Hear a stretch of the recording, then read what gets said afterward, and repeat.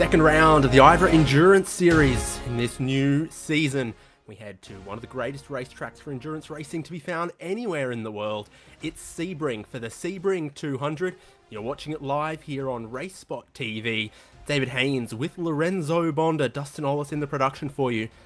As across this race, we are going to be bringing you uninterrupted live coverage, a couple of commentator swaps, a couple of production swaps to happen between now and the end. But look at this racetrack, Lorenzo. It's gorgeous, but it's bumpy. It's very bumpy, and you have the concrete, which is a unique feature that you don't see a lot of racetracks in the whole world. I think only Sebring and a few other racetracks has this groovy feature inside a racetrack that is based mostly inside of an airport down in Florida. But I can't wait to see what the second round will bring as we see the schedule after what round was brought us, especially at the end.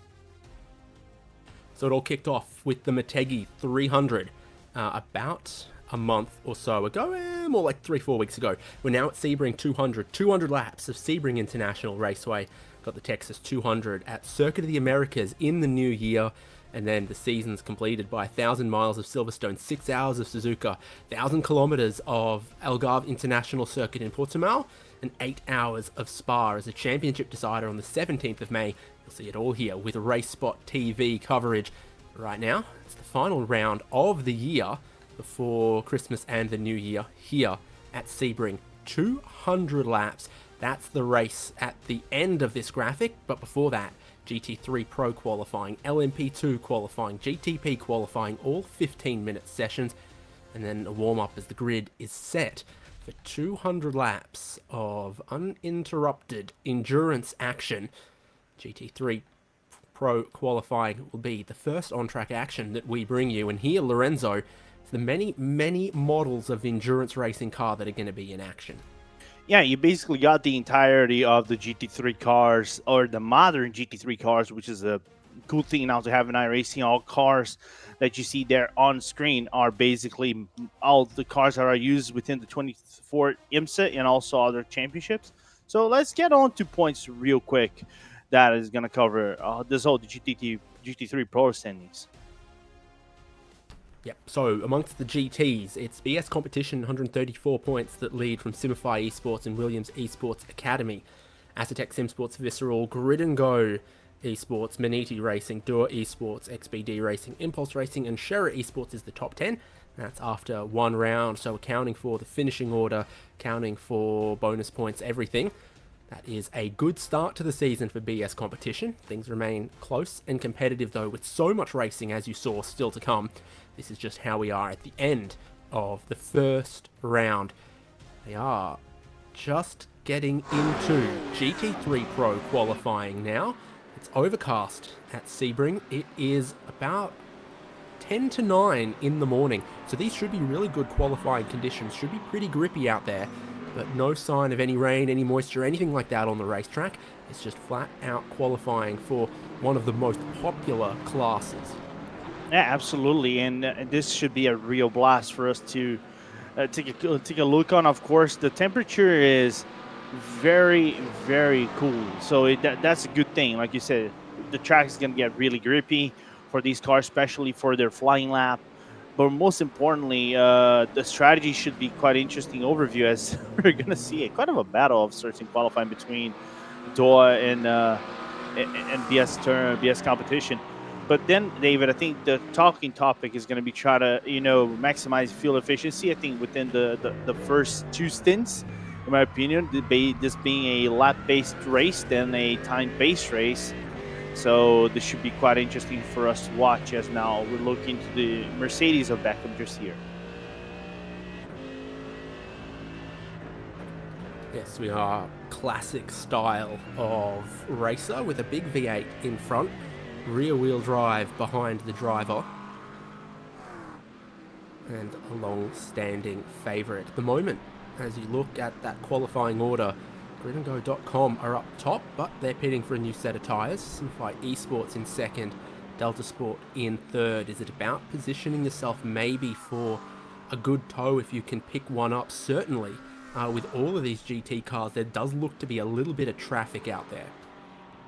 Yeah, and not only that, but you see a little bit of a draft train of sorts because Sebring doesn't look like it, but being inside a draft train helps out a lot, right, David? Can basically shred about 3 to 4 tenths of your time, especially on the long straights right after turn 5 and you go into the hairpin. And obviously over here on Sunset Bend, despite some slight arrow push that you might get from the cars, but being inside this draft train not only helps your lap time, but maybe get a little bit more performance out of the car, heat up the engine a little bit.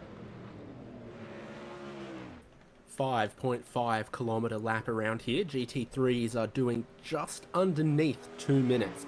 So when you look at a 15-minute session like this, they've got to do out laps, flying laps, in laps, make these pit stops, and then get back out again. The reality is that if the tyres are only giving one really good lap, that you're only going to get a couple of flying lap attempts in this session. And so that's why you see so many on pit lane right now. One that isn't. It's Delta Sport Sim Shop, third in qualifying at the moment. Gregory Hoverson of Club Canada has got the big boy Mustang GT3 on the second row of grid for class at the moment. Yeah, and I was looking at the trend of cars right now that are, qualified over here. You see a little bit of differentiation, right? You see Grid and Go being a McLaren at the top, then you have Simify being the lone Lamborghini in the middle of all things, then Delta Sport with the big V8 Mustang in third place. So you can see the brands right there. Thank you, Dustin. A very well balanced first look into the qualifying itself, and that proves the how competitive this championship is from start to finish, and how the teams are putting their times and performances on a racetrack like this. Right now, but also throughout the race, is a great time to check out live timing. If you're watching us live and you're on your main computer, you've got a second monitor, or you're watching on your TV and you've got a tablet standing by, check out the YouTube link for live timing. In qualifying, it can tell you a lot, and in the race it can also end up being pretty important as we talk about pit stop times and all of those things. It's super competitive. Up top in qualifying at the moment, 1/10 of a second from the current pole sitter to 5th place Door Esports. So maximizing everything, any little bit of toe, whatever you can get, really, really critical. Into the pit lane for Hoverson, what you've got is the rest of the field though on their outlaps, having made those pit stops. We're just about to get into a flurry of the rest of the field hitting the line, starting flying laps. And this looks like Door Esports, the 5th place car that is going to lead a little group into turn 1.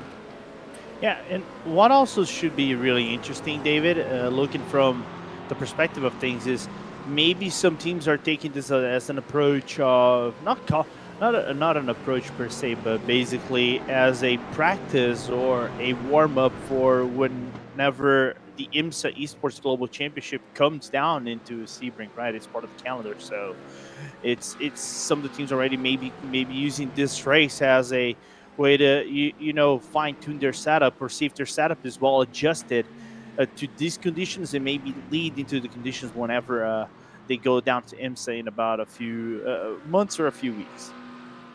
Another car that's off cycle in this qualifying session. Just saw Instinct Mechanic Racing with Benoit Sapi go up into, it was 8th place or so. Then they were mixed amongst a few cars that were looking to start some flying laps. Here's a car without a time at all, the number 296 Visceral Mercedes.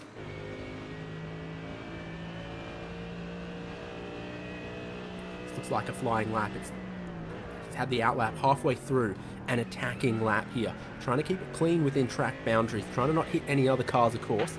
And this looks like a reasonable enough amount of space for David Sebring to attack. Approaching Tower Bend here, one of the only corners with any real elevation change or camber at Sebring. You really can hook the inside there, and it helps rotate the car onto this next straight, where you can then carry some speed flat out through the first kink left-hander, flat out through the second, but positioning your car to brake. Another place with a tiny bit of camber, off camber as you approach the apex there, and then heading into Gentevier. He gets a little bit of the curb. He bottoms out the car on the curb and gets a big oversteering moment. The car is low, but the curbs and the bumps are high. Yeah, and it's quite interesting for us to approach from the GT3 perspective. For example, if we came down over here on the club sport, right, with TCRs, GT4s, and the other cars, there, the right-hander that leads that kind of start the S's before the one corner. That hard curve, depending on how you catch that curve, can actually damage the suspension and the axle of the train a little bit. Don't know if that happens with the GT3 cars because of the floor. So it's a tricky corner of sorts for you to get that right, and there's also a fine margin for you to get a slowdown before you set up for the left-hand side, which can bottom out your car, like we saw with David Sobrero right there. And as he completed that lap, they jumped from 27th with no time to 25th. So a lot of time for them still to find. Here's Sim RC and their Ford Mustang, currently 9th in the qualifying. Looking for who's improving their times as we go. 23rd, the Ferrari from Fury will look to jump up some spots. Here's another black and yellow Ford Mustang. 17th position for Team PGZ, Loic Rabier is about to start a flying lap. It's not quite the Indianapolis yard of bricks, but the start-finish line here has a massive checker pattern, and they print the name of the race on the concrete there as well. So it has a little bit of imagery, a little bit of fame to itself as well. This is one of the technical parts of the racetrack. Through turns 3, 4, and then 5. Late apex at 5. The curves are high and then flatten out on the exit, so you can use plenty as you then go through turn 6, the big bend here, and turn 7, massive braking zone, biggest stop on the racetrack, best hotel and swimming pool, best photo opportunity. There's a little photo tower on the inside as well, but it's a great passing opportunity.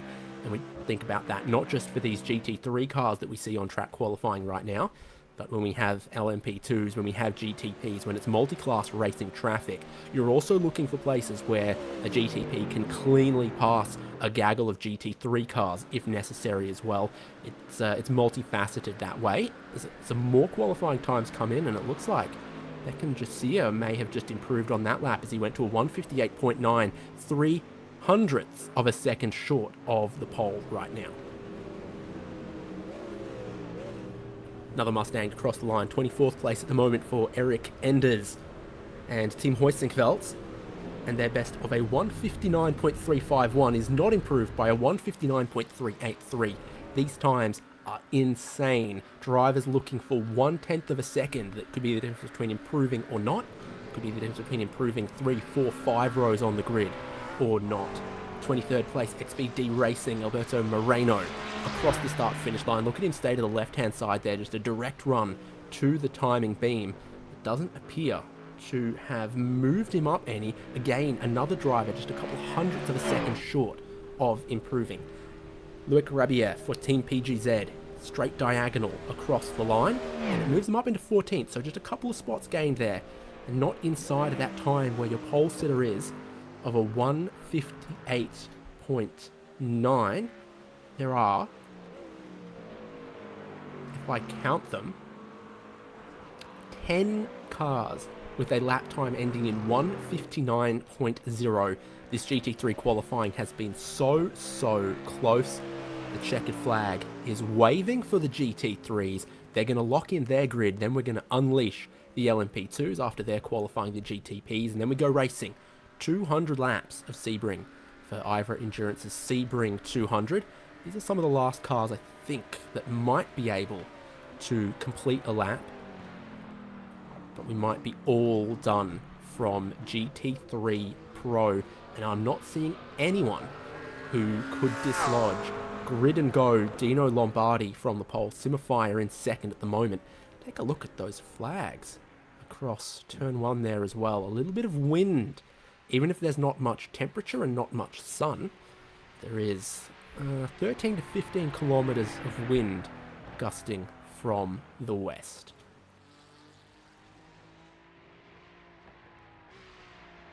So that's qualifying completed for everyone in GT3 Pro. Their grid will be locked in, and it'll look like this. Dino Lombardi on the pole for his team, gridandgo.com VC Esports, the number 247 McLaren. 14 thousandths of a second ahead of Simify Esports Lamborghini. And again, take a look at how close these thousandths of a second are. Williams Esports Academy ahead of Delta Sport, WSR Esports Butt Kick ahead of Shera Esports and Endure Esports, BS Turner, Instinct Mechanic Racing, and Maniti Racing complete the top 10 at GT3 Pro. It's a very popular and populous class with 27 vehicles. SimRC, Apex Racing Academy, Drago Racing, Team PGZ, Maniti Racing, Absolute Motorsport, Asalith there 16th. Is that our championship leaders in 17th, potentially? Fractions of a second across this qualifying. They're ahead of German Sim Racing, Scuderia Volpe P1 Sim, and WSR Esports Butt Kickers 261. 0.3 of a second from pole to 20th place. Could not get more competitive.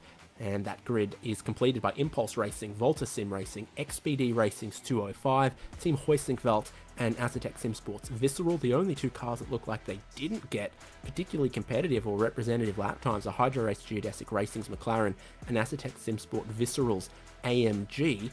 But even there, 27th place, who look like an outlier, are barely 1 second away from pole. Car that they'll start 14 rows behind.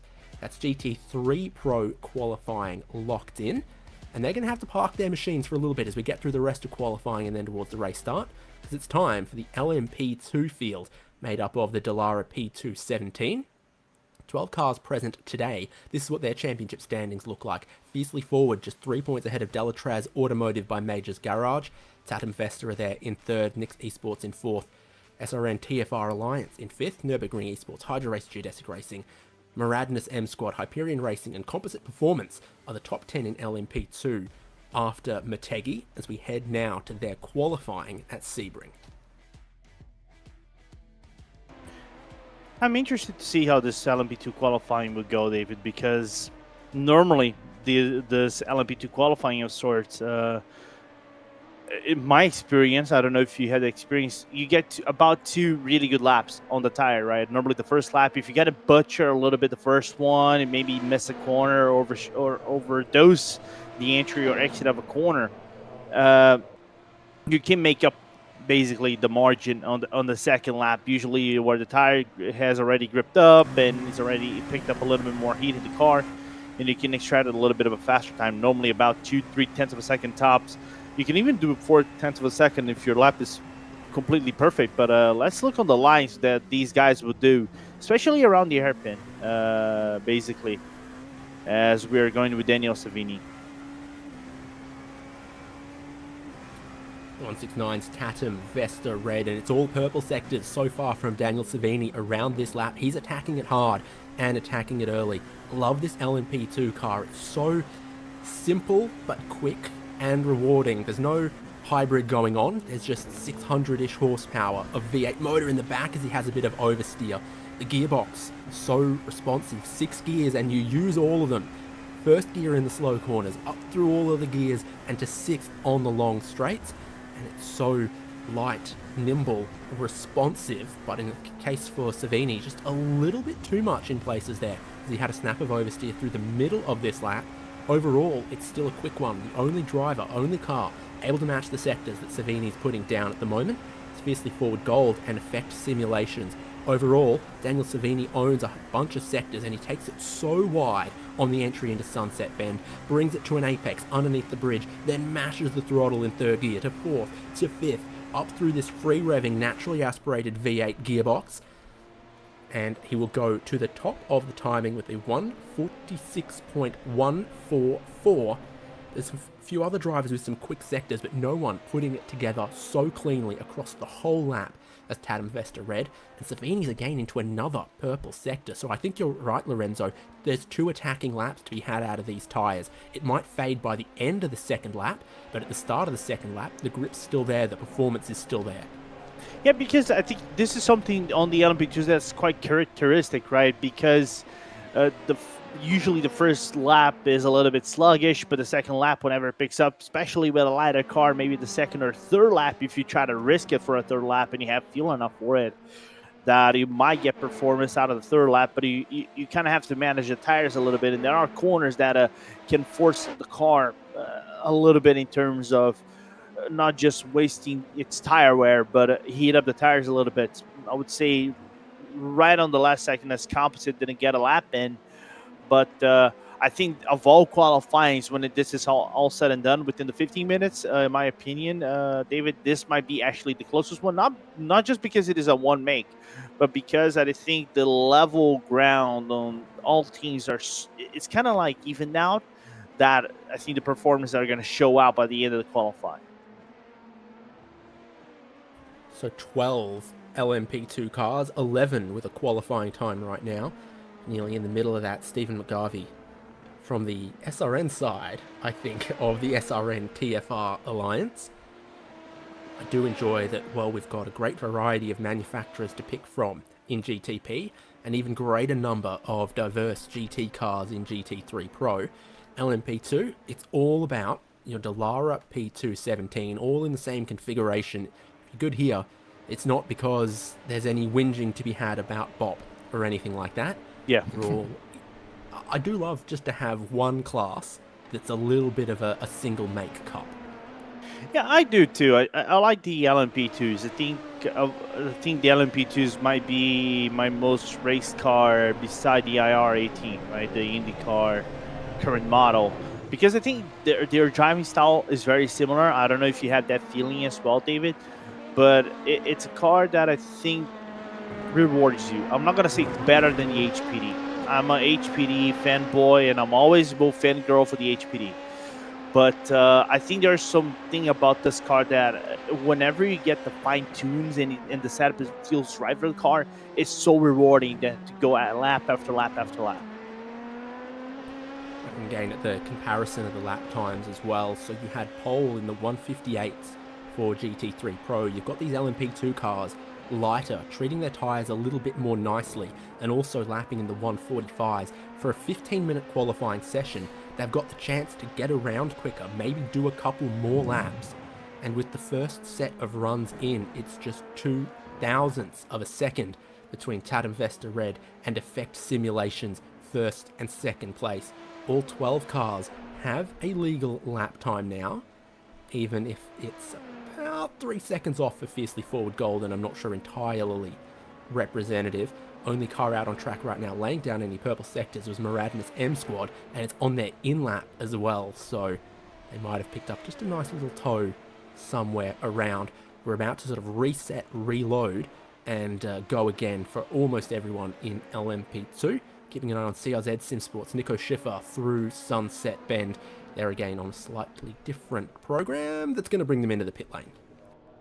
I think everybody finished their second pit stop, their second flying lap, unless some of the guys are on track. I think we're going to be seeing Rob Mattis Rumofunger potentially go for one more lap. And surprisingly, Nürburgring is at the bottom standings of the LMP category. And normally a team that is really strong within LMP2s and GTPs and can bring really strong performances out of this car. I think they got a lap in them. I think they're going to be able to get closer. You can see he's hitting up his tires, getting ready for a launched lap, and go for his first flying lap on the second attempt. So this is going to be quite interesting. My guess here, David, I think the delta lap or the optimal lap should be about 45.6, 45.7. And I say just based on official races, and so it's kind of rare for you to see something less than that unless you nail it down perfectly all sectors. On board with Nürburgring Esports, Grommelfanger funkt an, and he's into this flying lap. Trying to be careful not to get too much curb seems to be the way for all of them, especially in an LMP2. You don't want to be getting massive boatloads of curb through there, so you can smoothly get to power through this long sweeping grand bend towards the hairpin braking zone here. Tiny bit of outlap traffic in front of him, so you've got a whole heap of cars that have just left pit lane that are not on flying laps, like the 187 is. Currently 11th at 12 cars. There's a lot less congestion here than there was in GT3 Pro qualifying, but that doesn't mean that there's none for Nürburgring right now. No, absolutely, but I don't think they're going to lose a lot of time in the process, especially given the fact that both LMP2s lifted out right after cutting him. Tower. Right at tower. Very. Yeah, I think he's going to lose about 0.2 of a second right there, David, in my opinion.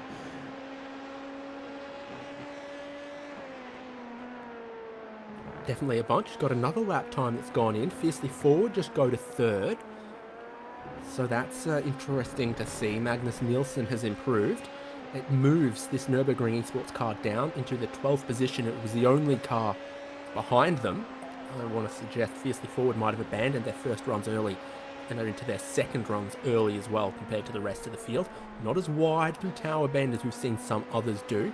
Then getting to throttle, using just that tiny bit of extra pavement on the exit. It banks just a little bit. You can grip that and try to improve on their previous best time. They indeed will, and jump up into 10th, shaving a fair bit of time off their previous lap. We're just hitting a whole group of other cars starting flying laps in LMP2 qualifying. Oh, and from what it looks like, Dan Moran SM squad car got a little bit loose outside Cunningham. Might have lost potentially about a tenth or two outside of the corner, and now looking crisp and clean around tower turn. Don't know if it's going to be an improvement down on Nathan Nelson's lap. We know they have a really good team. One of the primary teams on the club sport division in LMP3. So they have the manpower and they have the knowledge to get around in LMP2. The question is, can they go out on top against Tatum Vesta, which impressively so. I think that would be their back-to-back pole, I think, in this championship, if I remember correctly. I would have to look it up. Well, I'm seeing the sectors that this might be a very straight line tuned LMP2. It gets very close to the concrete at the apex of Sunset Bend, very close to the exit. Nathan Olsen's carrying as much speed as possible as he looks to try to improve the 170.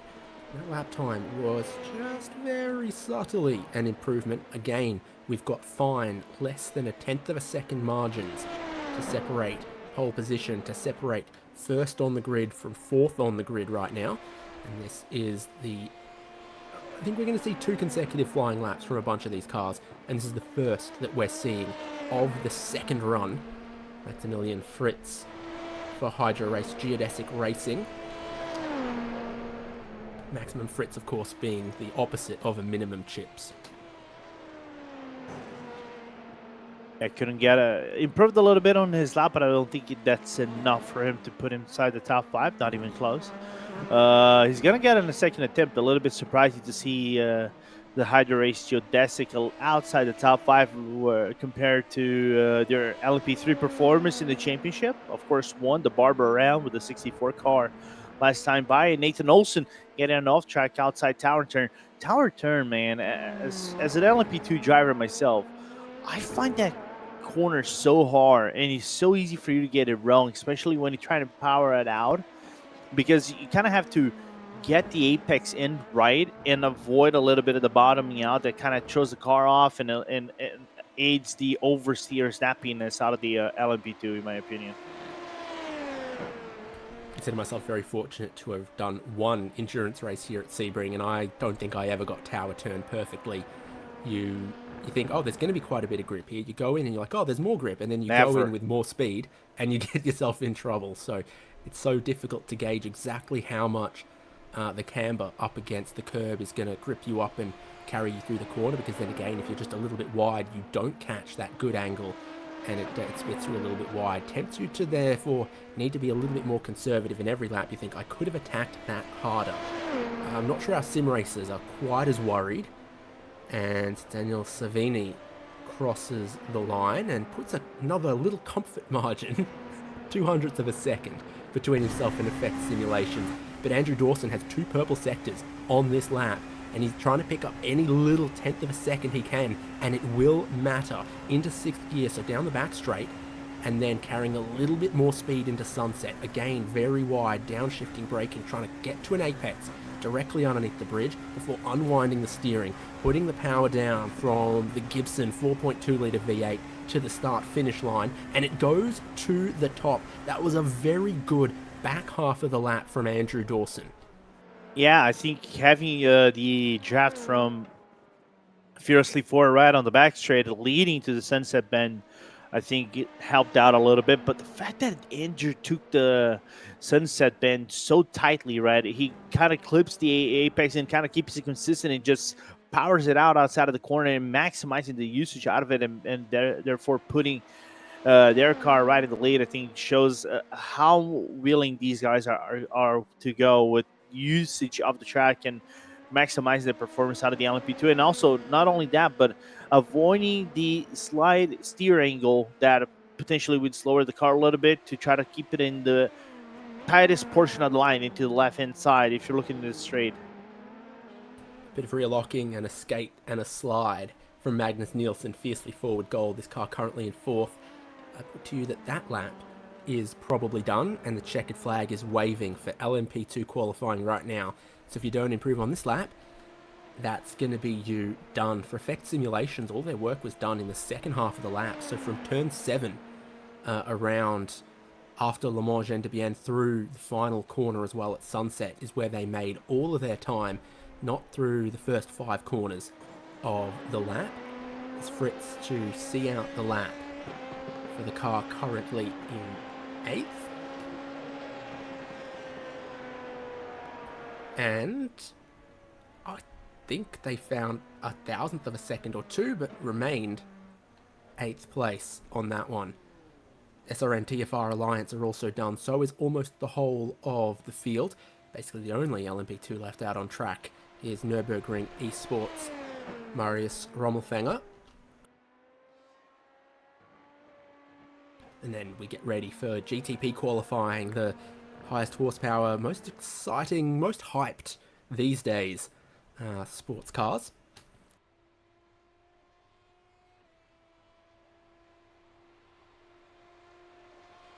Just Sunset Bend for Rommelfänger, but I don't think this lap will improve them from 10th, unless that was a big send through Sunset Bend. Oh, 0.003 of a second short. Very, very, very close. The Nürburgring Esports Dallara LMP2 will stay in 10th place. 6 rows of cars for that. 12, and they're all completed. We'll take a look at the grid from LMP2 as we then get ready for GTP. So again, fine margins across LMP2, but a great lap late in the session for effect simulations, and Andrew Dawson puts them on the pole position. For half of the time, there was only a thousandth of a second between them and Tatum Vesta. Tatum Vesta improved slightly, but a big improvement from effect simulations and a really almighty lap gives them pole honours in class. The next row will be Maradna's M Squad and Fiercely Forward. Delatraz Automotive by Majors Garage and Composite Performance are the next row. The 4th row in class is SRN TFR Alliance and Hydro Race Geodesic Racing. And then row 5, Hyperion Racing and Nürburgring Esports. Everyone within 1 second of pole is Nix Esports and CRZ SimSport complete the LMP2 class. Green flag waves on GTP qualifying. Let's take a look at their standings, Lorenzo. Absolutely, because I think GTP is the one that kind of shifted the craziest way, right? We saw a 3-way fight with 4 laps to go between Fiercely Forward, Mivano, and Apex. Apex sitting in second place after being penalized after the one they took in Motegi, with Mivano now being the front of the standings, Fiercely Forward in third, Manini third with Fiercely Forward in fourth, just 1 point behind in Orion VS Competition, and Williams right down in the next of the standings. Orbit, Drop Air, Fast Prepare, and Absolute Motorsports S-List running out the top 10. Should be a good one qualifying, in my opinion, David. 16 cars on circuit for this category across the variation of 4 makes available: BMW, Porsche, Acura, Cadillac. You can see all of them as we look at the outlap of this GTP class, as they've also got 15 minutes of qualifying to sort out not only who will lead their class, but lead the field outright to the start of 200 laps of IVRA Endurance's Sebring 200.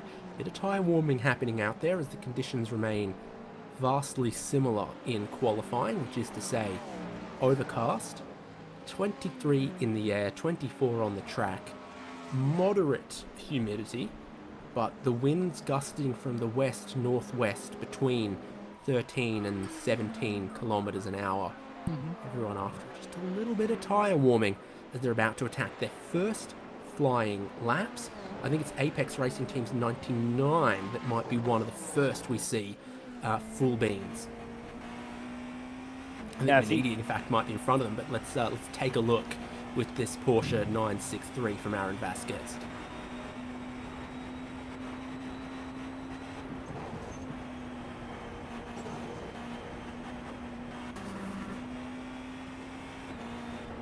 Amazing speed through turn one there, and then getting down into the gears into second in 3, 4, and 5, and then you lay down all of the horsepower heading towards turn 7, back up through the gears, back up through the speed.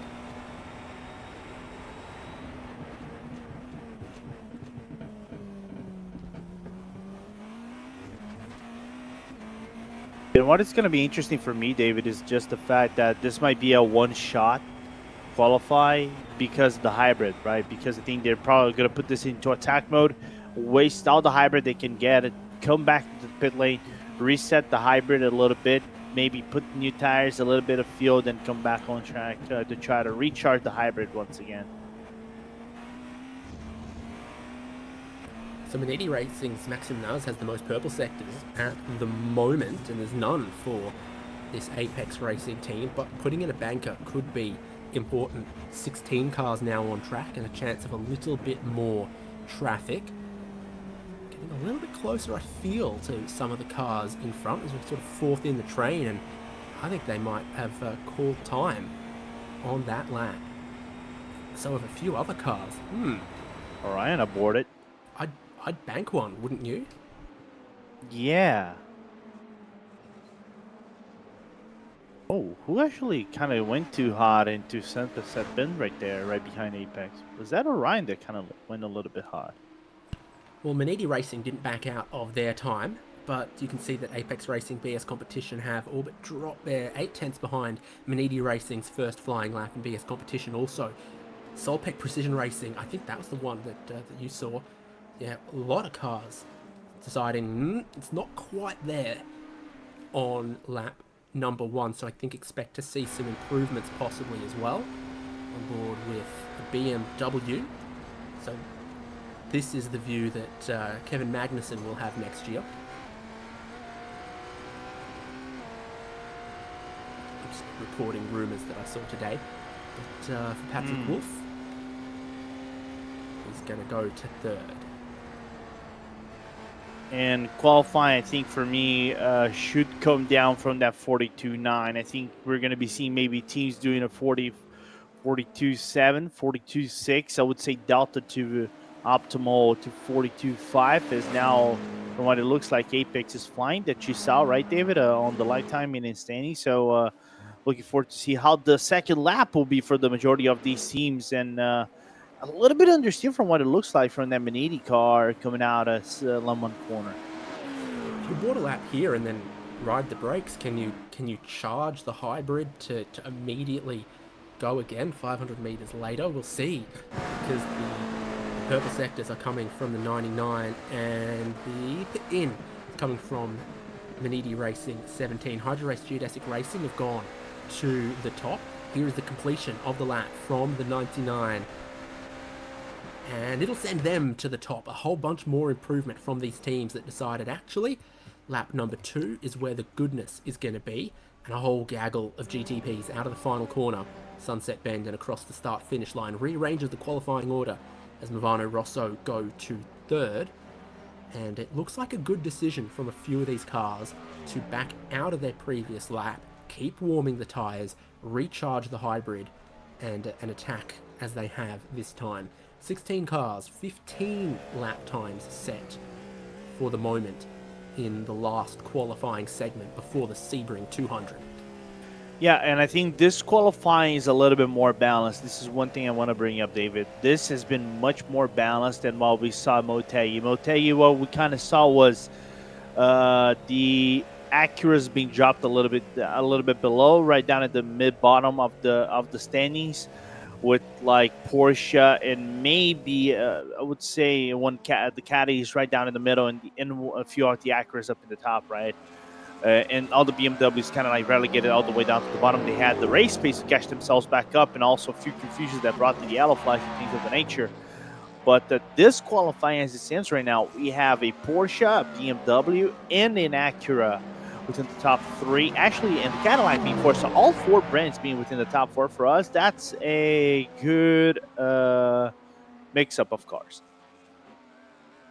This will be a very challenging qualifying session for the teams if it takes 2 flying laps and hybrid management to really nail 1 golden lap with traffic in a just 15-minute qualifying session.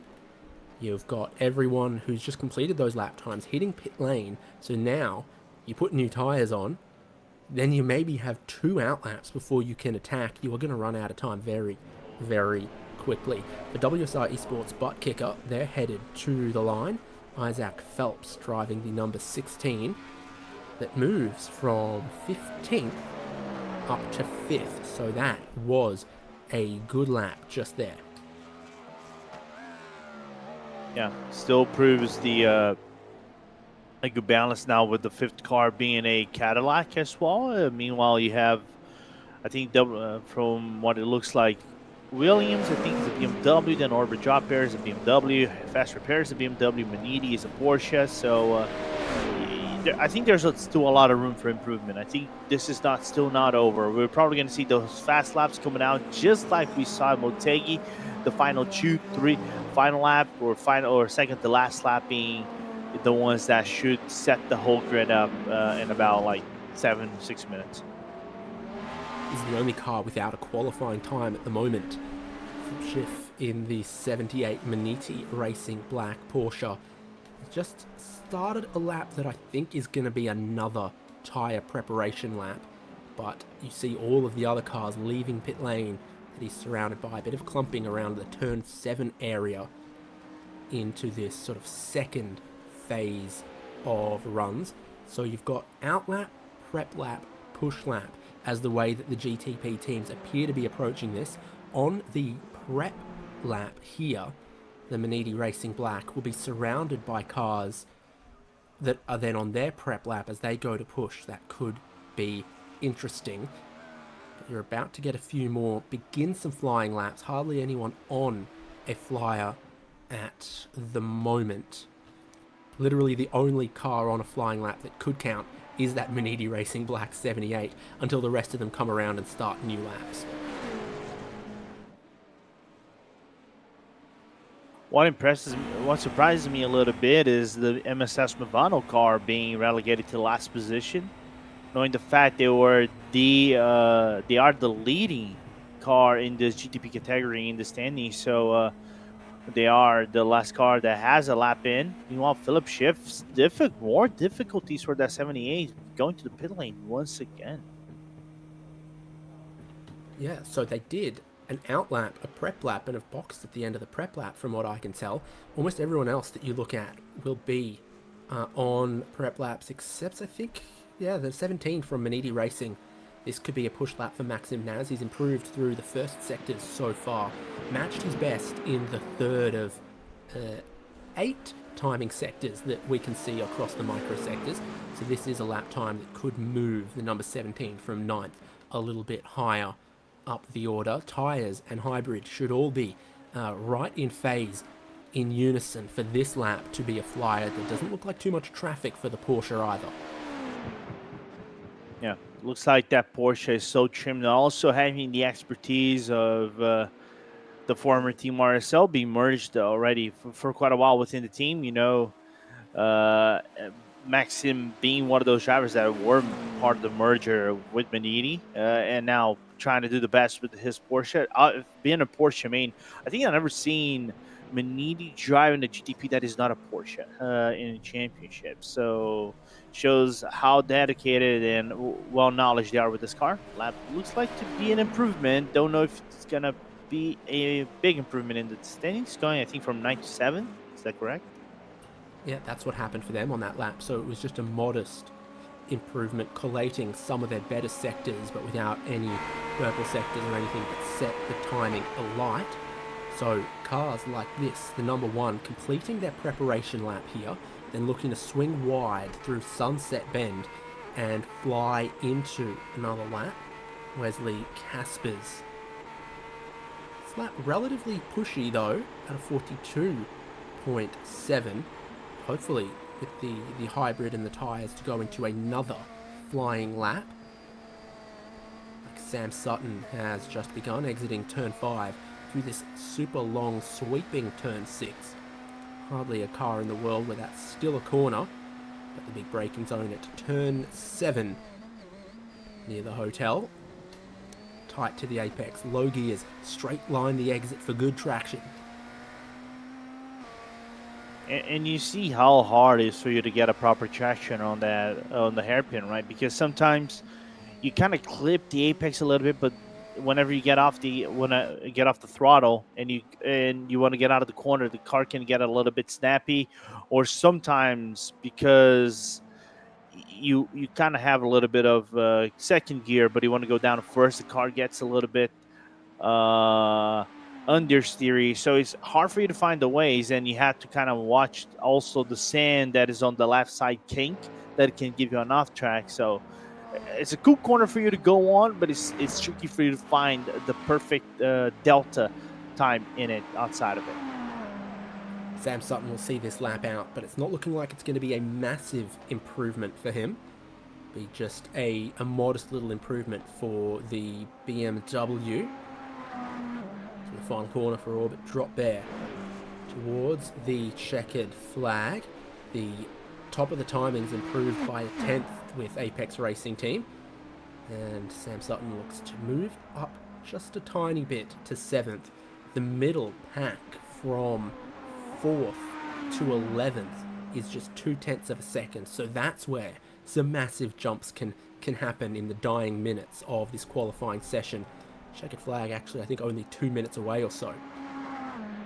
Yeah, Pat, impressive. Slightly surprising to see their Fiercely 4 car not improving. I think this should be an improvement for them, but I don't think it's going to be a massive improvement here, David, for their first lap. Actually, not an improvement at all. I think they got an off track of some sort of the nature that relegates them still in P13. Surprisingly so for a team that was battling for the win last round. Swings and roundabouts, Motegi and Sebring, quite different racetracks, weather conditions potentially quite different as well. Nicholas Boy is second at the moment with his BS competition BMW. Personal bests the first half of the lap around, potentially tracking for just a little bit of an improvement, maybe looking for a toe off the Orbit car in front, just a tiny bit too far away from that. And they come out of Gendevian corner and onto the back straight, just staring down Sunset Bend to see this out. Speeds approaching 290 kilometers an hour with a little bit of a toe up into 7th gear. And again, the prototypes love to swing wide, cut back late through Sunset Bend, mash the throttle towards the start-finish line. This doesn't look like a lap that's going to take pole away from Apex, but it could just improve a little bit, a 10th or so, just 1/10 of BS competition. Sees them still in second place, 2/10 of a second instead of 3 behind the pole. Here Marcus Hamilton is going to be a improvement, putting them into 3rd place ahead of their sister car, the leading car in the standings, now into 3rd, WSR, with an improvement going up to 5th place from what it looks like.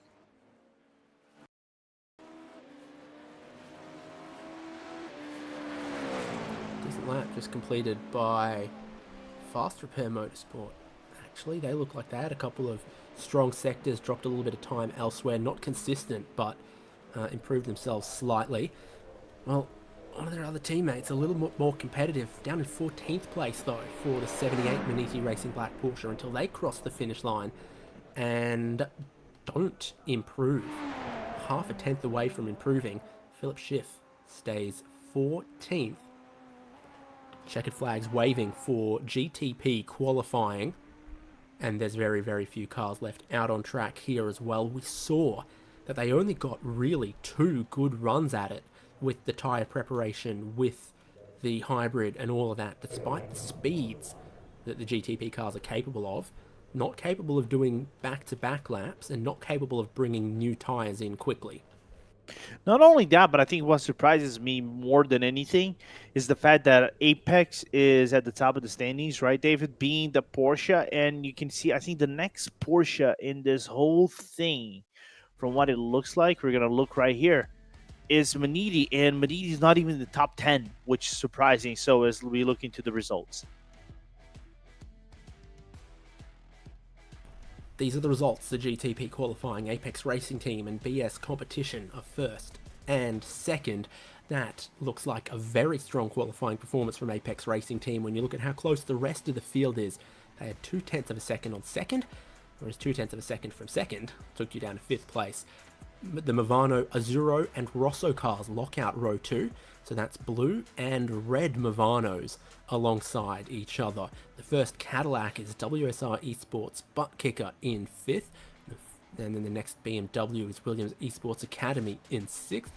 There's Orion Race Team and Hydro Race Geodesic Racing alongside each other for the race start.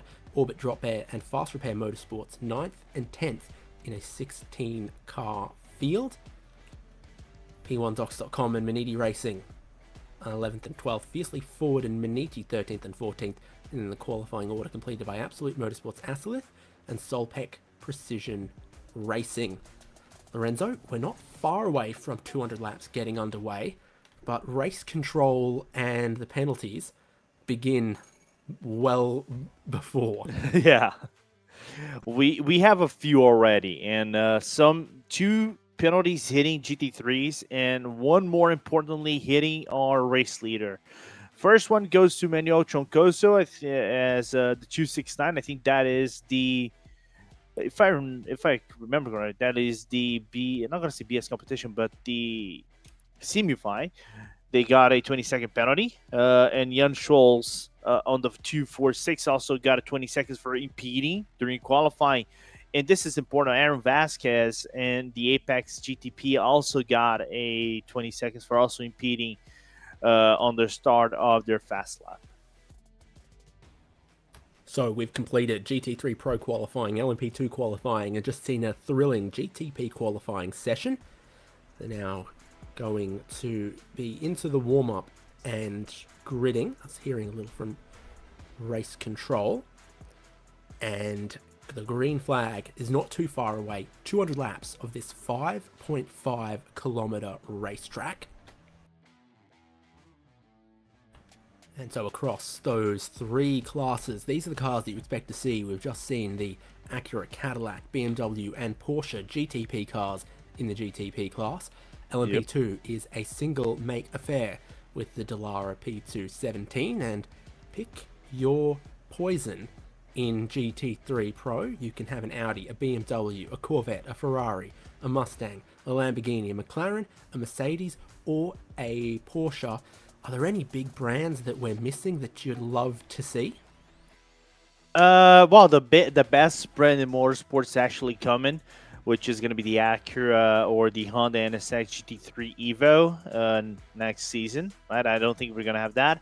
And then the Ferrari 499 GTP, from what it looks like, is coming next season as well. We're probably not going to have this season. I don't mind also the second evolution of the LMP2s, which is coming really soon. Don't get me wrong, I love the P217, but I don't mind driving some Maracas Gen 2s. They actually pushed that back to like 2026, I think, or 2027. Really? Yeah, okay. I think so. They did push it back after it was probably meant to debut at the same time as the new GTP cars. Didn't quite happen. So as we get ready for gridding and race start, there's a few things for the IVRA Endurance Series to keep an eye out on. The penalty box when we get to the pit lane is going to be 1, but at the drop of the green flag, it's the race start zone that each class leader gets to decide. There is the box, so it's either between the Michelin bridge and the beginning of the pit lane. So not a massive start box, but it still gives you just that little bit of an advantage to being the pole sitter from each class. Yeah, you can decide for a little bit of a late start, and as soon as you get to the bridge, you go and launch yourself, and basically can catch everybody off guard and have a little bit of an advantage coming to turn number one and make this a little bit more single file than you probably want it to be. I'm really interested how this is going to go in GT3 Pros, in my opinion, because GTPs, I think they're going to try to single out themselves. The LMP2 is going to be the same thing. GT3 Pro, I think, because you have the more cars, it's going to be a little bit chaotic, especially at the back, because you want to jump and something like that. As I'm, it's going to be chaotic whenever the first passing of the cars come as well. But looking forward to it. Looking forward for these 200 laps. Great little view there. Got the fire truck ready to roll down the fire lane, pit lane as well. It's not a track weekend unless you've been yelled at about not leaving anything blocking the fire lane in pit lane. And then there's also a self-serve fuel bowser in that area with the most expensive fuel I've ever seen.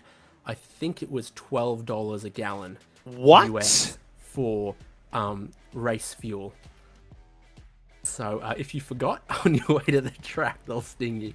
They'll sting you for it. We've had all three separate qualifying completed, and now we combine them into the full grid. Let's recap all of that as we go. Plenty of blue, silver, and black prototypes up front with Apex Racing Team and BS Competition front row GTP. Then the Movano teammates Azzurro and Rosso, which is of course Italian for Azure and Rosso. And then the next row, WSR Esports Butt Kickers Cadillac and Williams Esports Academy's BMW.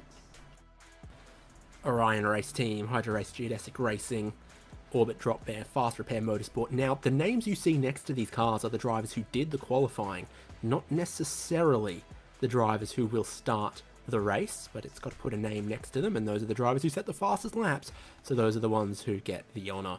P1Zox.com and Manidi Racing, they're 11th and 12th. Four more GTPs are Fiercely Forward, Manidi Racing, Absolute Motorsport Asalith, and Solpec Precision Racing. LMP2, the middle child that I still love of this category, Effect Simulations with a really great pole position there. Andrew Dawson pulling out a strong lap time in what otherwise resembles a spec category, just ahead of Tatum Vesta. Maradness M Squad and Fiercely Forward were the next row. Delatraz Automotive and Composite Performance 5th and 6th after their 15-minute session. SRN TFR Alliance Hydra Race Geodesic Racing 7th and 8th. Top 10 completed by Hyperion Racing and Nürburgring Esports, and the 12-car class has Nix Esports and CRZ SimSport bringing up 11th and 12th. Back row of the grid, but still within 1 second of their pole sitters. If they can be consistent, make good strategy calls, they could still score big points with that kind of pace. And let's take a look at that big GT3 Pro grid, Lorenzo. Yeah, as we have Grid and Go and Simify in this first and second place, then Williams Esports Academy, Delta Sports Sim Shop, third and fourth, and then rounding out the third row, it is going to be WSR Esports Butt Kicker and Sharer Esport. Right after that, we got Doa Esports and BS Turner, driven by Norby Kiss. And then running out the top 10 is going to be Instinct Mechanic Racing with Manidi right now top in the top 10. Then the sixth row is going to be SimRC and Apex Racing Academy. Then you have the other cars with Drago Racing, TPGZ, Manidi Racing, Absolute Motorsport Asalith, BS Competition, and German Stream Racing rounding out the ninth row. Top 20 is finished by Scuderia Volpe by P1 Sim, WSR Esports Butt Kicker. Then you have Impulse, Volta Sim Racing, XPD Racing Team Hoisingfeld with 24 cars, and the final three are going to be Asatec SimSports Visceral Hydro Race Geodesic Racing, and then Asatec SimSports Visceral in this 27 car GT3 grid, David. And it's a 55 car grid in total across 3 divisions. Final warm-up before we go racing. Bottom right of screen, there, VP Racing Fuel's little self-serve station. Cost you $1 or $2 around there. To the left, the hotel, some businesses around. Still an operating runway. You can bring your private jet in to the airport if you want to. Like 1 year in the background, a shot of the Sebring 12-hour remember seeing a private jet parked up, registration N500RP. Lorenzo, who do you think owns a private jet with the registration 500RP? Ooh, 500 RP. Shoot. Definitely not Dustin Ellis, which is our producer. And I had to get this shot on him. Who He's going to owns get it back the on Indy me later. 500? Roger Penske, of course. The man. Yeah, Himself. Rogers Jet, 500 RP. Not to be confused with Taylor's Jet, 989 TS. It's so it's so obvious. Well, you can do a flyby on Flight Simulator, though. All I I reckon can my say is jet that. would be 069DH. Lol. Mine should be 037LB, which is my racing number. That's if I registered in the US. If I had an Australian jet, it'd be VH XXX. Is it different, the registration numbers from... I thought they all kind They're of all in follow different the... formats, like car license plates. So in the US, it's N dash, and then Yeah. 3 digits, 2 letters. Australia is VH dash 3 letters. I don't know what Brazilian or whatever is. German registration is D slash 4 letters. So there is a D Pattern. slash FUCK registered aircraft in Germany. Interesting. I did my flying knowledge is it's kind of funny. My dad worked in aviation. My dad used to work in hangars, being a security engineer for the maintenance and things like that of the personnel that used to do maintenance on aircrafts. But my flight knowledge is so trash. Even though I like to do flight simulators and stuff, but I need to know more about these kind of stuff. So as the drivers complete their final warm-up before we go racing for IVRA Endurance second round of the Endurance Series, the Sebring 200, well, we talked about traffic in qualifying, Lorenzo, and there was just a little bit of traffic, some impeding and some penalties from that. Let's recap that again. Penalties that teams are going to have to serve at their first pit stop when we do go green flag racing. Absolutely. So the first one we have is German Sim Racing by Jan Scholz. They got a 20-second pit stop by impeding the 296. Then you have Manuel Troncoso in the Jago Racing 269, also for impeding the 278. Respectively on their laps, and most importantly is going to be actually have a third one for impeding, which is going to be Rafael Henhoff's Share Esport car that also got an impeding as well. This just came kind of real late of sorts. And finally, you have the race leader in Aaron Vasquez in the Apex Racing GTP that also had an impeding of the 68 when they were starting their fast lap. So this little warm-up, having just done their qualifying recently for GTP, but quite some minutes ago for GT3 Pro, the drivers' teams get to reacquaint themselves with the traffic. Probably lap 4 or 5, these GTP cars first start catching some GT3 traffic and need to pass them. Again, the pole time for GT3 Pro in those GT machines was a 1:58. The pole time for our fastest cars, the GTPs, was a 1:42.4. So never do maths with your push to talk button open, but that is about 15 seconds. Normal, and even if we did maths right, they're never going to trust commentators because the commentators never get their mathematics right. Yeah, see, it's difficult to... I can't do maths and talk at the same time. Same. Even though yeah, it's 15 or 16 seconds per lap difference. Pretty significant overall between our fastest prototypes and where the GT3 pace is at. Luckily, there are quite a few straights where you can sit behind a GT car for one corner and then put the power down and get past them. So on the front straight, through turn 6 towards turn 7, out of Tower Bend and towards the Le Mans complex, along the back straight towards Sunset, and then you're back on the front straight again. The camping gets really, really rowdy here at Sebring. It gets wild.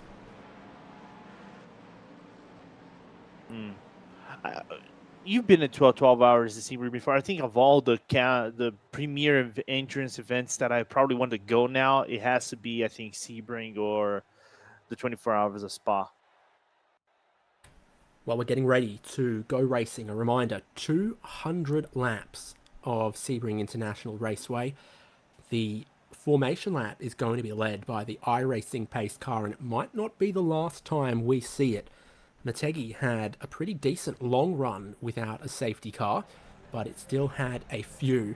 With 55 cars, 3 classes, and 200 laps of racing, I think it's a 99% possibility of a safety car somewhere, and that becomes very important for how you strategize across the different classes. The other thing that could drive the strategy, tire allocations, tire sets.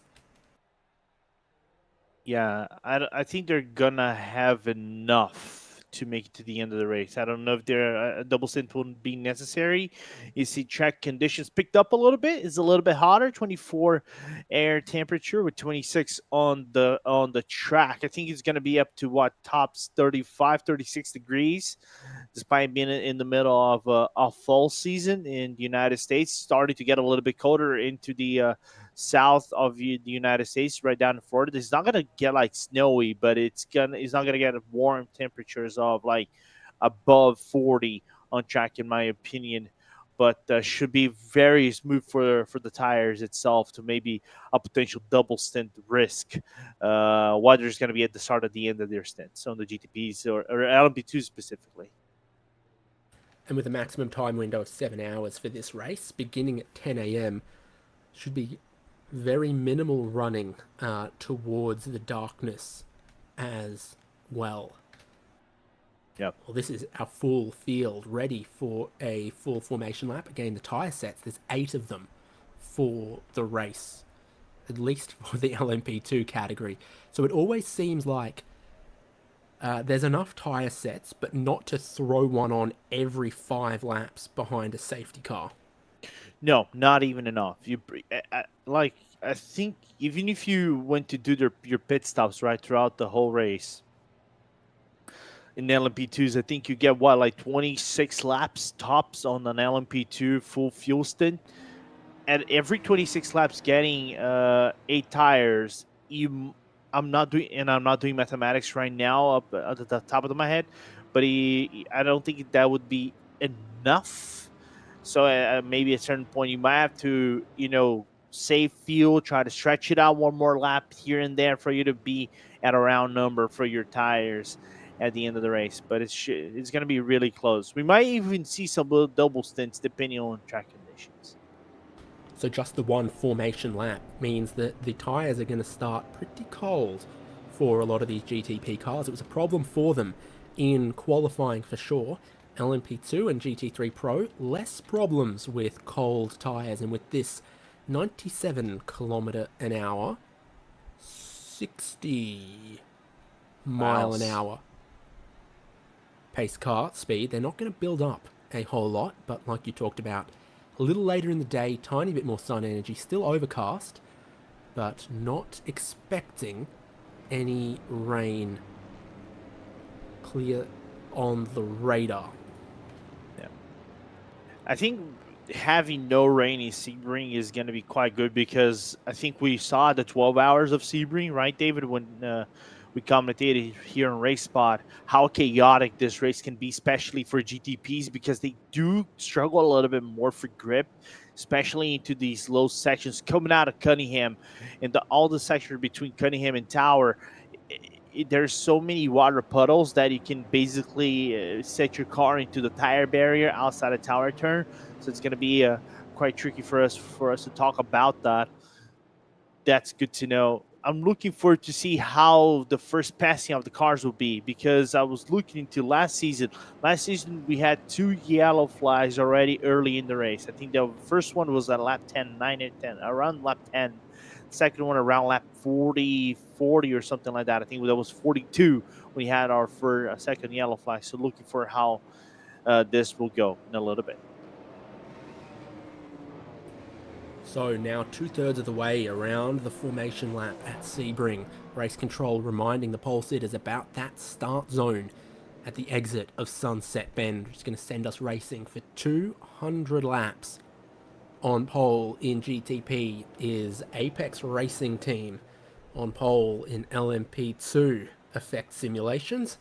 And on pole in GT3 Pro, Grid and Go Esports. Look at our GTP drivers, eager for all of the tyre temperature that they can build. Start very, very cold. They're going to build just a little bit on this outlap, and then need to continue to build tyre temperature through the opening stint. 1 corner left, Sunset Bend for the iRacing pace car. 3 categories on the Ullman Straight, ready to go racing for the second round of IVRA Endurance Series season. Still early in this season, but points yet to be gained. And we'll see what form from Motegi can be carried over. Barney the flagman's got the green flag. Pole sitter from GTP is in the start zone, and we are racing at Sebring with GTP first, LMP2 and GT3 Pro to come, but that is a good start from your pole sitter, sweeping around turn 1, using all of the racetrack, bumpy as it is, old airfield around here. Tidy turn 1, things could get dramatic at turn 3, but LMP2, similar, your pole sitter goes early, stretches the field out a little bit, and lets them work just 1 or 2 wide through the opening corner, rather than 3 or 4 wide. The biggest categories, GT3 Pro with 27 cars, they're about to get racing as well here at Sebring. So far, so good from the prototypes. The GTs more tightly bunched, but they should be able to race a little bit closer than prototypes can. Yeah, not only that, but we nearly saw a few 3 wides going into turn number 1 for the GT3 Pros. Luckily for everybody, just getting away unscathed. No major drama for what it looks like on this first start of the race. Now, basically, GTP is basically following one suit, and I think I just saw absolute Acid just being thrown off on Cunningham corner. Acura GTP drops to the tail of the field, barely ahead of your LMP2 leaders. Effect Simulations. Turn 7 is chaos for GT3 Pro as they look to work their way through there on this opening lap. Grid Goes McLaren still leads that class. Oh, Manini's off. Academy. What's happened? Lorenzo, big dramas from GT3 Pro. Massively damaged Manizzi car. That is a yellow flag. That is with Drago Racing. If Drago was, they couldn't be bad. It wasn't good. I think that is just going to get worse for Drago. They got side by side right before Cunningham and just threw the Manini car off. First lap completed by the leading class, and it's been tidy from GTP and LMP2 for the most part. Tiny bit of drama in GTP. It's GT3 Pro that has given us a significantly damaged car at the tail of the field. LMP2 complete their first lap, and we have, at the end of lap 1, a caution for this damaged McLaren. Are we going to get a repeat what we saw at Spa last season? I just hope not. Because I really want to look on the replay if there's anyone at blame. Because from what we look like on the right side of our shot, it looks like they were together and something else happened that caused the Manini car to come off. And the merge of the track and the sister car hitting them from what it looks like. And it just caused the trouble for the 278. This will be a short safety car. Pit lane will not open, race control says. But man, high drama from GT3 Pro. Even at the start, someone else is off there. A little bit of contact into the wall, back on to a complete stop, and then driven into by their teammates, then driven into by 2 other cars. And to be fair, the sister thing has no blame whatsoever. It's just collateral. And people would say, oh, why didn't he hold the brakes? Because the kinetic force, I think, coming into the wall just threw him back on the track. There is no amount of brakes that is going to hold him in place. And I think Drago Race in this occasion, in my opinion, David, and the avoidance of Team PGZ, I think there's no one to blame on Drago Racing. I think it was just an unfortunate event for that Manini car. I think one of the Visceral cars was off the racetrack behind. Before that, it was big drama from GT3 Pro.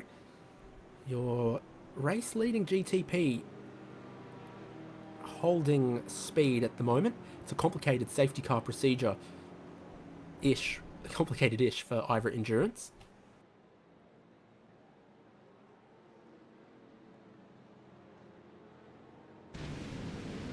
So this is even earlier. They are, Visceral Mercedes is 3 wide on the exit of turn 7. And it's just a little bit of a pinball effect here. Yep. Sends them straight across the curb and, ooh, could have been a bigger hit on the Armco. They come back on the racetrack and then immediately they're like, what's going on here? And they have to dodge all of that again off-road. And is that Mustang that was off the track, was that the WSR Mustang, or am I going crazy? Or Team Hoisinveld that potentially it was off the track as well.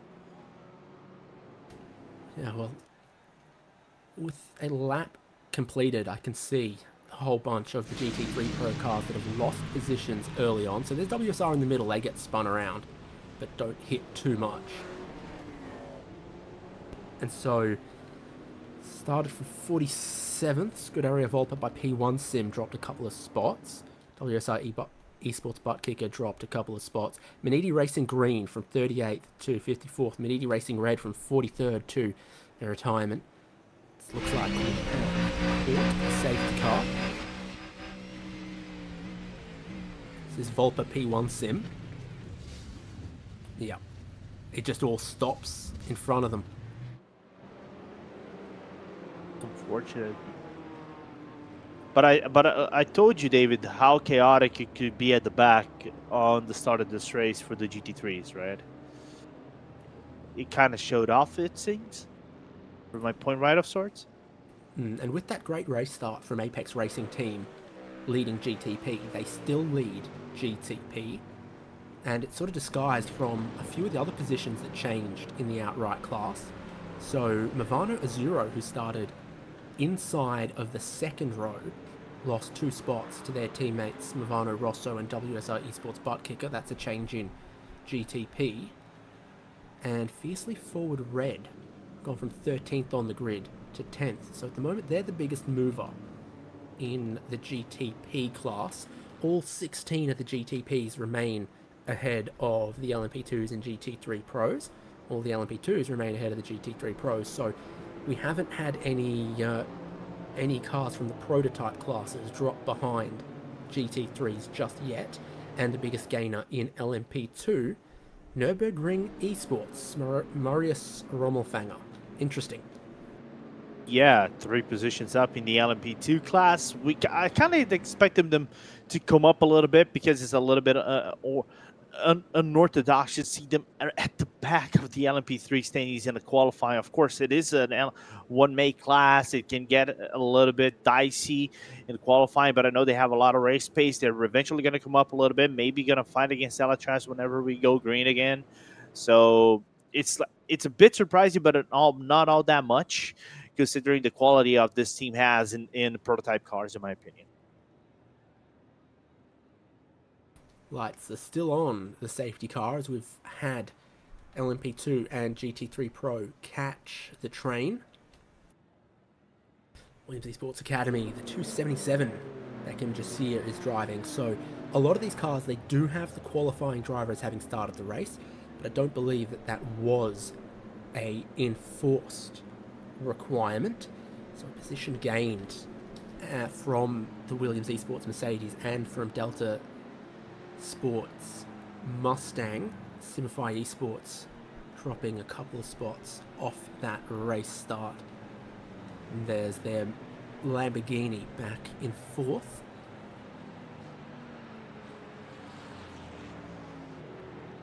Continues to look breezy when you look at the flags.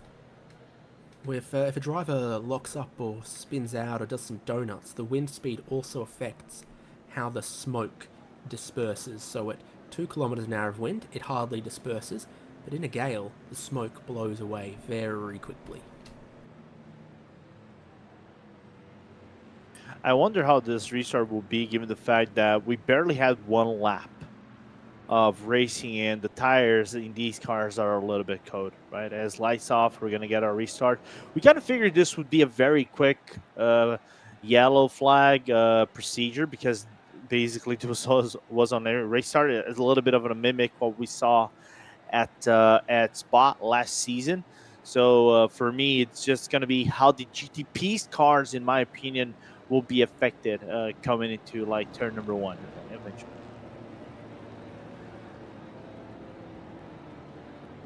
So I think we've covered off really most of the changes from GTP and LMP2 in the short lap of racing that we got. And the GT3 Pro, big mixed bag, particularly in the back half of the field, as we saw 3 wide lead to contact from about the mid-pack down. Some drivers getting through unharmed, some drivers really having to slow up, some drivers taking damage. And it's reshuffled a bunch. I think for the teams that have damage, I think, in my opinion, what they get about 1 lap, not one lap, but about a minute and a half tops before they have to come back out on track and get their optionals if they don't have required repairs before we get the green flag and they are still within the lead lap. There are 2 cars with required repairs meatball flags right now. Maniti Racing Green and Maniti Racing Red. They are meatball eating racing at the moment, unfortunately. Just they're 2 cars in the wrong place at the wrong time. A little bit of contact for one, speared it back across the racetrack somewhere that the other couldn't avoid. And it's a really, really tough start to the Sebring 200 for the green and black in GT3 Pro. They still stand a chance of a good result in some of the other classes, though. And you see the GTPs once again very excited and eager to get some tyre temperature in before we go racing. Quick recap of the weather. Overcast, 25 degrees Celsius in the air, 27 degrees Celsius on the racetrack, 15 kilometers an hour of wind coming from the west-northwest. So not a hot track by any means, and those GTPs taking a little while to build up their temperature. Pace car beginning to pull away. The second time that we've needed the iRacing sedan, and will we need it again with 196 more laps to run. New iRacing pace car coming in the next build. We can look forward to that, but we can look forward to the green flag waving momentarily. He's looking the wrong way. The cars come from the right, my man, and here they come. Apex Racing Team, their second race start in the lead. A little bit of an overlap nearly from 3rd and 4th as we cross the start-finish line. Go racing again. LMP2's really close to the GTPs. Bunch of space back to the GT3 Pro race leader. 3rd and 4th where the action is. WSR Esports butt kicker Cadillac putting the pressure on Movano Rosso already on this restart lap. Yeah, and everybody not having any issues with the brakes. That's the really good thing, as I think see cars side by side. From what it looks like, I think that's the Fiercely 4 that is fighting with the Cadillac right down at the back of the field, or a Acura coming to the hairpin. WSR Esports butt kicker get down the inside of turn 7, trying to take 3rd place away from Movano Rosso. It's all about traction out of that slow corner. A little bit of LMP2 overlap there, as well as SRN TFR tried to battle with Nürburgring.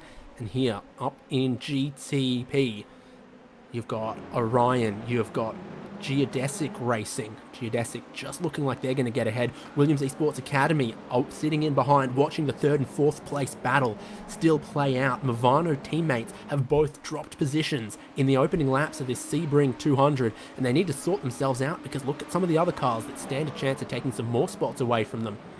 Geodesic in behind Williams Esports Academy, trying to fend off Orion at the moment as we complete this restart lap. Hopefully, all the GTPs are building a little bit more tyre temperature now. Behind them in LMP2, it's the group that we called out before as well. Nürburgring Esports are on a charge in race conditions. Yeah, and like I said, it's a team that has a good pace, race pace. I think who's having problems right now? Is that the Albert Orbit drop air that is having issues? Essentially, they've got their Cadillac just losing a spot here to the Maniti prototype heading in towards turn 1. We have a new fast lap of the race, so maybe they do have a little bit of tyre temperature. It's our first completely clean lap completed at speed as well. We'll see a little bit more speed out of them later on. LMP2 still battling, not a lot of grip on the dirt for Hyperion behind SRN TFR. And the Hydro Race Geodesic overtaking CRZ Motorsport, SimSport right there, as Maximilian Cushendorfer is going to be relegated to the back of the field. Here in GT3 Pro, Williams Esports Academy have gained a spot. Shera Esports have gained a spot into 5th. Love those palm trees. Look for them to illuminate later in the race in the camping area between turns 3, 4 and 5. We go through turn 6 towards the braking zone at turn 7. This is where the GT3 cars can slipstream and where you can maybe look to save a little bit of fuel. A chance that those couple of laps behind the safety car see some teams look to extend this first stint and maybe even cut out a whole stop if possible. Everyone is in the same boat though, because no one except cars with damage pitted with the safety car, as it was a no pits open short yellow, and so early in the race that you'd just be throwing away your track position. Yeah, and now Aztec Visceral on the inside of WSR made a little bit of contact on the entry of Cunningham, but still remained side by side for a little bit before they had to lift off the gas and be relegated to P24 still in the GT3 field. Through Tower Turn, you see a couple of the places where there's no grass, there's dirt on the far side of the corners, because the grass can't grow there because so many race cars disturb their home. You see it Turn 1, you see it Tower Bend, a few of these other places. One of the cars in LMP2 on a tear is NIX Esports. They've looked to gain a few, and now they're looking to try to take one away from Delatraz Automotive. Turn 2 is just a little kink there. This is turn 3 as you look for a very late apex to then straight line across the next curb. Maybe another late apex here. NIX Esports in orange and black in the rear vision behind Delatraz Automotive.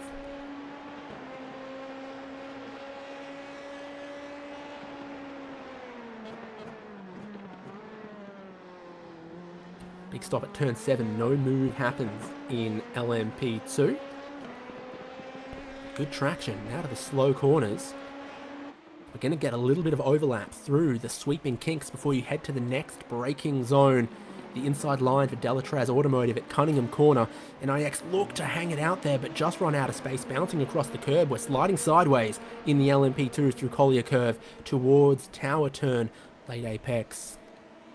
Hook the camber through there, and as this battle goes on ferociously through 6th, 7th and 8th, the top 5 are starting to get away. A split in the field in LMP2 that Pole Sitters Effect Simulation still lead.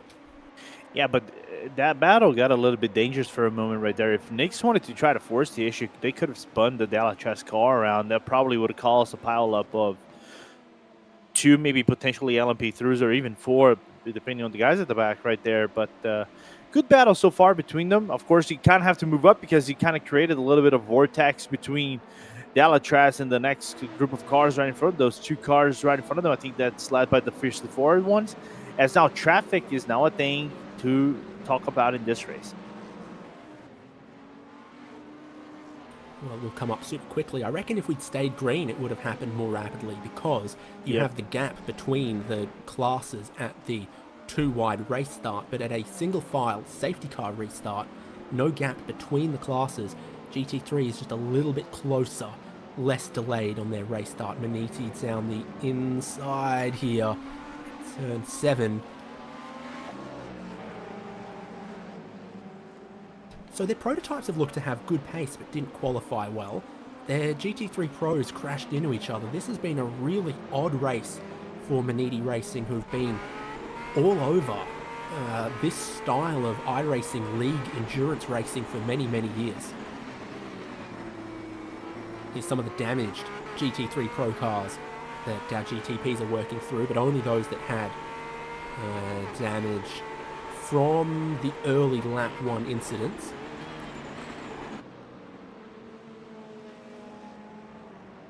The only GT3 cars that saw pit lane were Absolute Motorsports, Visceral Esports, and of course the two Maniti Racing cars. Maniti Racing Green, I think, are still in the lane. Maniti Racing Red had 15 minutes of repairs before they could get back out there. This is the leader class in GT3 Pro, grid and go, ahead of Williams Esports Academy. Williams Esports Mercedes has been super quick off this race start, getting ahead of Simify, who you see basically out of the slipstream back in third place. Yeah, and they're doing it, and they're trying to do God's work to try to get closer to these two cars. But from what it looks like, the Lamborghini doesn't possess that top speed or maybe acceleration to get closer to the V8 Grand Toll that is within the to the Mercedes, right there in front of the Williams car. As Maniti's Red looks like to be back on track, and we still have this battle between Hyperion, SRN, TFR Alliance, which wasn't back then, as Hyperion made the move, and Hydro Race Geodesic and CRZ following close. Two gear stack options for the LMP2, so I wonder if there isn't some teams with the short one that kind of hit a bit of top of sixth gear but accelerate better off the corners, and some that are gone for the full ratios for maximum top speed, maximum fuel saving. This affects the length of gears 4, 5 and 6, I think, makes them just a little bit shorter. Keeps the car in the sweet spot of its naturally aspirated horsepower. LMP2s now working their way past the Asilith car that had damage and had to pit.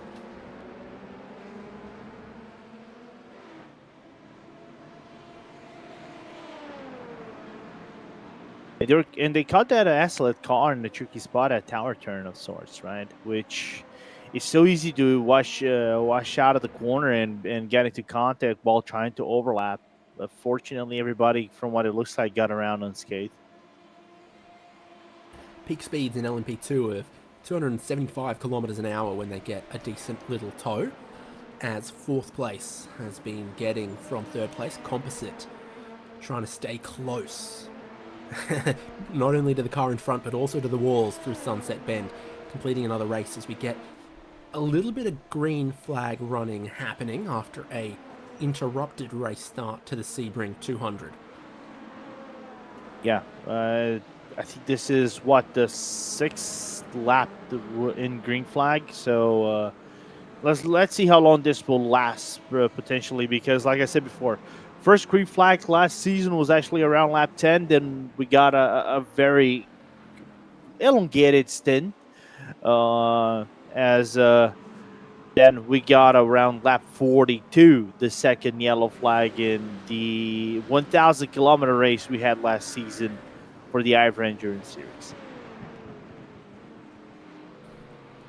Aaron Vasquez, a phone book's dream, starts his first name with a double A, ends his last name with a double Z, and the rest is letters in between, beginning to catch this GT3 traffic that's so densely packed. You've got to pick off 2, 3, 4 on every single straight once you get into this, and you might not find gaps in between cars to slot into when you go through the corners. Those are around the outside of Sunset Bend. So we've got a couple of cars hitting pit lane and serving a penalty there for German Sim Racing's 246. Mark,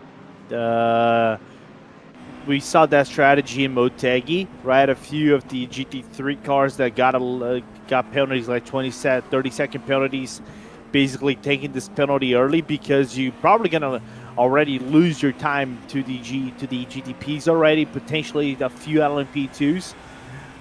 Despite a very fast pit lane, this is around 72 kilometers, but you already lose time now. Oh! Contact out of Sunset Bend. 2 LMP2 cars go hard into the wall. Massive damage to the suspension and the bodywork for Hydro Race Geodesic Racing and SRN TFR Alliance.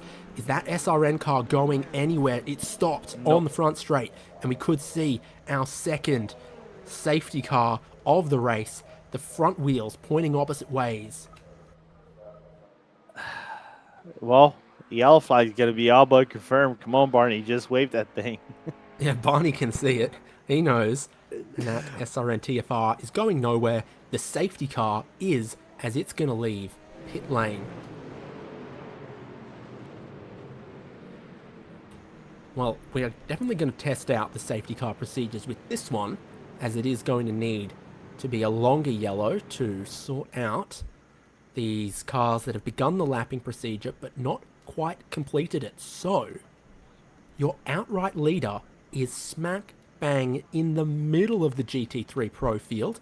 The safety car will have to pick them up, send the front half of the field further around, wave the back half of the field back around. Here's the contact. Geodesic not quite leave enough space. Great avoiding from, I think, Hyperion that we were on board with. You need to see another angle, and I'm sure the stewards will be looking at a couple. Yeah.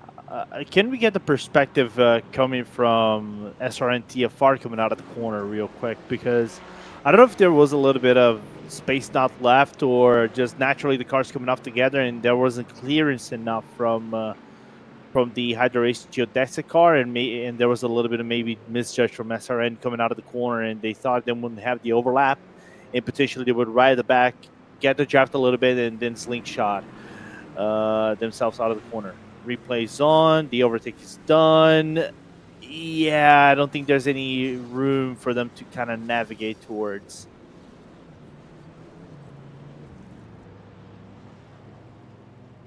Well, your outright leader has found the safety car, and it's a weird thing with Sunset Bend. There's so much grip and speed to be found high, wide, away from the apex that I think Geodesic on the inside are clear, and then SRN has a good run off the corner into a gap that Geodesic try to close off, and the two of them tangle, and the concrete is so close. So here, Geodesic's ahead. SRN get good traction off the corner into that gap where it narrows, and then both of them get driven hard into the concrete wall up against the pits.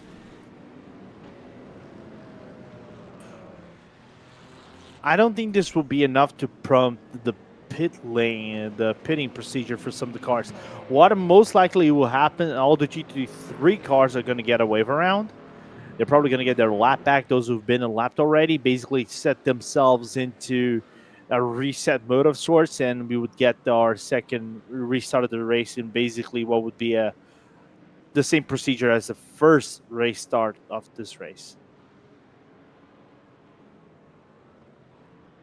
So wave arounds for many of the GT3 cars, just based on the awkward timing of where your outright leader Apex Racing team were in the middle of the GT3 Pro field, as it was called. The GT3s will eventually all form up. Don't know if many of the LMP2s had yet gotten into the GT3 Pro field, so that should simplify things a little bit. We're mainly just trying to sort out the GT3 order here and keeping an eye on pit lane at the appropriate time to know if 12 laps into this race is enough for some of the teams to look to top off their tanks and throw a new set of tyres at it. At the moment, the only cars on pit lane are looking very damaged. Love Sebring here. When you go full course yellow, the lights come on all the emergency vehicles. There's one at there's a fire truck on the inside of Le Mans that we're just approaching. The lights go on the fire truck, and it thrills me. By the way, remember what I said about a master class of taking your penalties early? Yeah, so German Sim Racing, they serve that penalty under green, then a caution is going to give them their lap and their time back, and the penalty is gone. So there's no use hanging onto it too long.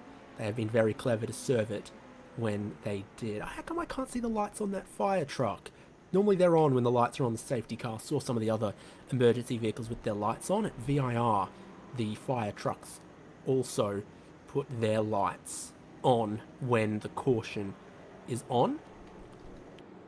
I'll say Dustin's explanation for it is logical, and it's very sound. Which says he was hitting a hot dog. Yeah, the firemen were distracted with some snacks. By the way, David, you've been to this track. What is the perfect snack around Sebring? Give me my credit. I didn't spend thousands and thousands of dollars to go to this track. I spent that money to race this track. Fair, okay, but still, what is the perfect Start snack again. around Start Sebring? again. Okay, hold up. Okay, David Haynes, you spend thousands of dollars to race around this racetrack. Therefore, you have the full Sebring experience. What is the perfect snack around the Florida track? Well, you got a couple of options, right? You can grill in the paddock, so chuck some burgers, hot dogs, whatever.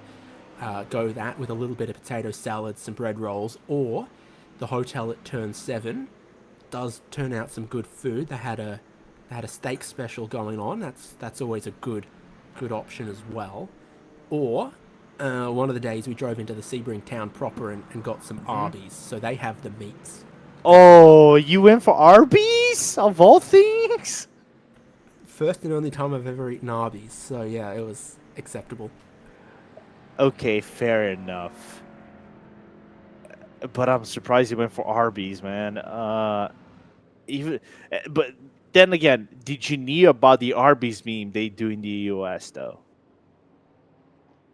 I mean, they don't have Pepsi anymore, but they still have the meats, Boo! so is what it is. We cannot blame for the faults of the Americans on some fast food stuff.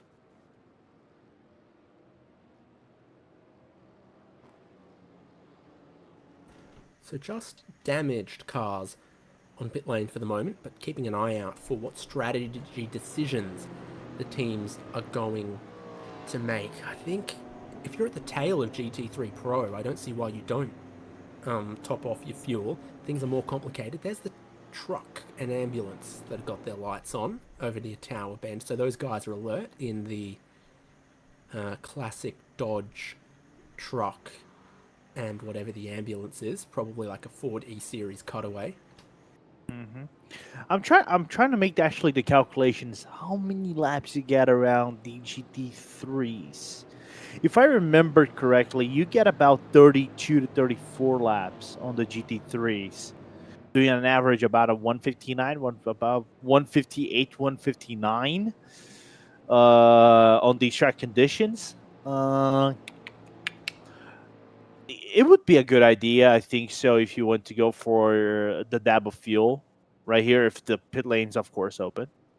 Yep, pit entrance now open. You've got the whole field on the Ullman Straight. So it feels like it'd be a bold call from Apex Racing Team if they went from the outright lead.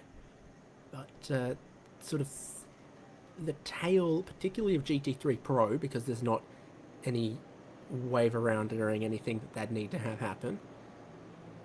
Pit entrance is open, so we're going to look and see.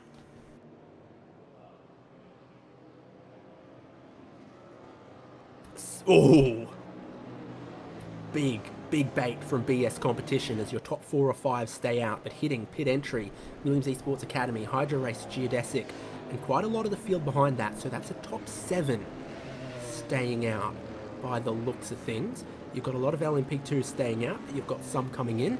14 laps, realistically 10 green flag racing laps into the race, with the pit lane opening behind safety car, has split the field 50-50 down the middle in the prototype field. GT3s run a little bit longer, so it looks like a lot more of them are opting to stay out, but if you've got nothing to lose from about 15th place back in class, then filling up your fuel, opening your strategy window, perhaps even making a driver change could be the way to go. And maybe getting some repairs done as well. Sorry?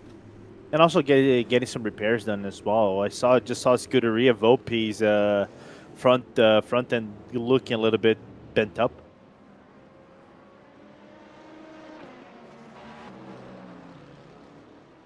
So the top 2 from GT3 Pro stay out. Leader from LMP2 stays out. Leader from GTP stays out.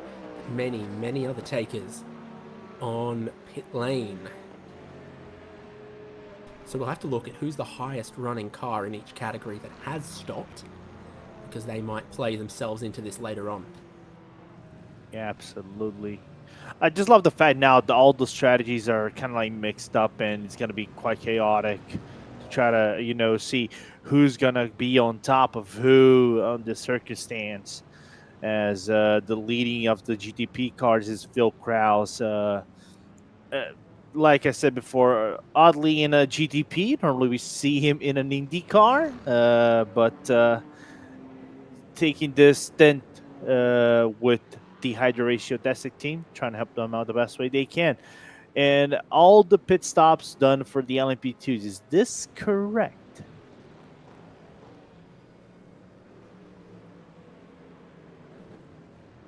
Yeah, so 4 that haven't stopped, rest that have. SR and TFR Alliance, I think not counted because they haven't left pit lane since they towed there with all of the undrivable damage they sustained with the impact with geodesic racing off of Sunset Bend. So the class split and organisation just happening at the moment. Looks like the GTPs are done, and then once the LMP2s are done, I think we get pretty close to looking ready to race. Here's the highest running car in GT3 Pro that made a stop. I guess you've got to exclude the Manitis from the previous round of stops. Yeah, remembering the fact that Drago still have to serve their pit stop. I just want to see the other cars. Drago has to serve their pit stop, their stop and hold actually. From what it looks like, the Shatter Esport actually doesn't have it as well. Their penalty got revoked. So only Drago has to serve their stop and go, and obviously the race leader.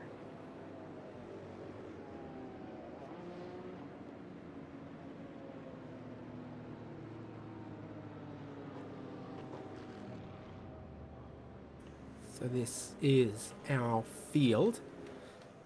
I'm looking at GTP, of course, first up. That Maniti Racing and Fiercely Forward Red, having stayed out, they look like they've gained a lot of positions, but a couple of cars behind them that did stop could close in on them.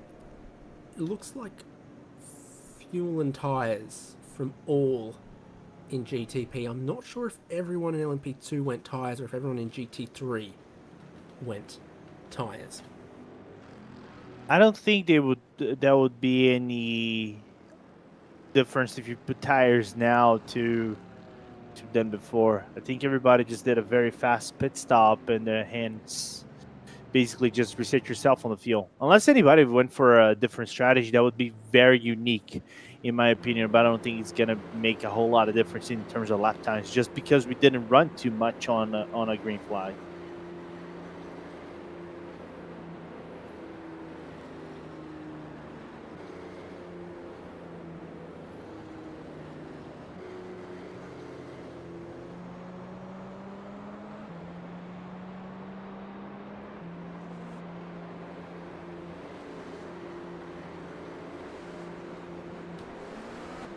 Going to be going green this time. You can see the outright leader is ready to go.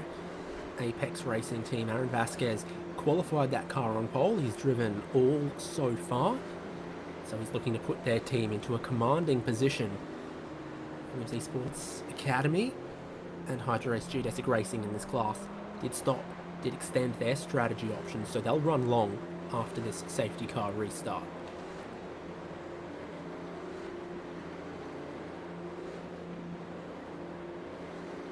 Effect simulations, the pole sitters from LMP2 still run up the front of their class, but a lot more of the drivers and cars from their category elected to stop under this second yellow of the race.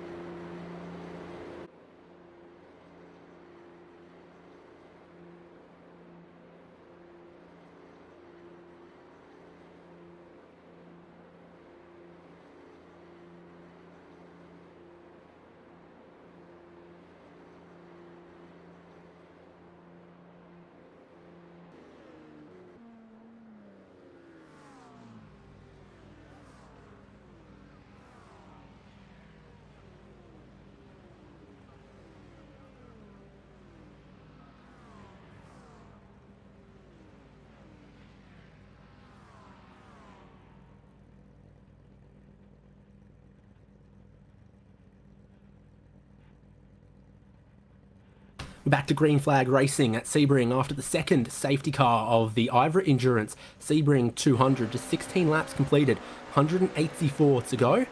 And Apex Racing team lead the outright, but there's a few cars through the tail of the field that took the safety car after 10 to 12 laps as an opportunity to fill their fuel, open their strategy options.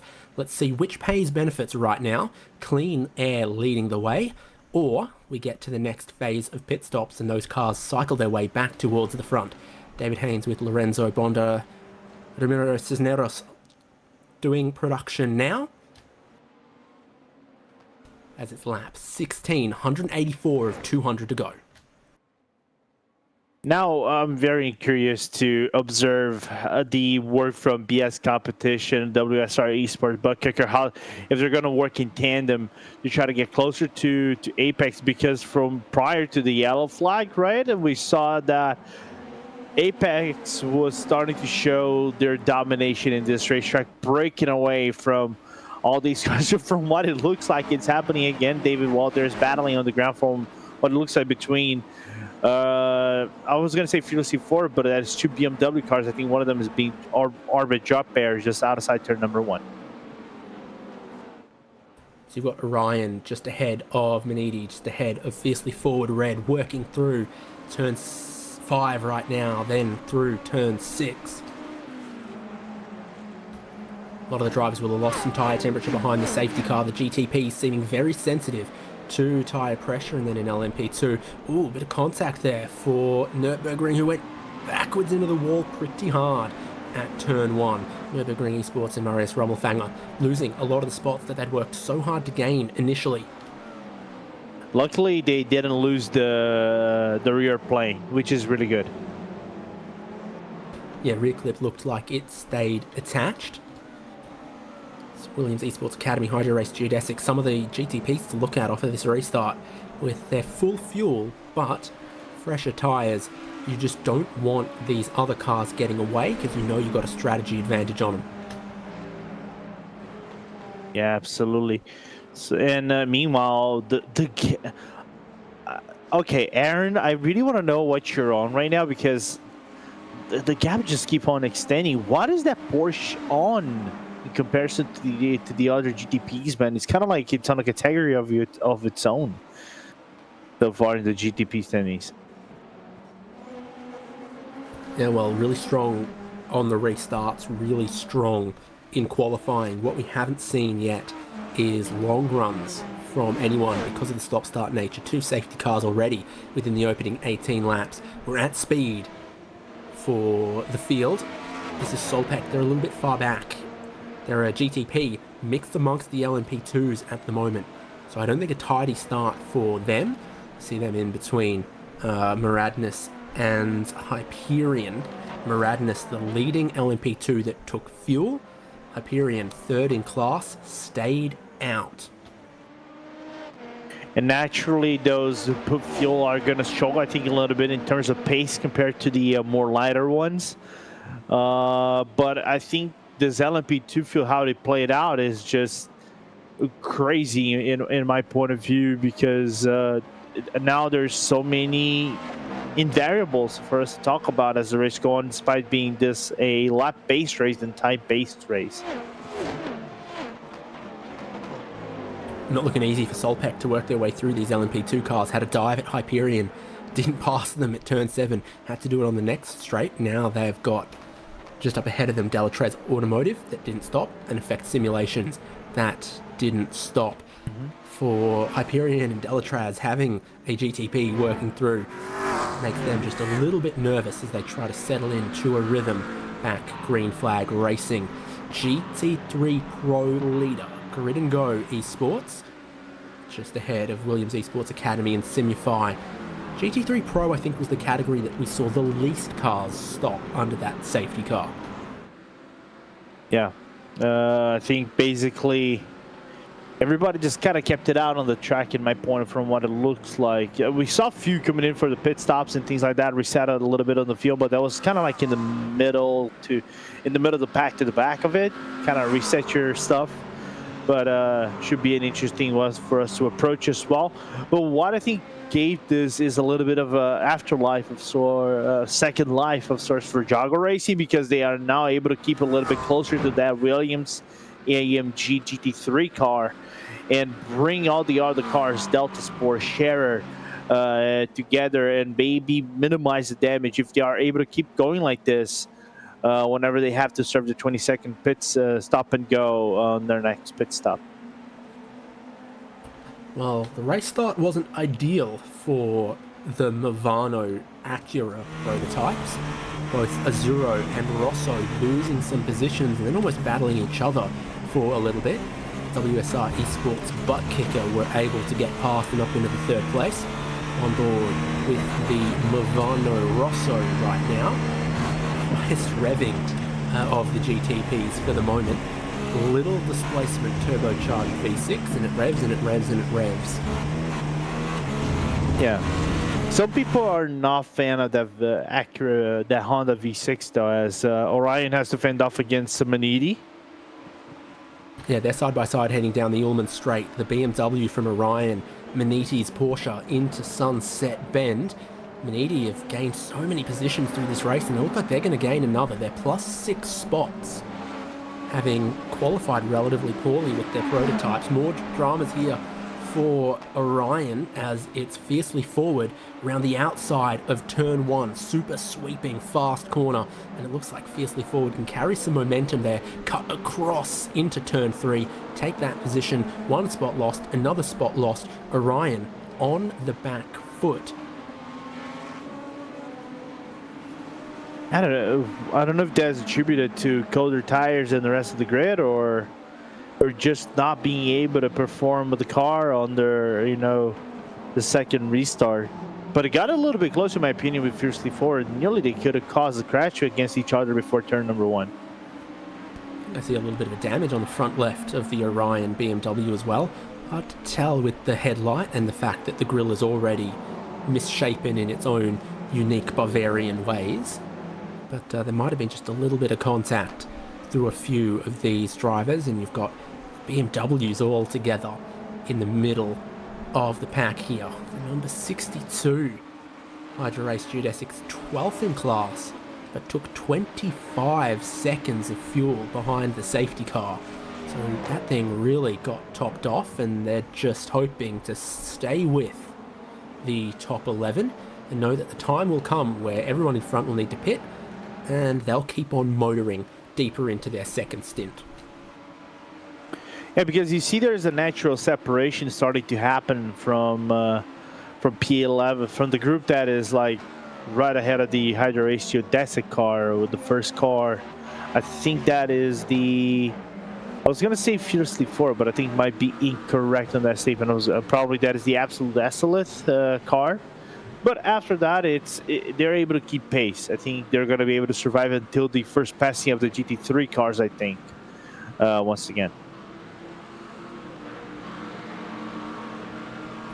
GT3 Pro remaining tightly packed. Always the GT cars that slipstream more and race just a little bit closer.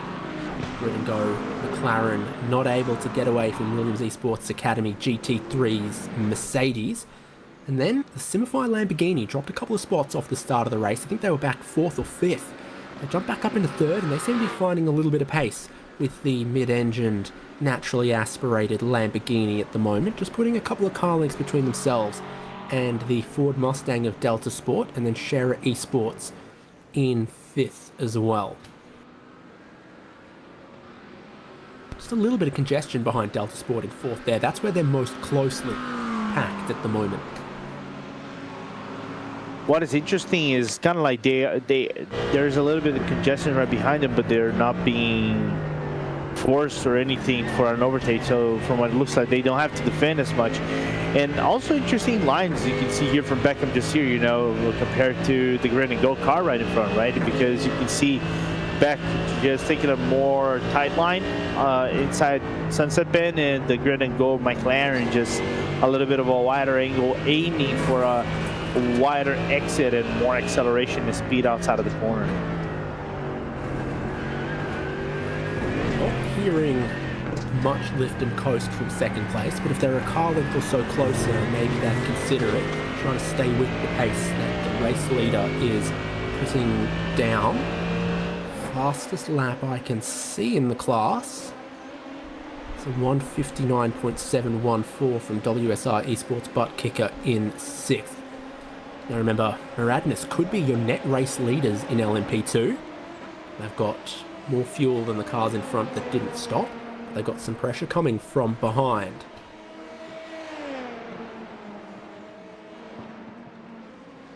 I think that's the Tatum Vasta car that is looking very feisty against them. Yeah, I think through the pit stop, Maradness jumped them with a slightly shorter fill.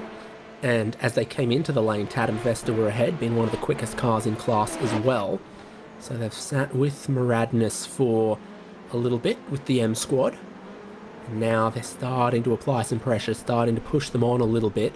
As you see the gap between the light top 3 cars that didn't add fuel. So 4th place is just opening up a little bit. Hyperion even getting away from Maradness M squad. But I still think it's a workable gap against P3 in my point of view. I don't think this is a gap that you should be overly concerned about, because the pace looks to be pretty much equal against between all guys in this LMP2 category. 147 done is by the majority of the field. It's just the cars that are a little bit lighter are being a little bit faster, right? Other than that, it looks pretty mint from everybody, as traffic starting to get a little bit convoluted for everyone. Too much excitement for GT3 Pro and GTP right now, as they have to work through. Once again, it's massively congested between turns 1, 2 and 3 right now. Looking at Maxim Naz from Manidi Racing, as he was close to putting some pressure onto the Movano Acuras. Now he's got to work his way through GT3s and GT3s and GT3s aplenty in the first third of the lap.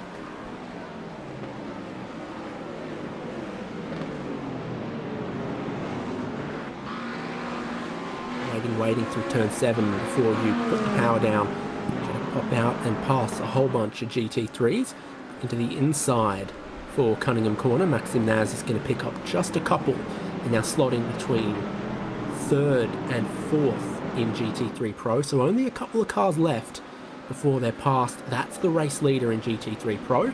And all of these GTPs are now passed and into a pocket of clean air once again, having worked through. Well, 27 GT3 Pro cars started the race. Don't know how many are exactly on the lead lap. I'd wager 24. And the good thing for me is not too many egregious dive bombs from the GTPs on the GT3s, right? Basically, a modest, of course, nerve-wracking, but somewhat modest first passing. Well, true first passing of the LMP GTP cars and LMP2 cars on the slower traffic. It does all cut a little bit of the lead for Dino Lombardi in GT3 Pro. I think he has managed to stay close with him as the prototypes have cut, scythe, sweeped their way through, and there's yet more to come. So now Lombardi gets the line he wants through turn 1. Beckham Jasir has to be pushed around by a couple of the prototypes, trying to take the corner. Massive incident in the back of turn 1. You got a GT3 Pro in the wall. You got Hyperion around at Sunset Bend, and the traffic, the lapping procedure does breed a little bit of drama. Multiple separate incidents out on the racetrack right now. And I think we might see our next yellow flag. The Hyperion's car looks dent from the inside out, you know, on that front end. But I'm looking forward to the replay on that one. But I'm mostly interested on the replay of turn number 1. What the heck happened between the passing of the slower to faster traffic? We had a white and black GT3 in the wall, and that doesn't narrow it down between a whole bunch of the cars. Could be a WSR Esports, could be something else. So this is Hyperion. Oh, okay. Check up, squeeze. Just, is it that? GT3 that then has dramas down at turn 1. So you had a slide from a GT3 that, in trying to save it, squeezed 2 cars on the inside, and then after that we had dramas down at turn 1. Ken, was that? Well, it's for this, in fact. It is WSR Esports Park Kicker and Door, 2 GT3s heading down towards turn 1. WSR on the inside of turn 1, contact with the McLaren, and they go heavy and damaged into the walls on the outside of turn 1. It brings out the 3rd safety car in 25 laps of the Sebring 200. Ay.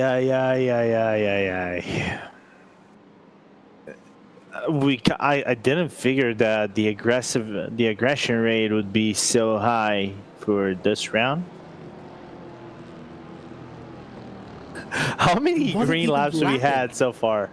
It wasn't even lapping, was it? It was just 2 GT3 Pro cars battling each other, making contact in the committed and high-speed turn 1, and sending one into the wall. I was expecting to see a late dive from a prototype or something.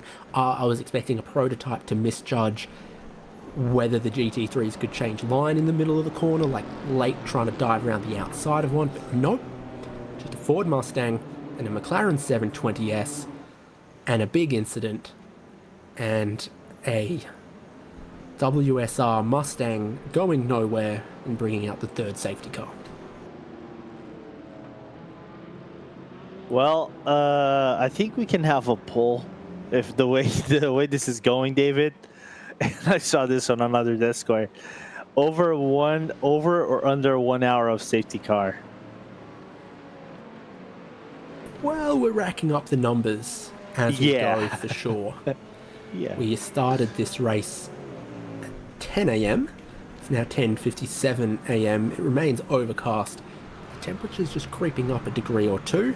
The wind is not going down, so with a northwest, the runway at the airport is north-south, so you would be landing on runway 18. Runway 18, I reckon, for my private jet. Yeah, I know my LB 037 is not going to be ready for takeoff from the way this is going.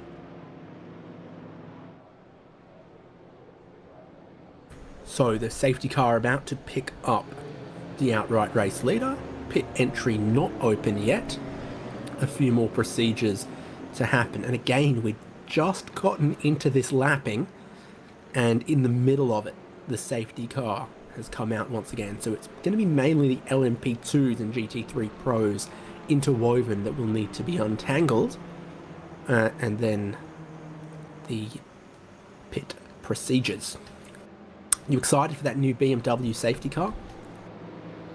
I'm excited for it. I'm excited. I know Benny's going to be the most excited guy out of the bunch. He's going to get to drive a new thing. And of course, as a BMW with flashing orange lights, it's all of them at once, because if you only did one side, that would be indicating, and that's verboten. No, but they don't indicate. That's the thing. Have you ever seen a BMW driver indicate? That's what I'm saying. That's why it's hazard flashes only. I know. That's for me the surprising thing, as we're gonna see the WSRN TFR LMP2 get their lap back. I think all the GT3s might actually get their lap back of sorts, which for me is kind of insane. LMP2 outright leader, smack bang in the middle of the GT3 Pro class, just ahead of that BS Turner car, just behind Adore Esports McLaren. Got a couple of cars getting waved by at the moment by the looks of things, or that's about to get started.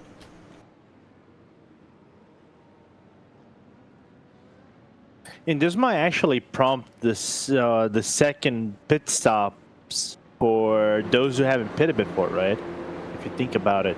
Plus, you're on lap 26. You had about 15 laps of 15, 16 to laps of true green flag racing for those who haven't pitted yet. So you might be within the window to come in right now. It's a thing to consider. So all I'm gonna say, David, is thank God I'm not a strategist. I'm not one of the team strategists. Yeah, I mean, my simple advice would be, do you have more than half a tank of fuel and some track position? Stay out. Do you have less than half a tank of fuel, or you're in the back half of your class? You don't lose much, pit. And that's all. That's my very, very simple way of calculating it. And so by that, every car that hasn't stopped yet would have probably less than half a tank of fuel left, including your leader. So it's a yellow, pit.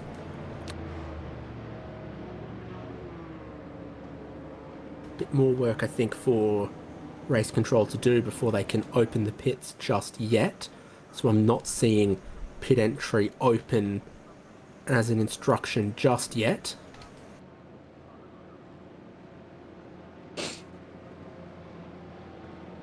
And the interesting thing is there are some growing concerns already between the drivers of potentially not going over 200 laps on the 200 lap limit. Pit entry is definitely closed.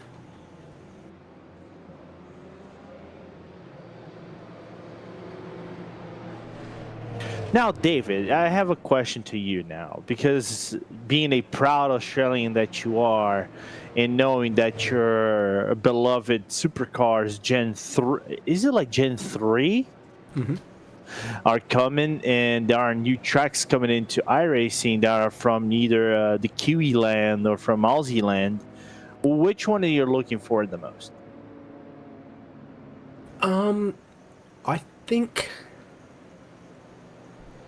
Adelaide will get the most use. Agreed. Will be the most popular. I feel like the Bend is a very good, underrated circuit with lots of layouts that could be good for everything from like F3 Super Formula lights, that sort of stuff, to then the middle layout is good for supercars, GT3. You've got the full endurance layout, which could be really fun for a category like this, but there's so many other racetracks to compete with that I don't think drivers outside of Australia are going to be as enthusiastic about buying the Bend, and it won't reach that sort of critical mass, right, where it ends up getting used in a lot of leagues. And we're talking about tracks that are being released, because there is a talk about Pukekohe being into iRacing eventually, because somehow they have the laser scans for it. I know Pukekohe doesn't exist anymore because it's now going to be a housing complex from what it looks like. I don't think I think the horse racing stays open and they just couldn't be bothered having cars anymore. Oh, okay. Horse racing. Okay. I didn't know about horse racing on Pukekohe. Well, but then again, is Pukekohe parked from if I remember correctly, right?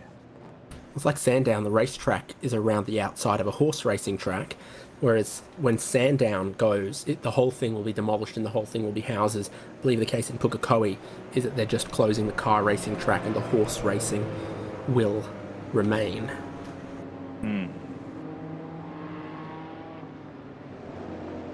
All I know is, like, I'm really excited to see the tracks like the Bend, eventually Newcastle, I think, was in the talks of coming into iRacing, which I have no problem with Newcastle coming in.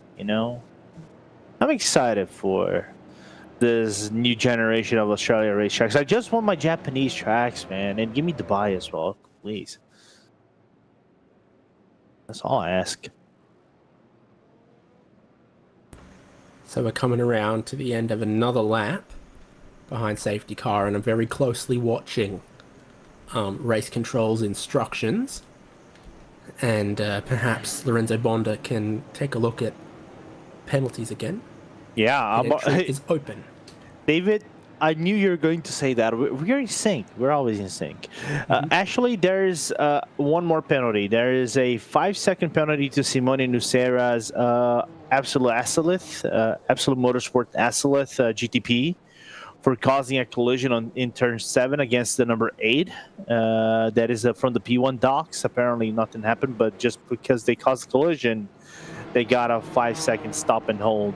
After that, there's a few NFAs. By the way, the Jago Racing and Maniti incident was deemed an NFA due to netcode. So that is something that is noteworthy. And there are 3 incidents that are already been separated right here. One involving the Jago Racing and Geodesic. The Hydro Race Geodesic GTP, and a few others that are GT3 related. I think one of them, of course, being the WSR against Door Racing. Few different things happening right now. So everyone who hadn't stopped yet from GTP has stopped. Oh, it's busy on pit exit. In LMP2, everyone who hadn't stopped has stopped again, but Maradness have stopped for a second time. And I haven't quite determined what's happening in GT3 Pro yet, other than that Grid and Go have stayed out another time. So it all shakes out now, but you had basically everyone on pit lane for the most part there. A few of the GTPs that pitted the first time around have stayed out, this time. So Maniti Racing Black go to the lead of the race. Fast Repair Motorsports go to second.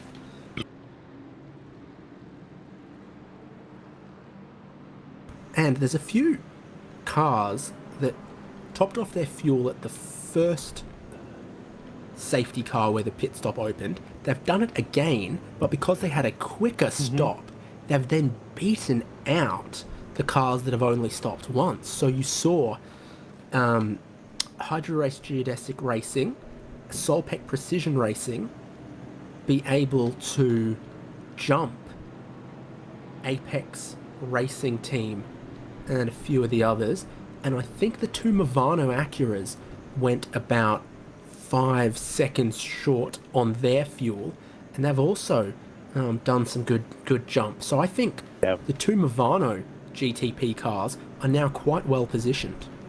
Yeah, absolutely. I was looking really quickly into our live timing, right? Because we just had this massive, basically reset of fuel for everybody in this race. I think Tatum Vesta, Composite, and Fiercely Forward will ask for the stop the count in this race because they are in 3rd overall, 3rd, 4th, and 5th overall. As we look into the replay between Kimitani's and Door Esports incident, I think there was Luca Wunsch that was driving that Door car into turn number 1. And it was the damage to the Ford Mustang that brings out the 3rd safety car of the race where we are right now. As you see, approaching Sunset Bend, but the class split's still underway. At least one more lap before we're green flag once again in IVRA Endurance Sebring 200. A lot of strategy to unpick, even if there's not a lot of green flag racing to admire. So you've got cars that have stopped once in the 2nd safety car, cars that have stopped once in the 3rd safety car, cars that have stopped in the 2nd and the 3rd safety car, and cars that haven't stopped at all. Grid and Go from GT3 Pro are hitting pit lane, so they're going to drop from the leader class all the way to the back because the pit lane was open for them a lap ago. They stayed out, everyone else pitted, and now maybe they've realised their error. That's so costly for the pole sitters who've led every lap of class so far and now going to drop to 20th and have no strategy advantage over all the other cars that stopped 1 lap ago under this safety car. I wonder if they also potentially got the fuel bug. That happens sometimes in... They didn't stop. They didn't even enter the lane. So it's not like they just didn't enter pit lane. Dino. Oh, he's not gonna get picked on for this. Absolutely, said no one ever.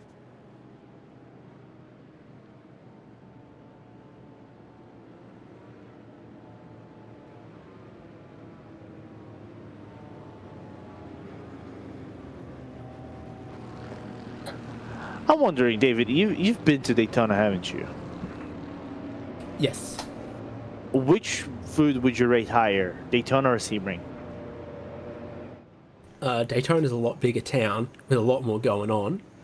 No, but I'm talking about on track food. Oh, I don't think I ate anything at the Daytona tour.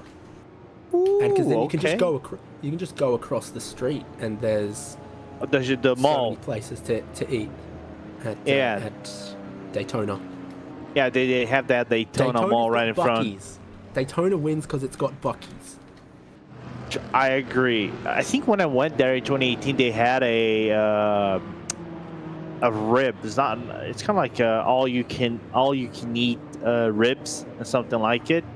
And I got some like barbecue ribs, pork ribs. They were amazing.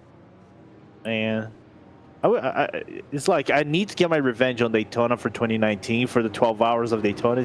They gave me a 12 hours of Daytona instead of 24 hours of Daytona. But now I'm gonna be married next one. That is gonna be a challenge. So I'm gonna have to save the double for double. Couldn't be me. I'm married to the game. Yeah. Don't blame the player, blame the game.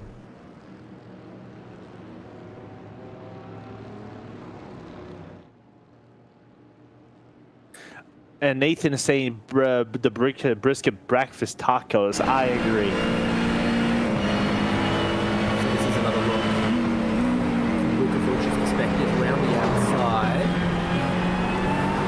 I don't think he really hits the Mustang that much, but again, different cars are taking different lines through turn one, through Sunset Bend, through these other places, and car on the outside thought the car on the inside was going to be a bit tighter. Car on the inside thought the car on the outside was going to give him a little bit more space. And the contact through turn one sends them, well, sends one car into the wall. Yeah. Ending his race. It's a little bit well, what should I say? Complicated for us to look. I think we're going to get a race restart right here, David. So back to you. Yeah, we are. Catching a few a little off guard, including race leaders Manidi Racing Black and Fast Repair Motorsports in second, and Hydro Race Geodesic Racing in third. We go through turn one. Fast split has been completed, so it's GTPs, then LMP2s, then GT3 Pros. So your top two cars in GTP last stopped 16 laps ago. Everyone else stopped under this caution.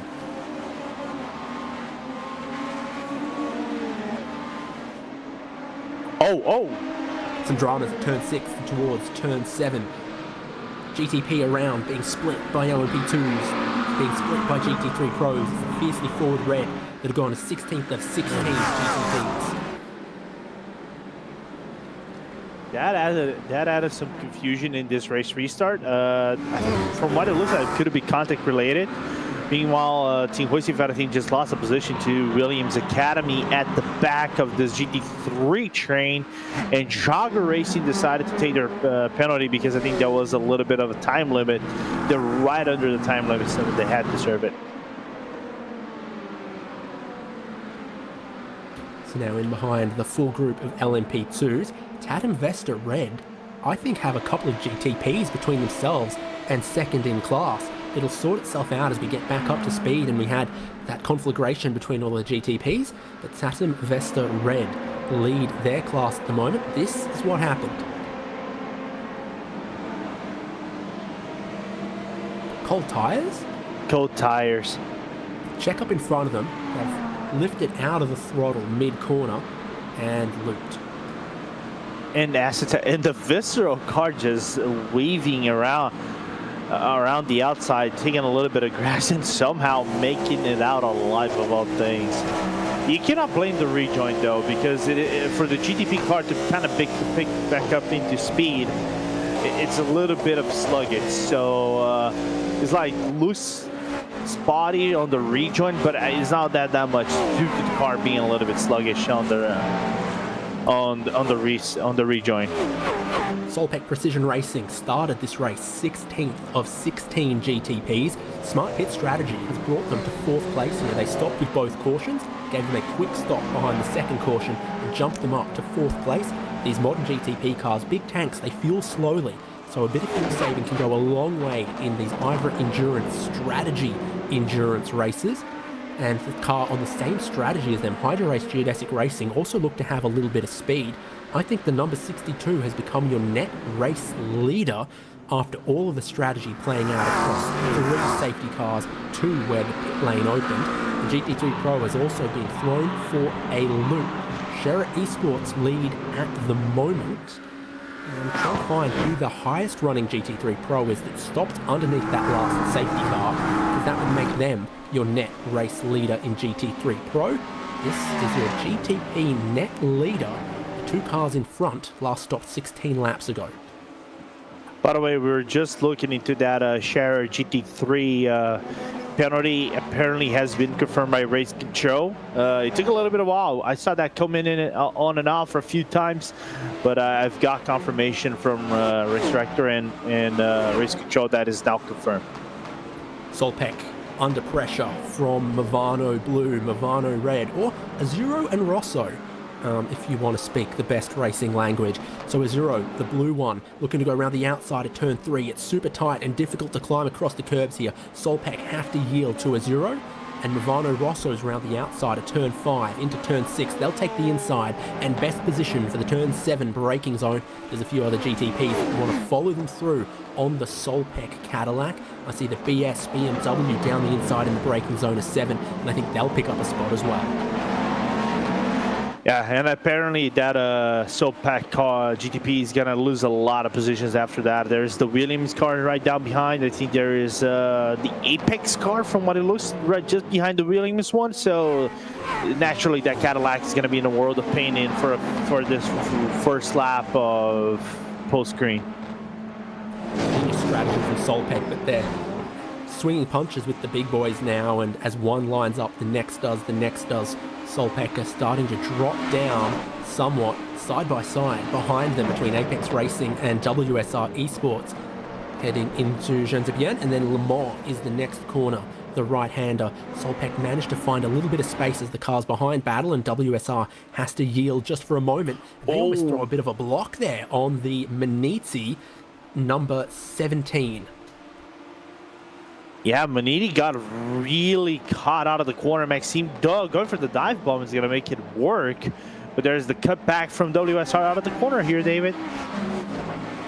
Bit of frustration to go so shallow, so deep on the brakes, and then really lose out on the exit. Just keeping the nose in, heading towards turn 1 to try to block out the WSR Esports butt kicker, number 16 Cadillac. Through turn 1, another over-under on the cards, trying to block them out from the inside of turn 3.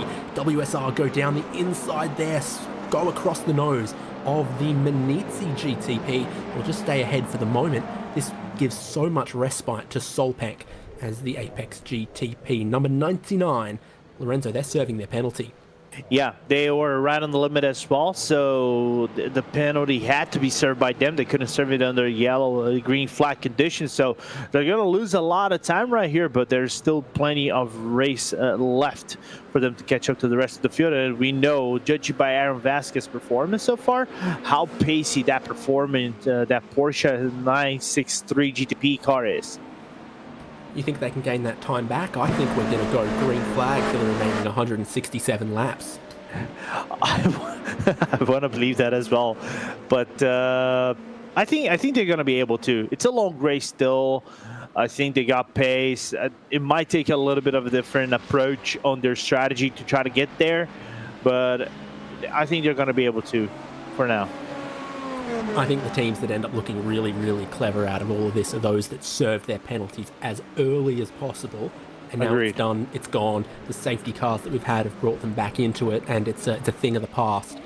So this is the race leader in GTP, last stopped 20 laps ago. And Fast Repair likewise. And then in third place, Hydra Race Geodesic Racing Cadillac, last stopped 6 laps ago. And so they are sitting very pretty with a little bit of time, space, and some lap traffic between them and the next best GTPs, which is the Movano duo of Azzurro and Rosso, Marcus Hamilton and Wesley Caspers.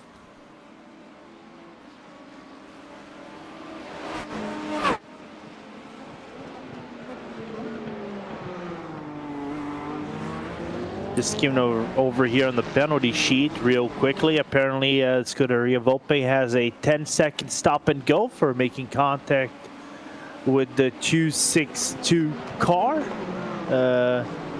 So the day for the Italians just going from bad to worse.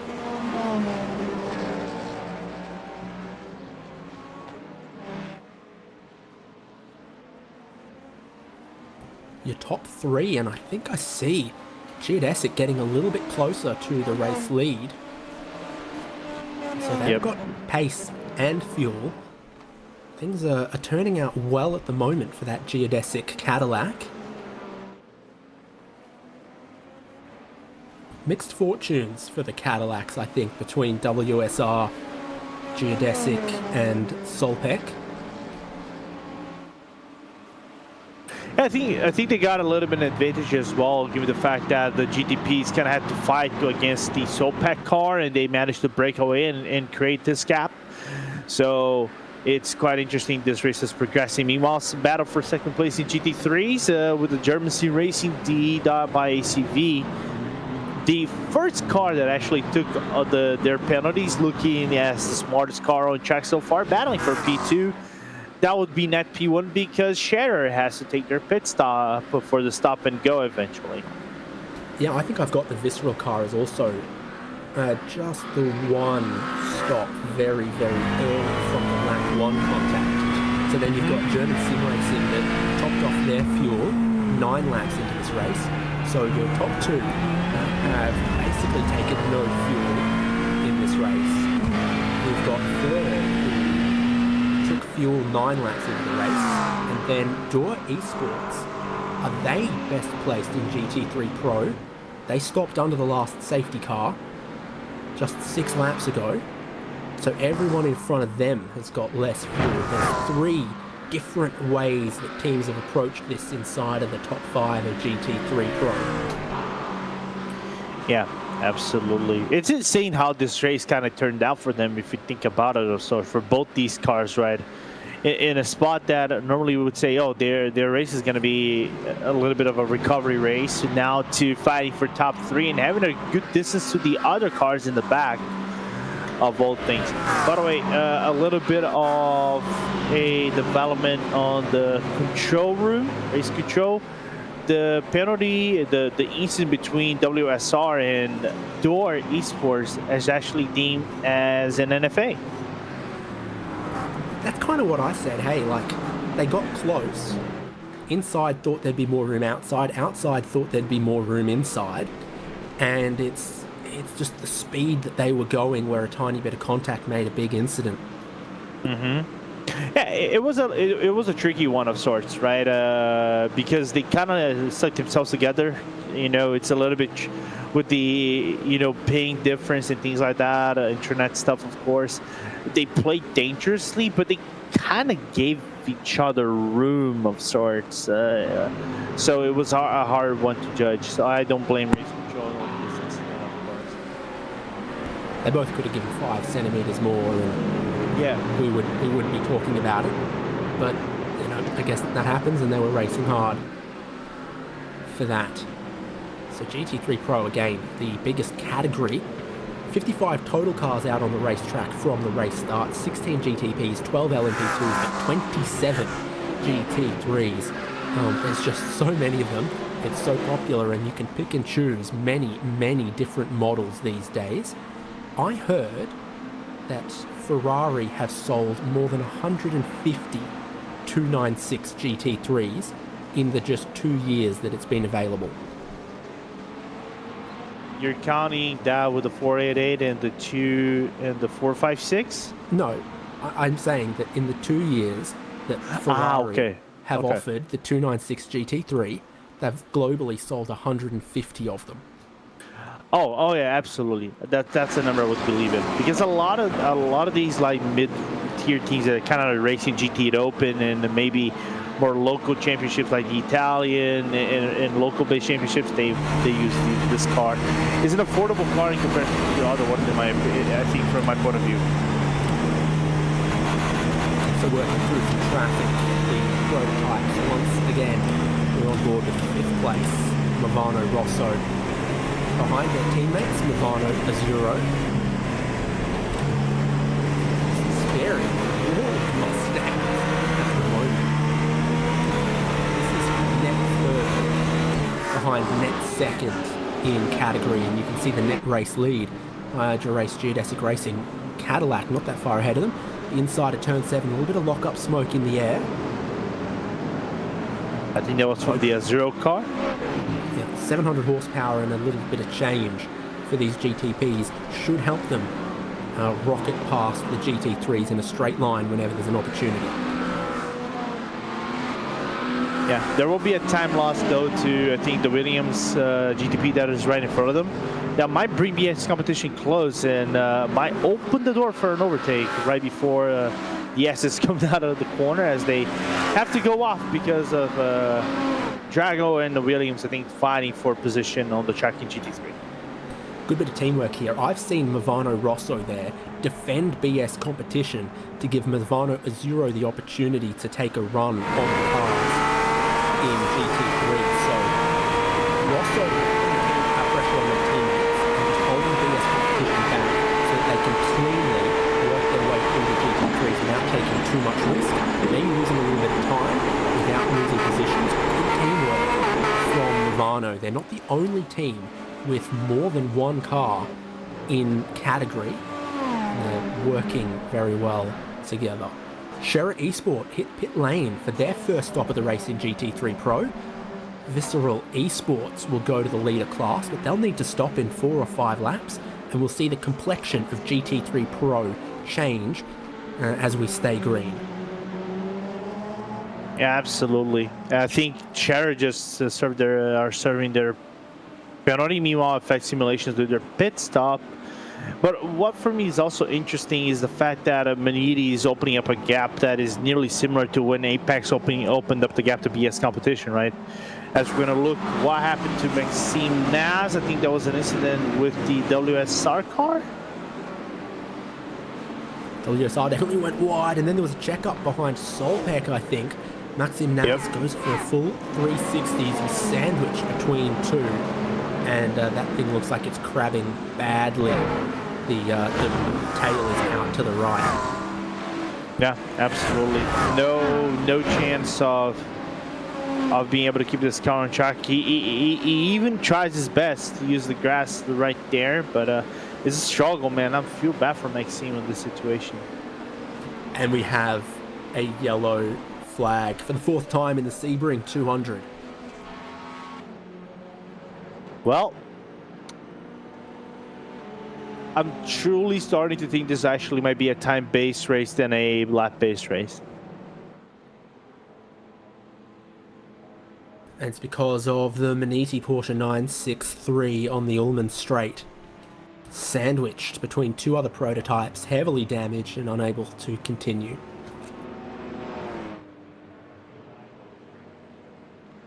And from what it looks like, that incident is deemed as an NFA. By the way.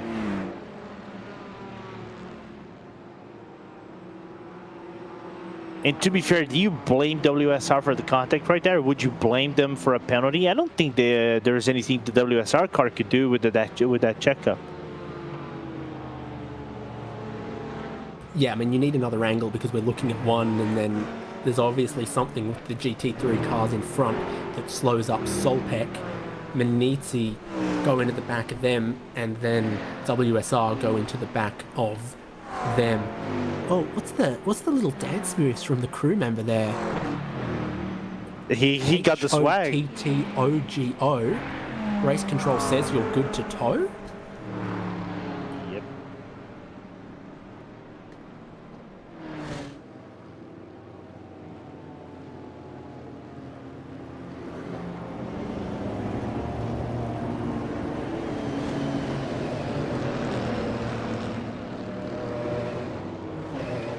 So the safety cars picked up the field for the 4th time in 39 laps in the IVRA Endurance Sebring 200.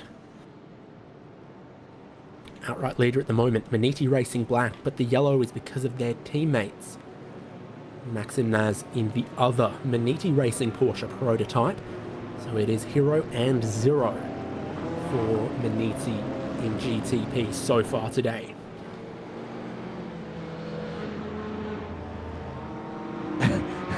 David, you were talking about this. Was at least the Green Army kind of supports that theory that. Okay, let's look at this though. Okay, so Soltec is the prototype ahead. GT3 Pros too wide with Simify. The checkup is behind. So Williams Esports GT3 are passing or battling with the Simify Lamborghini, and Solpec don't dive down the inside of that and get hit from behind with the big checkup of speed in the right-hander that is Genzibien Benz. Yeah, and Solpec did the right thing right there, because you're not gonna be able to go for a move that is already inexistent, right? You're coming out of the corner, there's 2 guys battling ahead of you.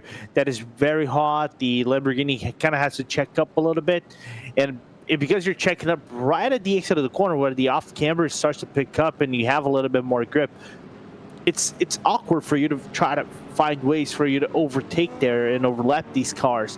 Naturally, you're going to be checked up by them, because I think what happens so quickly is fraction of seconds. There's nothing the Maniti car and Indy car behind, eventually the WSR, GT Esports Bucket or GTP in that situation could do, and therefore this pile up would eventually happen. So it's unfortunate, but it's a race thing, man. That eventually would cause this stuff. It's complicated.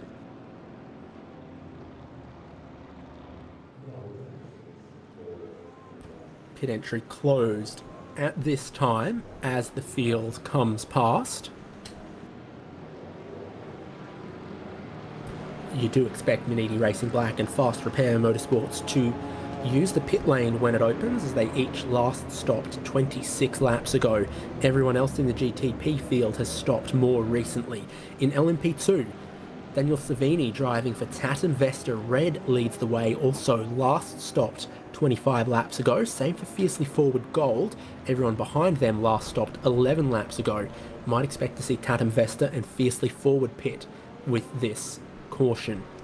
In GT3 Pro, you've got Visceral Esports, who pitted at the end of lap 1 of this race. Or was it lap 2 or 3? Last stopped 37 laps ago. And they are out front of that category. We're going to take a look. Oh, Simify have a wobble. And then Solpec check up behind that.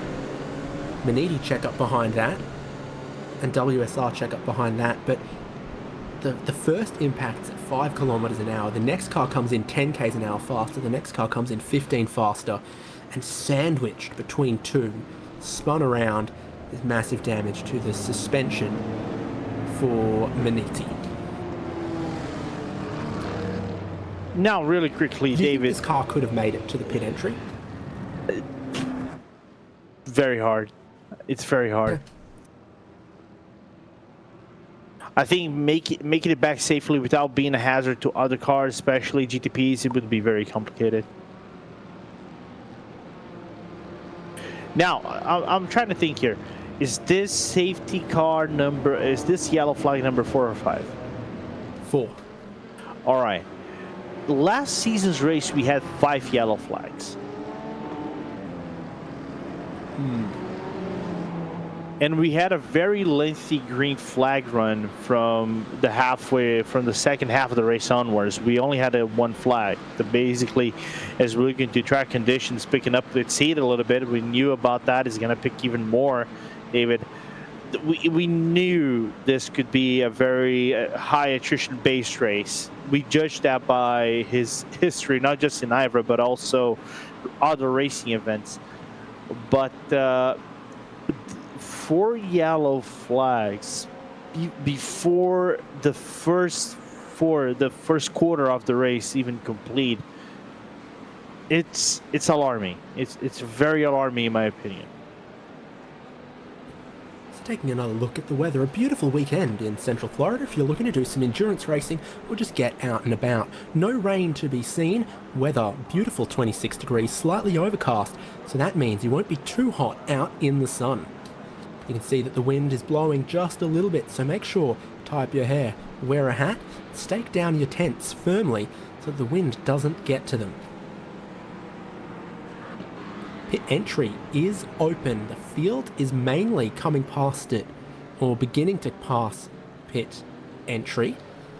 Daniel Civisabo has gotten into the Apex Racing number 99, and then this caution has brought them back towards the tail of the field. Let's keep an eye on who pits this time around with pit entry open. If I'm Manidi and I'm a fast repairer, I'm taking this pit stop. Manidi Racing Black are in. Fast Repair Motorsport are in. Hydro Race Geodesic Racing stay out and go to the lead of the race. We've got a few other GTPs electing to pit, even some that had stopped relatively recently.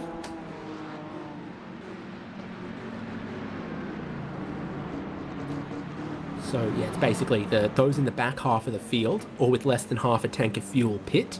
Everyone else stays out if they've got some track position to preserve and still a bit of fuel. They stay out.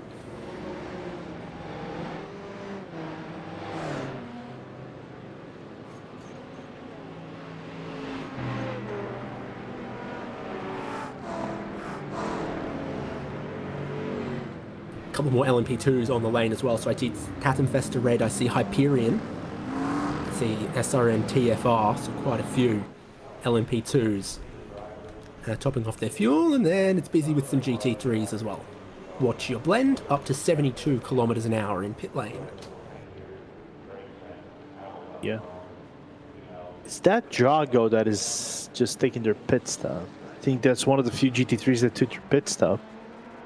As it is.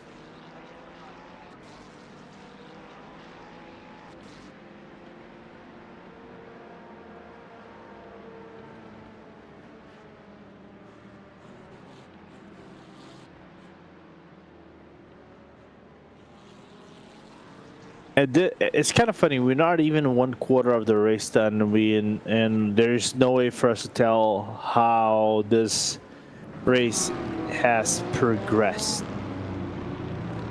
Like, who's your favorite? Who's your clear-cut favorite? Who should we be looking for now? Who's gonna be the dark horse? There's just too many indecisive things to talk about right now.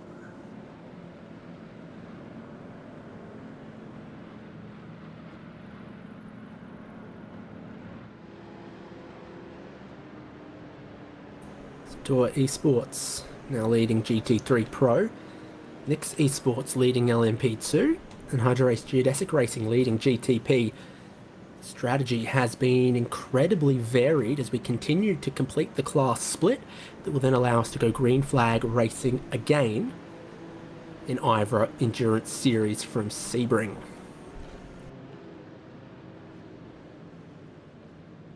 So the LMP2 class split just starting now. I wonder how quickly we can get all of this completed.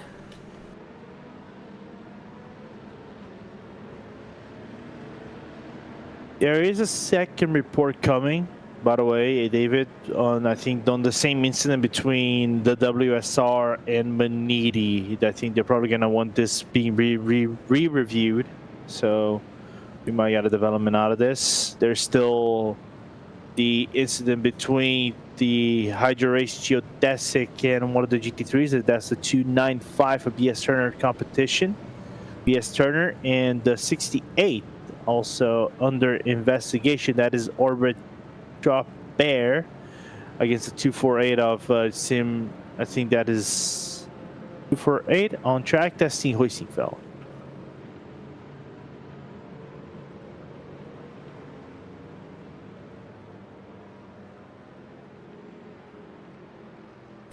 Two big movers on strategy in LMP2. Nix Esports leading the way and Composite Performance in second. So they had stopped, I think, just before this yellow came out. and then they've cycled to second. So that's very nice for them, with a recent stop and good track position in the LMP2 class. Effect simulations have been the ones to beat in LMP2 in qualifying and race pace so far, and they will restart from third in class.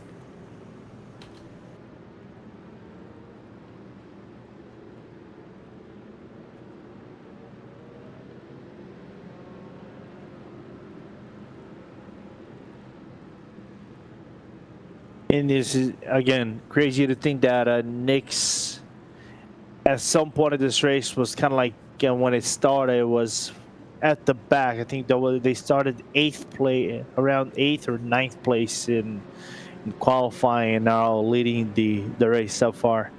And Carter Kuninga is in second for the LMP2 class in composite.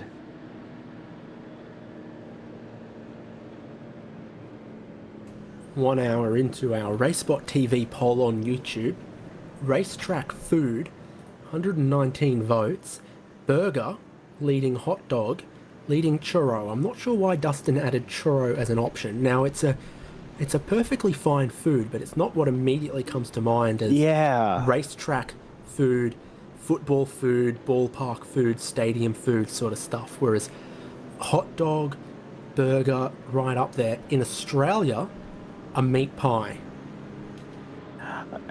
Over here it would be pastel de nata in Portugal, or I'm trying to think if there would be any other. They would probably have like some tasca, which is kind of like pork-based food. Is like sausages, a little bit of ribs, or pork, or something like the sirloin. But I don't know. Sausage I thought roll? it would. You like a sausage roll? I like my sausage rolls.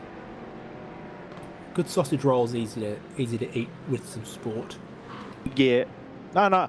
Like there is so many toppings you can put on a sausage roll that it can work out. Like barbecue, a little bit of jam.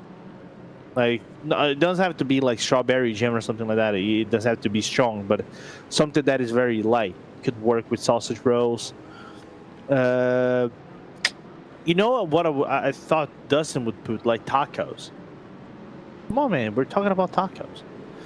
We're going green from what it looks like. David, back to you. I think so.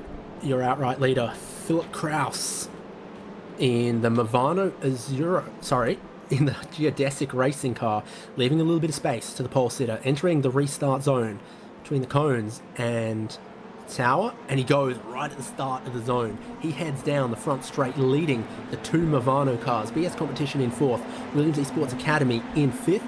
We're back racing again.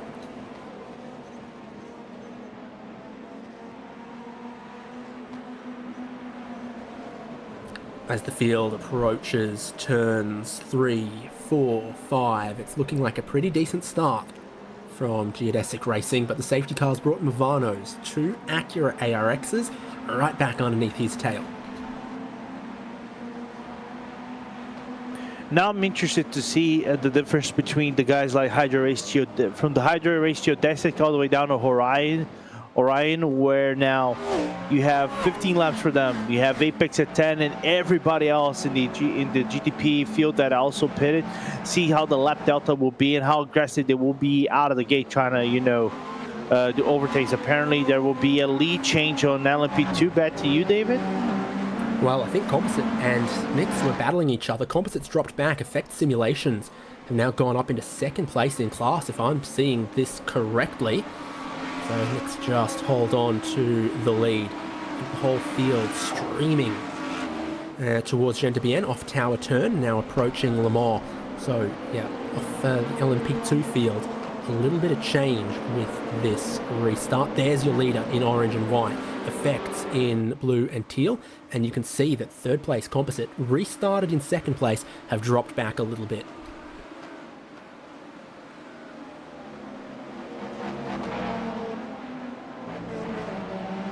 Oh, and the battle's on a little deeper in LMP2. That's Tatum Vesta down the inside of SRN TFR. Might be a lap sound in there? No, that wouldn't make sense. Might have got CLZ wrong in that. Tatum Vesta are in 4th right now. And their job next to try to put some pressure on Composite Performance in 3rd.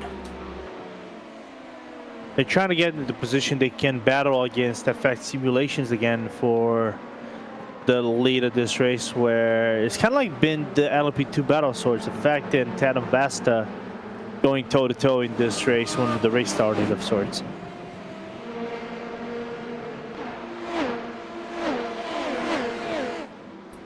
Battle for all spots in LMP2 here. Behind Delatraz Automotive, CRZ and Hyperion are going to battle it out. Fiercely forward, get their nose to one side as we go side by side from turn 7 up towards Cunningham Bend. Radness M are the car in just behind that as well, and not quite able to cleanly go around the outside. Fiercely forward will complete that move in a Collier heading towards Tower Turn. Another spot gained there for Fiercely Forward. And you can see some really quick cars just in behind here though as well. So Maradness, Nürburgring Esports, Hydro Race Geodesic Racing are right to the tail of this field. A few of them having stopped with the last caution could gain a few as we continue racing. And for them, it's horrible the fact they are not being able to place their cars in an overtaking position due to the fact they have to check up a little bit because the car is battling in front, just like we saw right now. So not losing time in the full scope of things, even though they are still within this LMP2 big train of 12 cars. And we're going to look what happened to Nix from what it looks like. No, not quite. We're back into racing. Okay, this is it. So there's, Desic get in there, getting late. Caught watching that a little bit. Nix almost lose out to Effect there, but then Effect dropped back into 2nd. And that's what happened up front in LMP2 on the restart lap.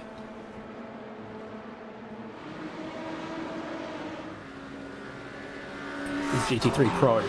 Draw Esports nicely lead over Simfi and Williams Esports Academy, who are 2nd and 3rd going through turn 1. BS Turner just back there in 4th with Apex Racing Academy in 5th. The Jaw Esports McLaren played it really well with their timing of when they stopped with the safety cars, and it's jumped them up to the race lead as net race leaders in class. What's surprising for me is the fact that there's a consistent gap between Door and Simify in this whole second group that goes all the way back into SimRC's Ford Mustang, and you can see that the driving from Simify is kind of like we need to catch them up. They're driving fast, but I don't know if it is to detriment of the Lamborghini Huracan that they're not being able to close. Every job that is Luca Wunsch doing so far for Doha Esports is a very good job, and Gabi Montoni is not being able to fight back.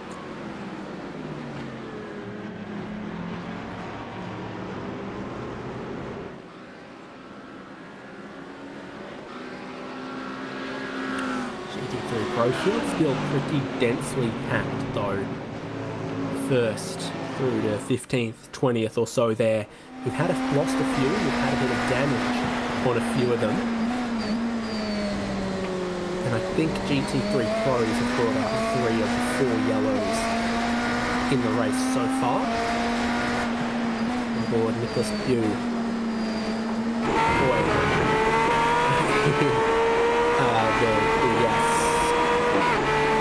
the BMW. Yeah, but that's the Mivano Acura. Yeah, so we're 4th place right now, lead not too far away.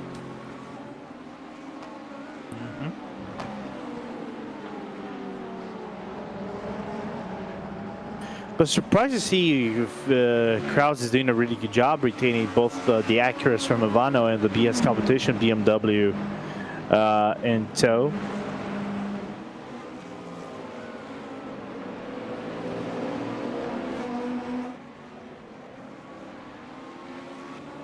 One lone GT3 Pro to get around.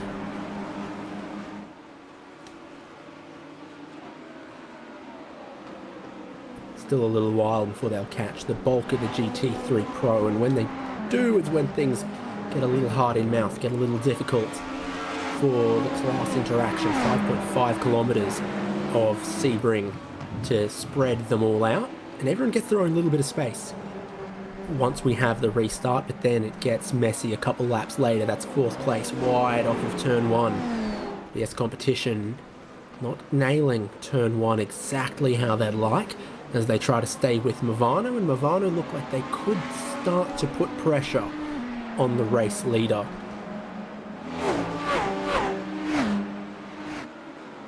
Meanwhile, just a quick update. Orbit Job Air GTP got a 5-second stop and go to causing a collision against the 248 of Team Hoisingveld due to misjudgment of distance.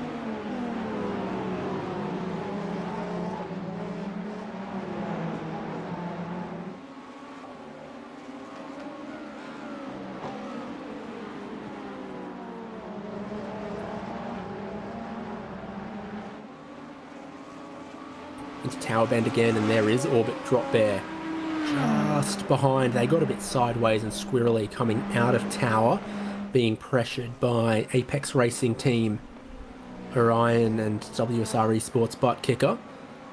4th place car struggling to go with the pace that the two Movanos are putting down right now. And there's only 2/10 of a second between Movano Azuro and the race leader. Yeah, and I think they're about to reach GT3 traffic in this lap. Oh, I think they're going to be reaching the GT3 traffic by the mid-end of the lap, but don't quote my words on it. It's just a guess on base where we last saw the GT3 cars around the grid.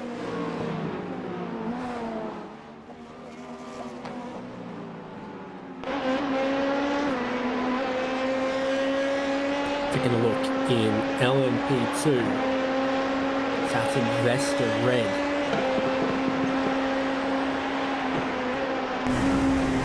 One of the stronger cars in class at points here through turn 1.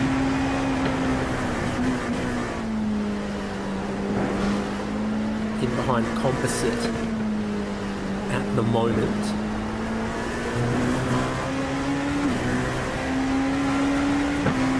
Who are behind Effect, who are behind Mixed Esports, the race leader. So 4th at the moment, in behind 3rd, who lost a spot off the restart, as Effect Simulations are the pole sitter from class, beginning to come forward and show their pace again. And what is interesting is the fact that there isn't any single indication that they are saving fuel, aren't they? They're all pushing against each other.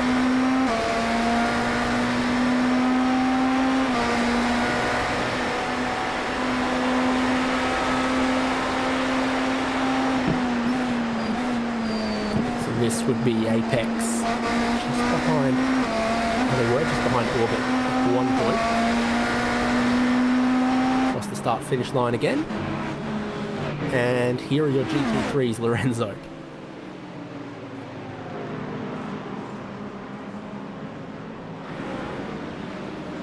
GTP's making quick work of them. And a tough ask for BMW of Orbit to try to work through these cars, but also not put themselves in a position that entices the following Apex Porsche to have an attack at them. Just thinking about it at turn 7. Movano Azuro close to try to take the race lead away, but the traffic's made things difficult for them, as some of the GTPs kind of have to put their own squabbles on hold to work through the GT cars before they can then ignite once again. Same's true for the GT3s, who in some cases need to put their battles on hold, not get driven into by GTP cars.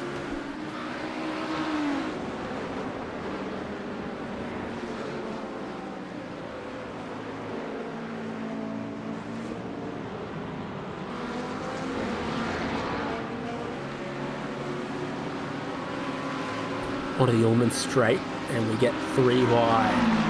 BS battling Williams, passing by Sherritt Esports and some of the other GT3 Pros. One of them's around off Lamar corner. We split coming through Sunset Bend. This is dicey of sorts, man. They managed to get around all cars and skate, but they got dicey for a moment.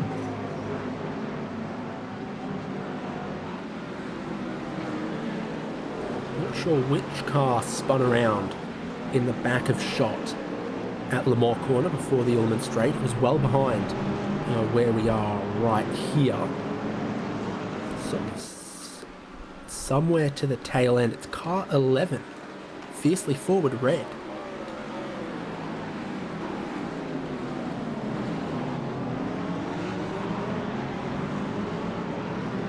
And they are back in pit lane from what it looks like. Did they tow? They got to a safe spot. So every safety car has been brought out by a disabled car in a non-safe spot. If you can get into a spot in the barriers, it doesn't bring out a yellow. So I don't know. But there are some breaks in the barrier to the right-hand side along the Ullman straight. Yeah, and even race control brought this up for the people, right? That try to bring it to a safe spot instead of trying to bring a safety car, you know. So I think drivers will have to drive more safely onwards from everybody's point of view. Gap opening up, having been through the traffic between the 2 Movano prototypes here. So decent run through the traffic for Hydro Race Geodesic leading the way. Movano's Azura with Marcus Hamilton has gone with them well. Wesley Caspers in the Movano Rosso dropped back just a half a second or so and keeps him close to Williams Esports Academy. We've gotten ahead of BS by the looks of things. So a few changing up front. Take a look at an incident in the GT3 Pro field here. Ooh. And there's the fiercely forward 11. And there's the GT3 Pro 213. I was wondering if that Volta car actually let the car roll to the outside portion of the track, or if he actually engaged the reverse gear and brought this back. But still good awareness from Volta to avoid a potential meltdown of cars just outside Le Mans.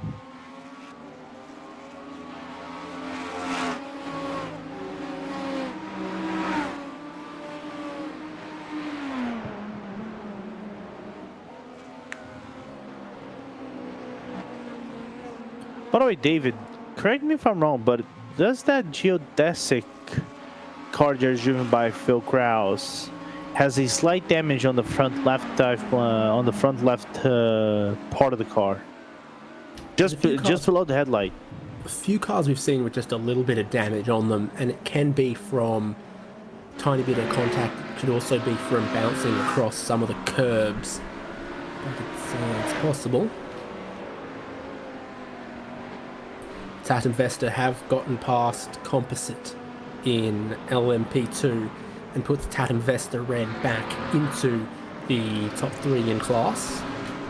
They have the same amount of fuel on board as Effect Simulations, 13 laps more fuel than Nick's Esports. I think this will end up becoming Effect and Tatum Vesta first and second in LMP2, which matches the pace we've seen previous races and the pace we saw in qualifying. Yeah, basically for these LMP2s though. Yeah, I think just worked that a little bit in the way for Effect, because they were able to create a separation to Ted and Vasta. But I know now with a heavier bulk, this is actually going to go down a little bit from what it looks like. It did go down in Tatum Vesta's way about a half a second, but still ensured to call it out safe as they crawled their way outside of the GT3 field.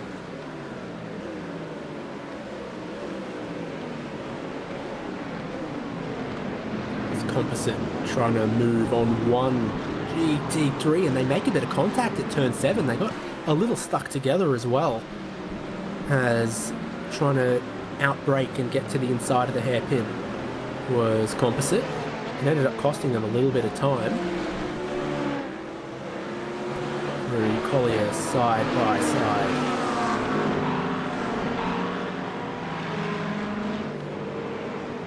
And into Tower.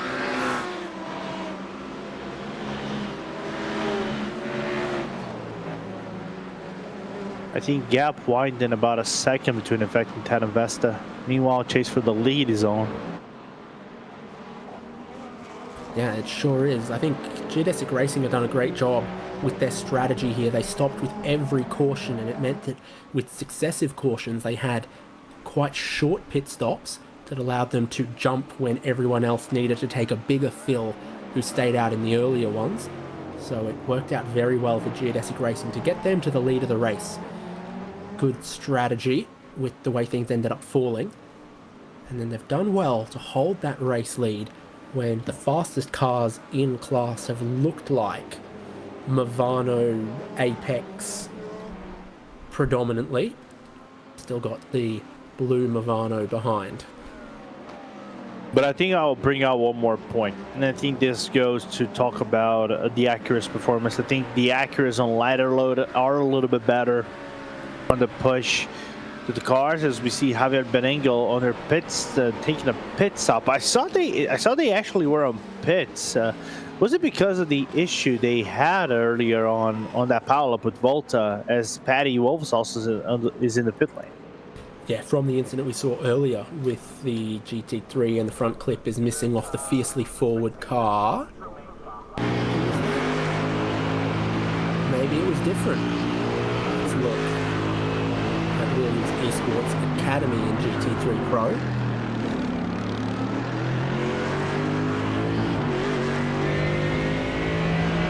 Cinephire's Lamborghini continue to hold down their second place in class. Joy Esports McLaren leads.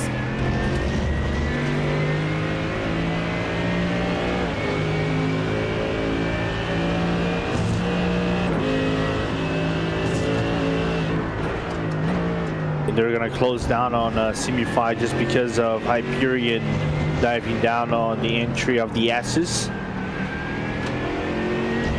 But then I was basically corrected by Delancast.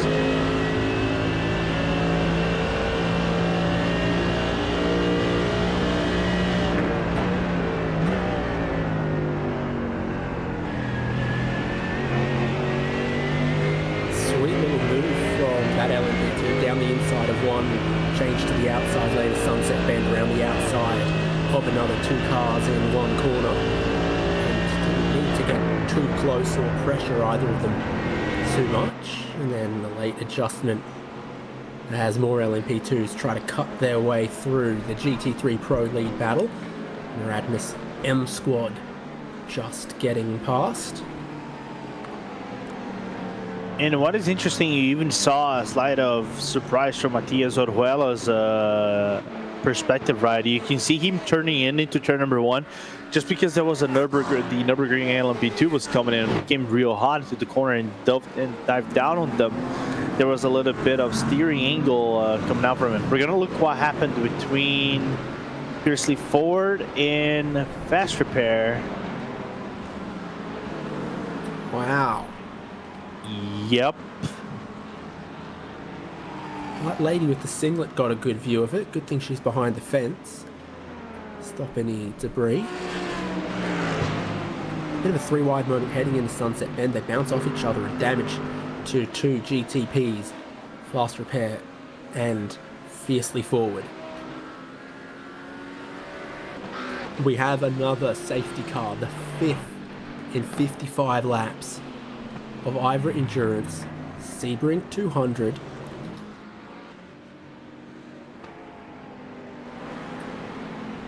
Was it because of... I'd already heard that 11 was allowed to tow, like, ages back. We'd already seen both of these on pit lane. fast pair drove into pit lane and the number 11 parked on the other side of the barrier there, so it's someone else or something else. Yeah. What caused it? Perché?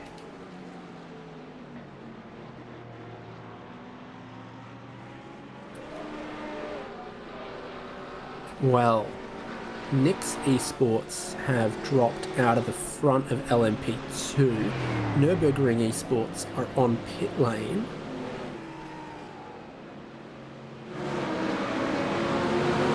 And this would do it.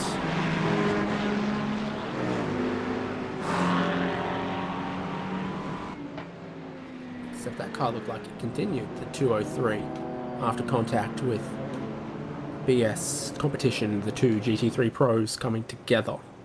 But the Delta Sport car is on pit lane now. So maybe.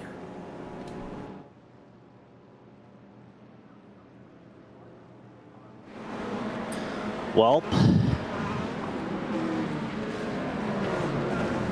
Okay, that's Nürburgring. That looks like it.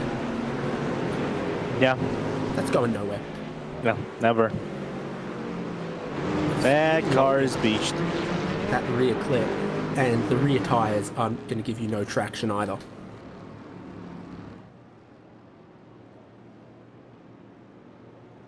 Really knocked the whole back half off of that thing.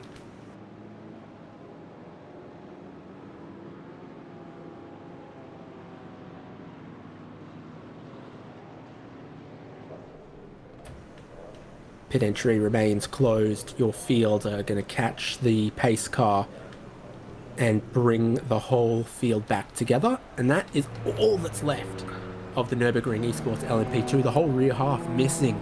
Rear clip, rear engine cover, rear wheel. Man, that's in a state. Yep. That is not looking healthy at all.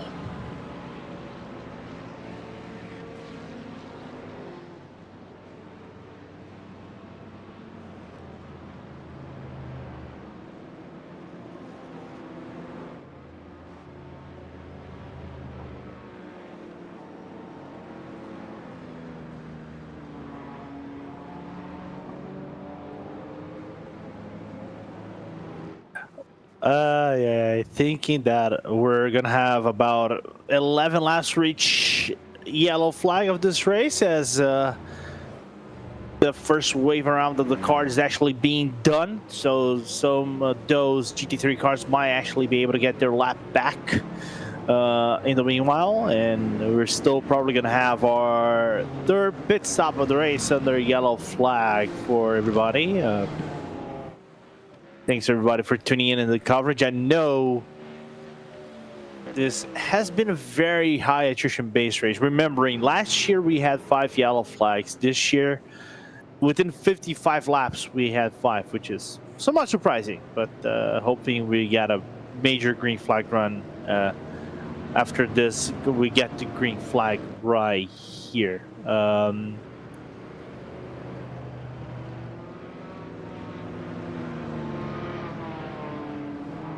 Like I said before, there was discussions between this being a time-based race because it's 200 laps. Of course, last year was not time-based; was actually lap-based. They got to 169 laps. It was a 1,000-kilometer race. This is going to be a little bit longer. And I did the calculations, about 186 kilometers, 186.31 kilometers to be more exact. So it's basically 31 more laps. They're gonna get more in this race if they go back into full lap racing than anything else. So no pit stops on the horizon, as we're not gonna we don't have our pit lane yet open for everybody.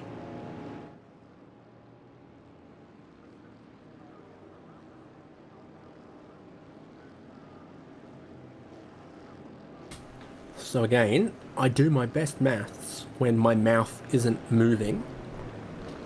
Fair.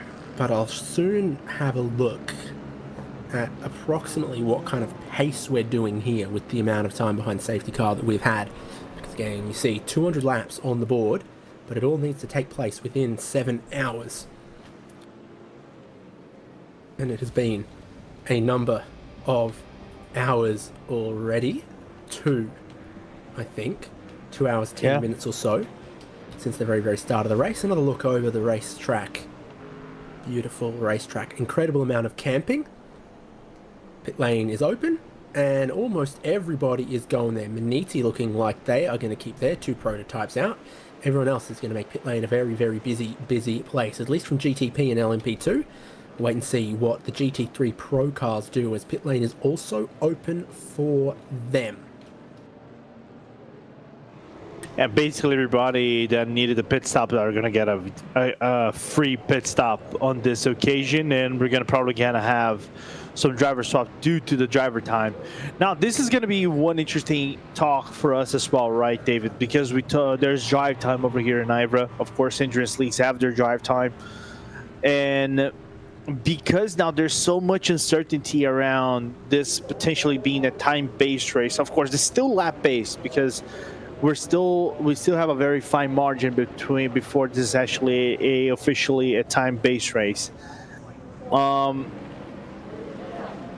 Who's under and over who's under the drive time, who's still safe from getting a penalty for drive time infringements, because this can happen in IVRA. I think this has already happened a few occasions in IVRA.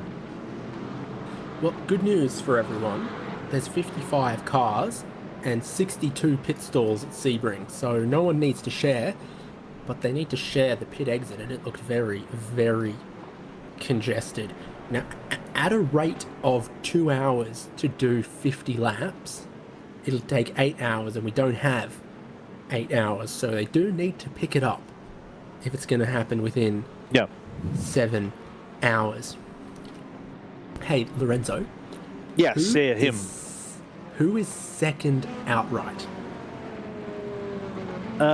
Second outright. I was going to say in my timesheet it was going to say Vivano, but I think I'm wrong. It's Next Sports. Is that correct? So we haven't had the LMP2 leader lose a lap to the GTP leader yet.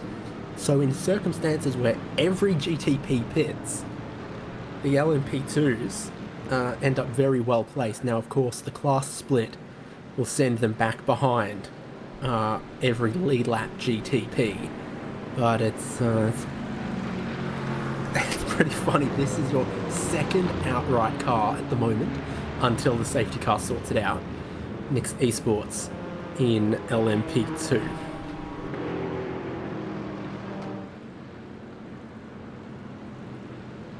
Hold on. So basically what you're saying is, are we having a possibility of a LMP2 potentially fighting for a win here? Huh. Only if we keep having safety cars every 30 laps. And so the class split here sends most of the lead lap GTP field back ahead of Nix Esports, but they will continue to lead class just ahead of Effect and Tatum Vesta, who you can see bottom of picture. In a nutshell, for those who are viewing this broadcast and are not, and basically are racing enthusiasts, we can have a Le Mans 2017 situation on our hands from the way this is going, man. Are we gonna get that? Most likely not, but hey, we gotta throw things out at the win for the sake of entertainment for people. We gotta throw content.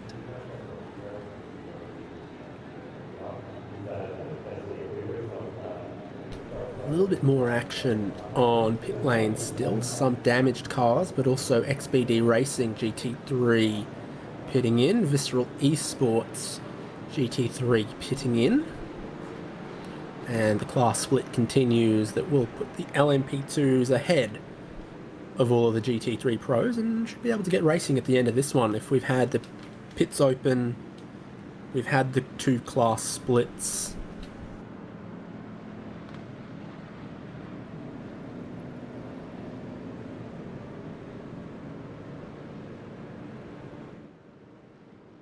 And once again, Solpec Precision Racing are your net race leader.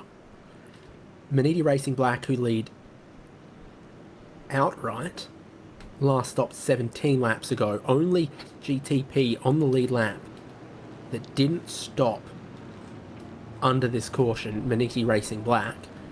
And then Solpec are directly behind them.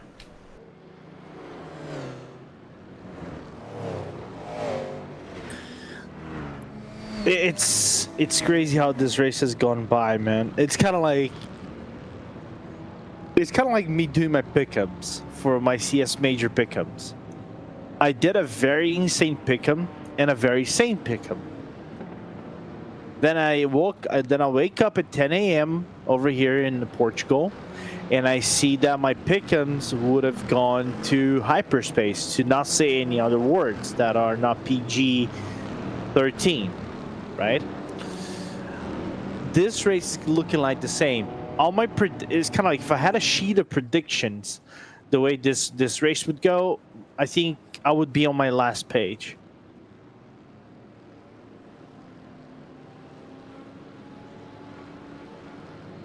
Went over my head, but I'm sure a lot of our viewers understand. Other winners in GTP, WSI Esports Butt Kicker up some spots. P1 Docs up some spots. Absolute Motorsport with some gains as well.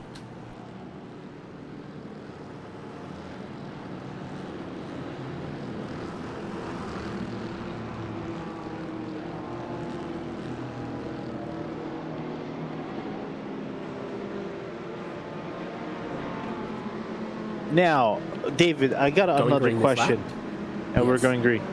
Can we say that Benny is the actual leader of this race because he done the most laps out of everybody?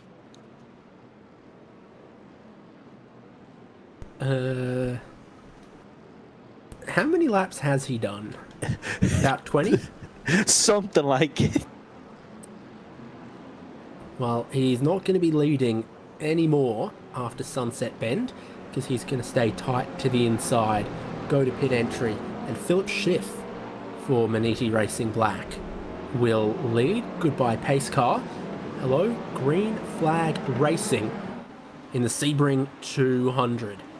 LMP2's in the background carrying some good speed through Sunset Bend. GT3 Pro is going to follow them, but your race leader has a teammate rear gunner 1 lap down between them and the rest of the GTP field. We go through turn 1 at speed. And it looks so good so far. The braking zone at turn 3 can be tricky as I see Effect Simulations going for the lead of LMP2.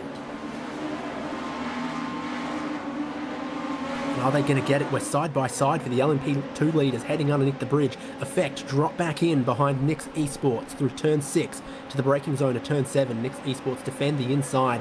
Tatum Vesta need to defend from Hyperion, and it's too wide, too deep for the LMP2 leaders coming through turn 7. Back up to speed. Nix have done so well defending this because those are your pole sitters, the fastest cars in qualifying alongside them. And they're going to yield at Cunningham. They might have to into Collier, and the race lead in LMP2 goes to Effect Simulations.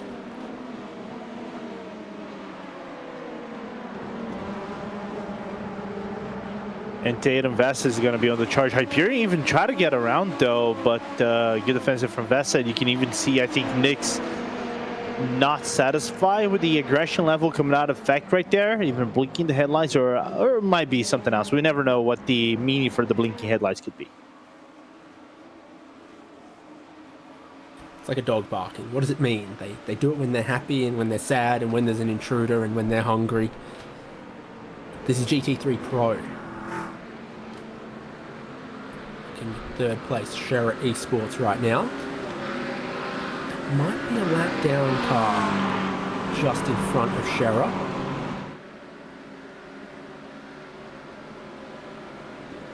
Or I've definitely offended Scuderia Volpa. German Sim Racing with their Eagle trying to go around the outside in Sunset Bend. It doesn't work.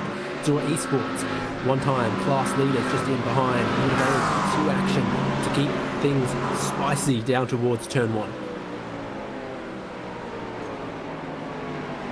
And they're finding themselves in a situation they previously been and nearly caused a yellow flag. You can even see now Apex Academy looking on the inside here, David. They're probably going to be able to make the move. They got to give space outside of turn number 3 and 4. Yeah, it's looking pretty crazy into turn 5 as well. As you've got the BS Turner car, you've got Simify, you've got Williams Esports, some really quick GT3s that could be sort of top 5 that are more like 8th, 10th, 12th. So this will take a little while to sort out, and it'll be messy until it is. BS almost gets sent wide off of turn 7 as they keep battling side by side with German Sim Racing. Simify's Lamborghini are looking, which way can I go? As they're side by side, costing each other time in front of me. Towards Cunningham Corner, the McLaren from German Sim Racing has the inside, and Simify have a massive 3-wide bomb down the inside. Somehow they managed to make it work between everybody. Now you can see Williams trying to take advantage over here on Tower Bend. So.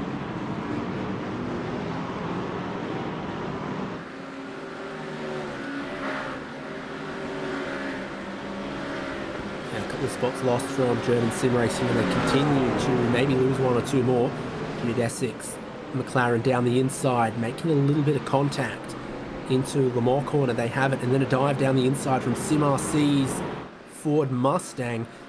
Well, once you lose a couple spots, you're losing a couple spots. GT3 Pro is crazy right now.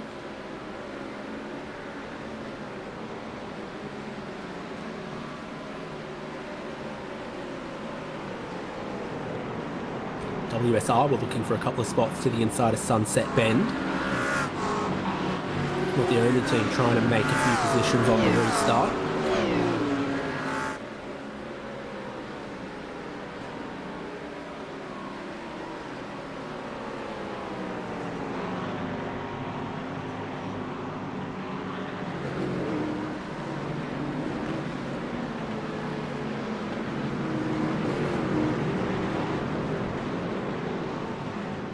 Trying to look basically how the GT3 cars are trying to play just by the sound cues and everything, if they're trying to save fuel and whatnot. But I think restarting this lap around lap 59 to 60, from the way this is looking like, they're gonna be saving fuel anymore. As now we shift our focus to LMP2s, as Delatraz is trying to break away from Fiercely Forward while trying to get closer from what it looks like. I think that's the Hyperion car that is sitting in 4th place.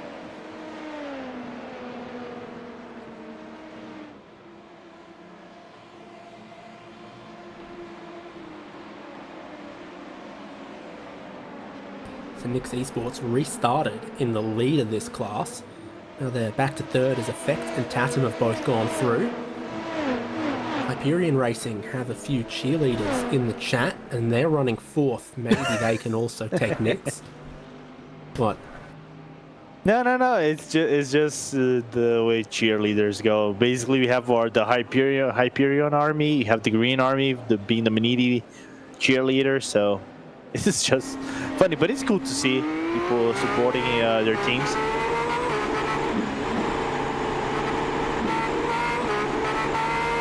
Motorsports Apple absolute back on track.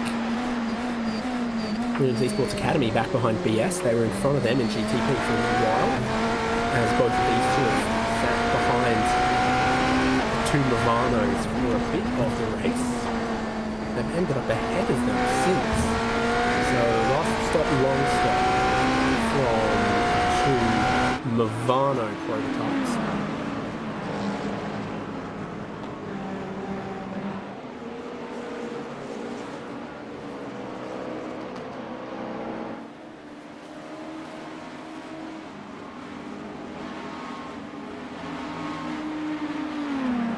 And for losing track of how many people have led each class. So you've got Maniti Racing Black at the moment in GTP, but it's been Solpec, it's been Geodesic, it's been Apex. It's been everyone. Same for LMP2. We've had Nix, we've had Effects, we've had Tatum, we've had Composite. Might have even had Muradness, M Squad at one point there as well, to say nothing of everything going on in GT3 Pro. There's WSR Esports butt kicker with a few forming up behind them, and David Barraclough. Oh no, in Sunset Bend he goes around as there was contact.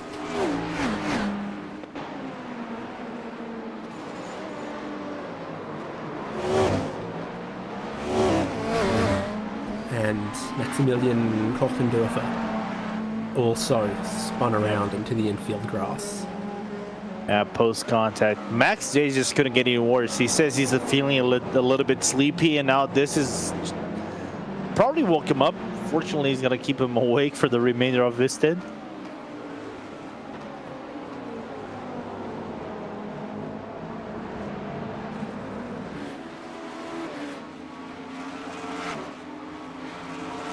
"22 laps since they last pitted. How long can race leaders Maniti Racing Black go until they need to make a stop? And when they do, they'll cede the lead of the race to Solpec Precision Racing's number 60, who are just ahead of this battle that flies over our heads rapidly. WSR Esports, butt kicker, BS Competition, Williams Esports Academy.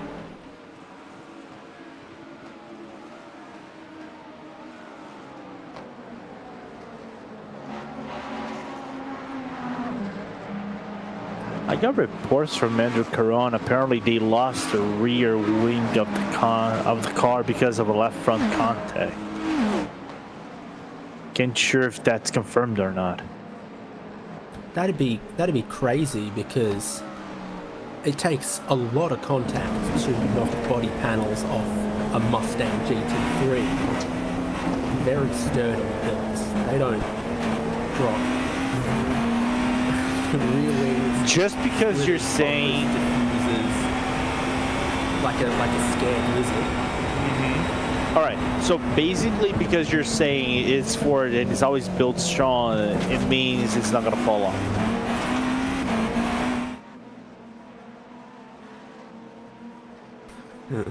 If you say that logic is sound, I'll believe you. I'll believe you 100%. We were on board with Apex Racing Teams. They were saving a little bit of fuel. Battle in front of them between Geodesic and P1 Docs.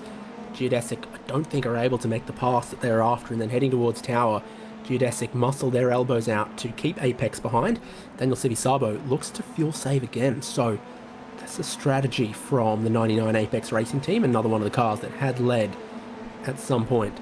They're coasting into all the braking zones and watching the battle play out in front of them, with Geodesic Racing trying to get past P1 Docs if they can.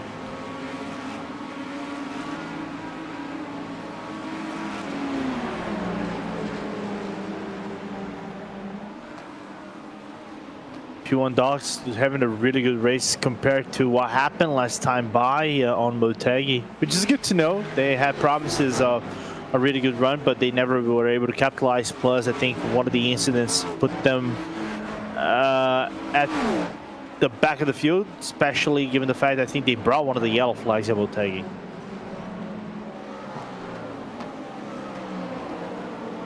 Defensive into 3, late look down the inside.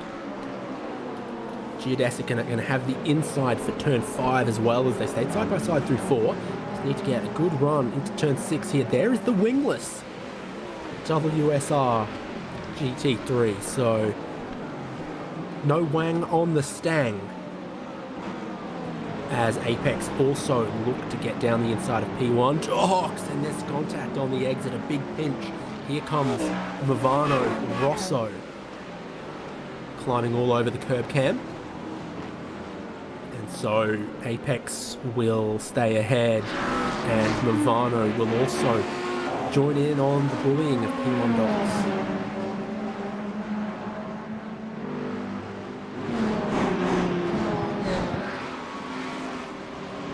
You like a little bit of GT3 traffic, Lorenzo? Oh, I'm always up for some GT3 traffic. I don't want to be the GT3 in it. Try to pass 27 GT3 Pros.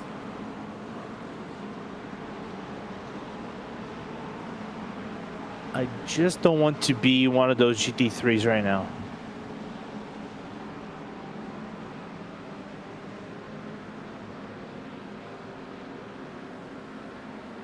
And I know one thing also, David, I know in the Team PGZ Discord, they're probably going to be calling for the race end, so their team is right on top. 3 seconds ahead of Share Esport right now.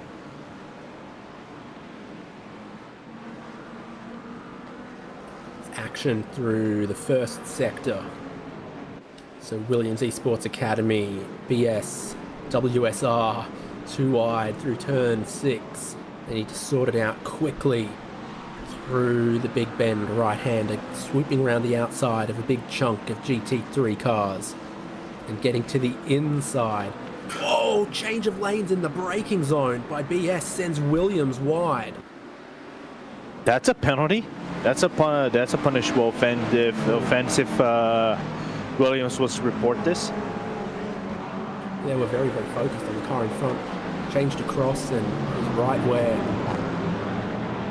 Williams was going. Don't get me wrong, what a reaction from Robin Glarum to avoid a crash though. And we've had a driver change in every car except Hyperion Racing, Delatraz Automotive, Team PGZ, and BS Turner 295. And Sherry Eastman. So a couple in GT3. There's another look.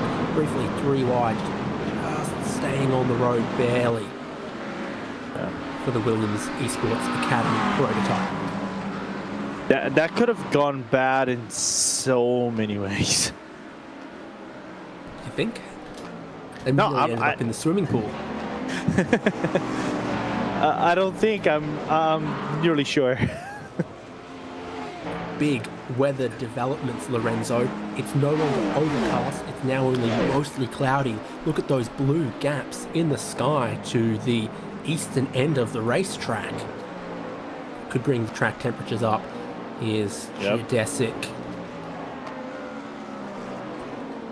ahead of Williams. Williams dive back to the inside at the very next corner, side by side through turn 5. Hip check again on the exit of 5, heading towards turn 6. Apex in behind, watching on. They nearly rub again on the way down towards turn 7.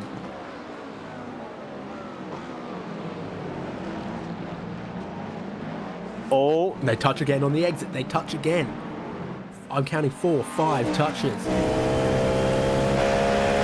And Apex got the opening now. Yep, Apex end up going through on Williams Esports Academy. Parking a little bit on the exit, cutting the corner and go through Collier. Geodesic are giving up a bit of time. Side by side once again on the way into Tower. Apex around the outside. Difficult place to be. Doesn't look like they get great traction. Another poor exit off a corner from Geodesic. So Williams Esports Academy look down the inside, becomes the outside at Jean de Bien. But it's off camber right at the apex. So I think you can go around the outside, demand a little bit of space, and that's what Williams Esports Academy will do. Look to cross back through Lamar corner and onto the Ullman straight. Geodesic run wide and kick up the grass. Apex have a good run on the both of them. A drag race to Sunset Bend. Yeah, I think from what it looks like, is that my point of view, or Geodesic has some damage on the rear of the car a little bit? They must. I think they're missing some straight line speed as well. They keep getting eaten up right at the end of the straight. Another hip check. Lots of hip and shoulder in the battle for 5th, 6th and 7th in GTP right now. Yeah, and from what it looks like, they have a left rear bent in the car that is losing some top speed and also some performance, giving some understeer out of the corner. We saw that on Le Mans corner. So it's dangerous. I know Austin Young got to defend for every position in the track, but that is bringing all the other GTPs around. That is going to cause a convoluted situation for everybody. That is dangerous.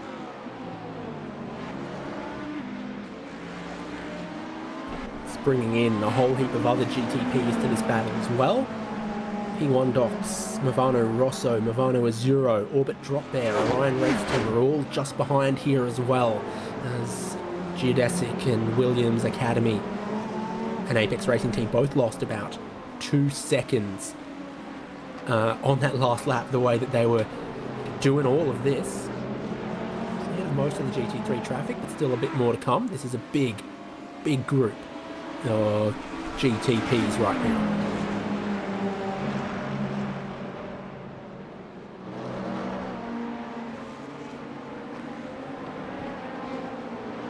Apex Racing Team are the one that are, I think, most patient here.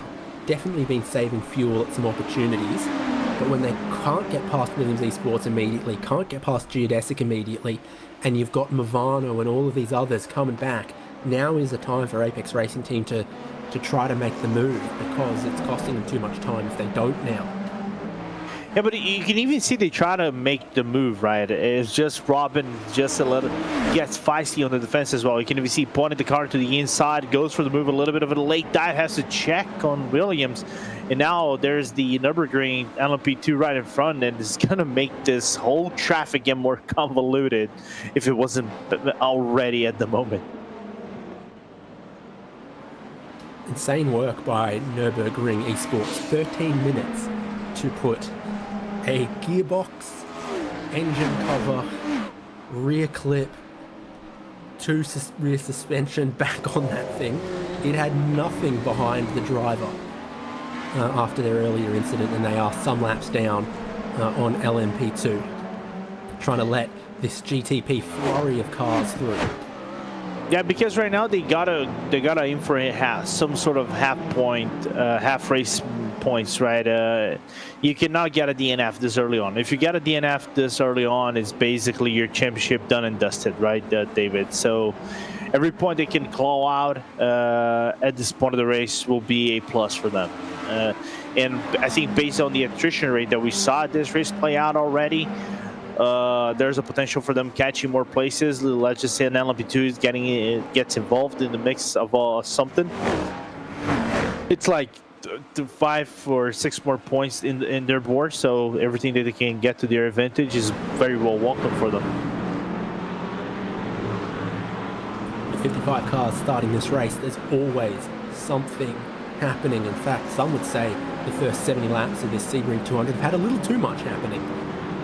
About a third in GT3 Pro, top of screen.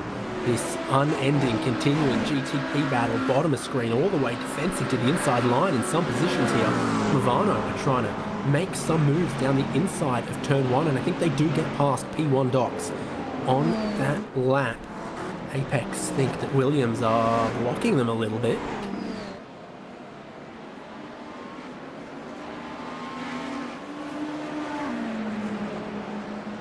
By the way, just coming up real quickly, there are a few things happening in the race control, and one of them actually involves that Williams GTP. Rob McLaren has a 20-second stop and go for establishing overlap before he has a overlap with the 62 before the start line and completes the overtake, and from what it looks like, he made contact as well, does getting a 20-second stop and go penalty. And also Gabi Montoro on the Simify car getting a also 20 seconds for causing a collision with the 187 that I think brought the yellow flag. Right. Yeah, that's the Nürburgring Esports car. So GT3 and LMP2. Williams Esports GT3. Just leaving pit lane here, the Williams Esports Academy car.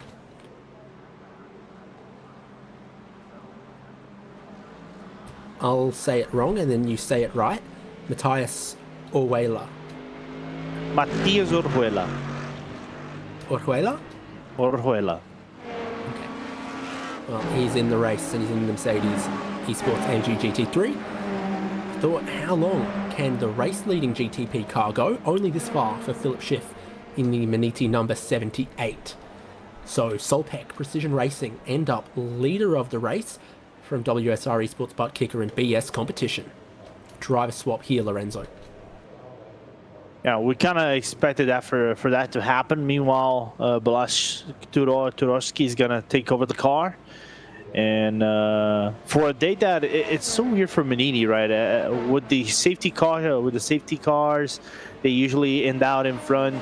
But the strategy is so different between everybody that it's kind of like short to say if they have an advantage over the competition on the whole scope of things as they're going to come out of the pit lane. Thinking about we have about a lap and at the end of lap 100 and half race points.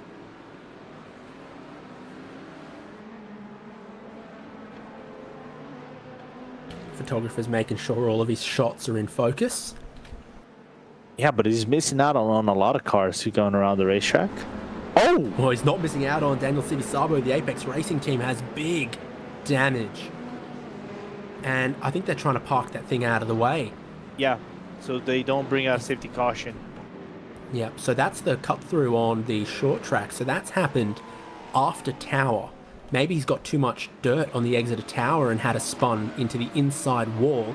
It's before Jean de Bien after Tower, and that's where the layout that's often used for testing at the north part of the racetrack cuts through, and that's what he reversed into to get out of the way. Damage for a super contending car.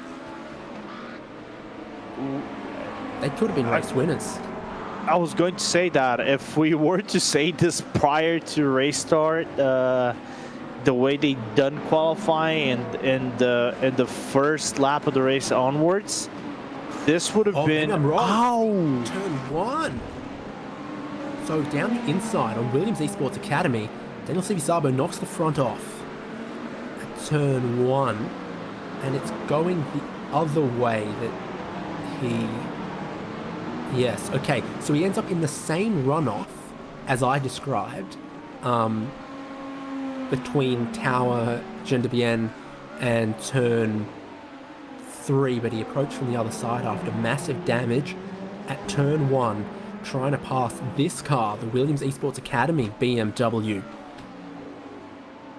I think Daniel tried to go for the dive right there on turn number 1. I'm actually looking on from another angle. Went for the dive on turn number 1, but they didn't have the overlap coming in at the apex of the corner. Basically, there was no room for them to work with, and Daniel basically had to check on the brakes right there and hit the wall hard on turn 1. And Williams just did whatever they did what they were supposed to do, get the corner in. They knew that probably the overlap wouldn't exist, and got away unscathed somehow.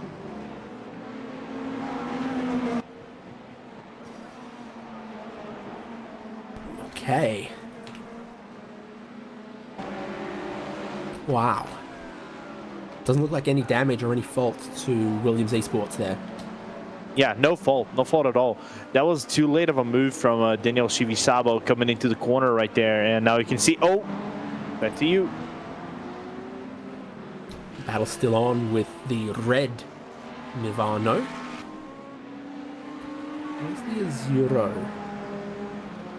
Gone. B8. Okay.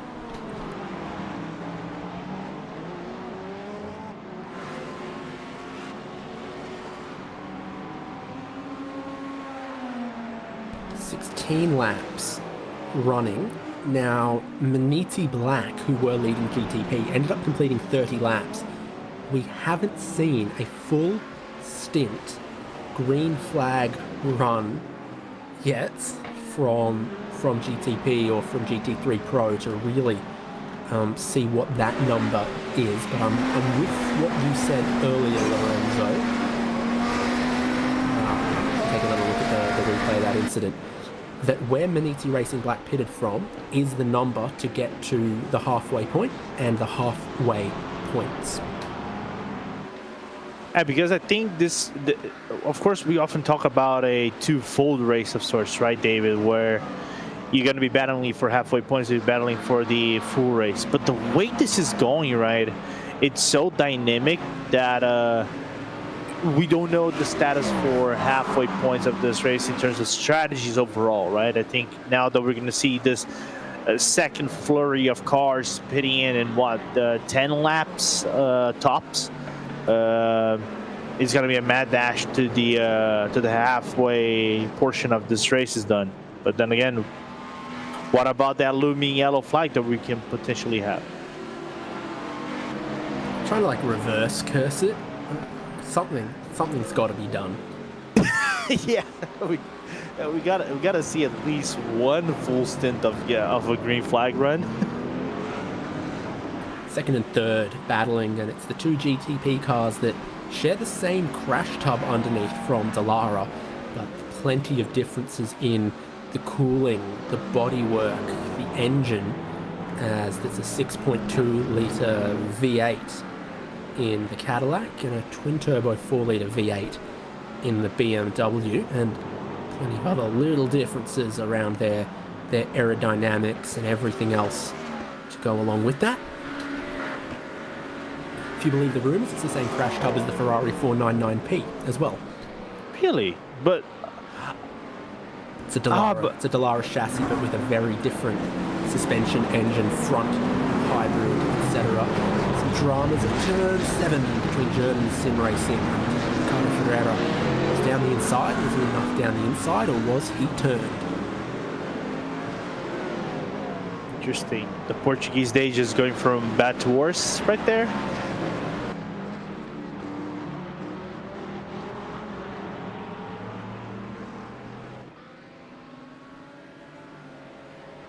Effect Simulations lead LMP2, and they've got a nice little handy bit of time in pocket over Tatum Vesta in second, and these have been clearly the two fastest cars in class, and now they've pulled away from Nick's Esports and the rest of the class, where Hyperion, Delatraz and Fiercely Forward might be battling each other out of 4th, 5th and 6th, but it's Effect and Tatum Vesta that when they stretch their legs, they've been the quickest. Yeah, I think, and that gap was slightly larger when they actually had the P1 and P2 eventually. As we look into Lucanadeo's Scuderia Volpe, I think they had a penalty, so I think they just served it and went for their pit stop.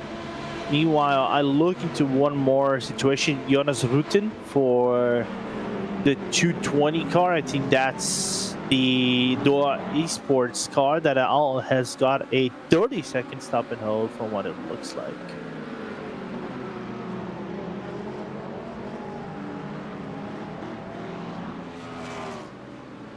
Well, I said what happened, but the Mavanos are back together in GTP. Just in front of Orion.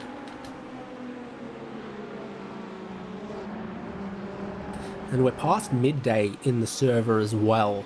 We've gone from overcast to mostly cloudy. The sun's peeking through at times. You see direct sunlight. It's warming up the racetrack. 32 Celsius now. The start of qualifying, I think it was 25. So it's 24. Heating up. Even colder. Yeah. So Slightly colder. Heat up a little bit. Yeah, but then I think I said when warm-up was actually running, the likelihood of us seeing really high temperatures, right, David? I think when we reach about 1:32 p.m. in the afternoon in sim, it's gonna be unlikely. This probably goes over 40, right, on track. I think this is gonna get about, in my point of view, around 36 to 38. I think this is gonna be the max temperature. But then again, I can be proven wrong with the way this is going due to the floor, to the sunshine state. Makes you want to have a big glass of pulpy orange juice. This is that battle in LMP2. Yep. So Hyperion just ahead of Delatraz, just behind them. Fiercely Forward, whose GTP had a pretty bad day, but things are still a good probability for a good result in LMP2 at the moment. Yeah. Looking also other pit stops from what it looks like Team PGZ during their pit stop. Matthew Victorino coming into the car. I think we're back with the battle between the WSR Esports Butt Kicker and BS competition for P2 instead. As RaceSpotTV coverage of IVRA Endurance Series Sebring 200 continues. Change in commentary. David Haynes out. Hope you enjoy the race. Connery Maddock in. Well, thank you very much for your services, David. It's great to be here. Sebring 200, 77 laps completed here. And well, I'm Connery Maddock, and I'm joined by Lorenzo Bonda for the rest of this particular portion of the broadcast. We'll have Mike Nause come in in about an hour's time to be able to take over from Lorenzo. But yeah, it's an exciting prospect here. Racing here at Sebring. Drivers have had a bit of a couple of issues to contend with over the course of the opening portions of this race. There's been a good couple of cautions, so we haven't really gotten ourselves an extended green flag run in the books whatsoever. So I get the feeling, Lorenzo, that a lot of the sort of teams' race pace here is being hidden somewhat because we've had so much disruption. Yeah, of sorts. I think, for example, when we actually had the opening of the race and brought us the first yellow flag at lap 1, we kind of had a little bit of an idea of what could have been. Let's just say if Apex was in the lead, of sorts, and then we got the second yellow flag, and then Apex was distancing themselves away. Then you can see the other teams. I don't know if they were like trying to save fuel, or they were not able to put what the same thing that Apex Racing was putting. But I think there was a clear contrast what this race could have been under the normal circumstances, right? But I think the 5 yellow flags under 50 laps, or nearly 55 laps, when you had a yellow flag, I think at lap 55 at every 11 laps, made this race, I think, turn it upside down. I was joking about my predictions, right? Just like we do pick'ems at CSGO and the CS2 eventually, is gone completely out of proportion, right? Yeah. And who would have thought at lap 78 Sopak would have been leading this race? Yeah, absolutely. Well, they're 15 spots up from where I started, which is absolutely insane. So that's the case at LP1s, of course. Solbeck leading from WSR Esports from BS Plus competition, then Geodesic, then the 2 Movano cars down to B6. There's the look at the LMP2 category with effect simulations leading at the moment, just by about 1.5 seconds over the Tantum Vesta Red machine. And then you've got Nix Esports down there in 3rd place. Of course, everyone kept themselves in the same postcode out on track for the most part due to the cautions that we've had. No one's really been able to stretch their legs too much here in the first half of the race. There's the GT3 Pro order. Shera Esports up 5 in the GT3 Pro. Then you've got Apex Racing Academy getting themselves up there in the 298 as well. Simify Esports and Sim RC, then BS Thus Turner with BS Plus competition rounding out the top 6 there. So it seems to be like there's been a lot of changes up and down the field, again due to the huge amount of disruption that these yellow flags have caused, which makes for a very, very interesting rest of the race if we can actually get those green flag runs done and people's race paces start to show. Yeah, absolutely. I think the way this is going to go, given the fact that we have the halfway points looming in about 21 laps or 20 laps of sorts when we get to lap 80, I think it's very interesting because you have teams, for example, Team PGZ, of all these guys that were running, they were the first one to do their pit stop. Let's just say teams come down to lap 88, right? They might have to do their pit stop and things like that, so that might relegate Team PGZ to the lead. They're going to get max points. Meanwhile, we just saw a swap of places and back to Connery. Oh, that's Movano Rosso in the wall. Number 1 car rejoining the circuit. Everyone having to try to avoid, and that is a very, very ruined number 1 car. We'll have to pull it off to the side, and depending on where he is, we might get another yellow out of this one if he has to take the tow. Yeah, you can see he's trying. Oh. Just about getting there. Is that a place where it's determined safe by race control to be able to pull the car to the side of the circuit without triggering the yellow flag? We will just have to wait and see on that one. So that's 79 of 200. Still green flag conditions here at the moment. But yeah, that is absolutely huge. The Movano Rosso car essentially out of this event now, dropping down the order. Significant damage to that number 1 car. They will take the tow back to pit lane, and that is essentially going to be their race over. Yeah, unfortunate to see that happen, but they were able to potentially get in a really good spot. They brought it back into, surprisingly, right after the tire barrier on turn number 4, and thus avoided this whole ordeal of bringing another yellow flag, which, in my opinion, if the yellow flag came out right now, I don't know, man. I don't know what this race. It's like we had 5 yellow flags last year, and the way this is gone is just crazy. Oh, yeah, that's always a tricky spot when you've got the two prototypes both trying to overtake the GT in was essentially roughly the same place, and the Vivano, well, the teammates trying to negotiate their own positions at the same time as well. It just caused a lot of confusion down into there, and just an unfortunate collision coming off the corner, and that means that Sbagliaro gets a face full of tyre barrier and has to take the toe back to the line.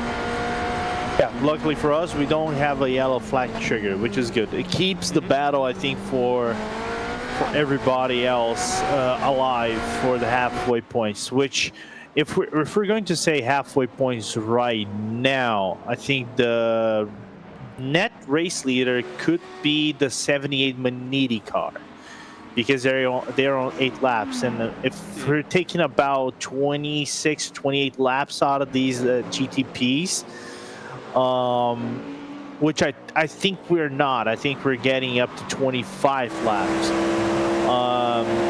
Might bring this into a very interesting topic moving forward with the situation where now I can see the good bunch of the LMP2s pitting, and Firstly 4 is the last car that hasn't pit, is still yet to pit.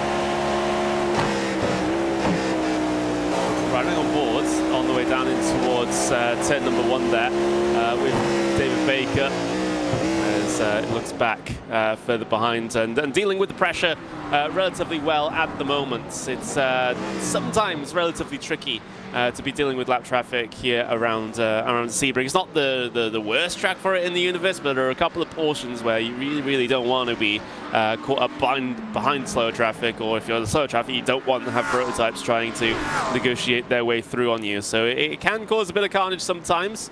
But these drivers dealing with it relatively well at the moment. That BS Plus competition car just scything their way through on these GTs. Here, there's German Sim Racing DE by ACV car, and W2I Esports giving good chase here actually to BS competition after having, tried to recover that position back that they just lost.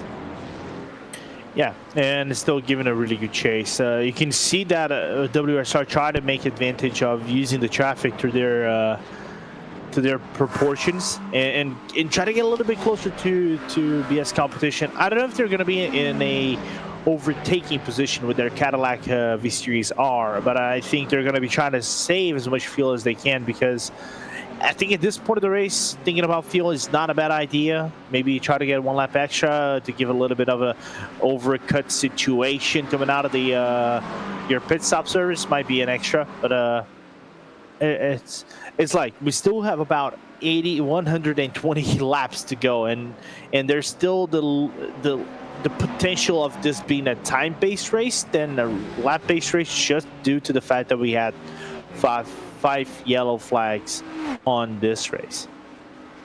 We do have a 7-hour time limit.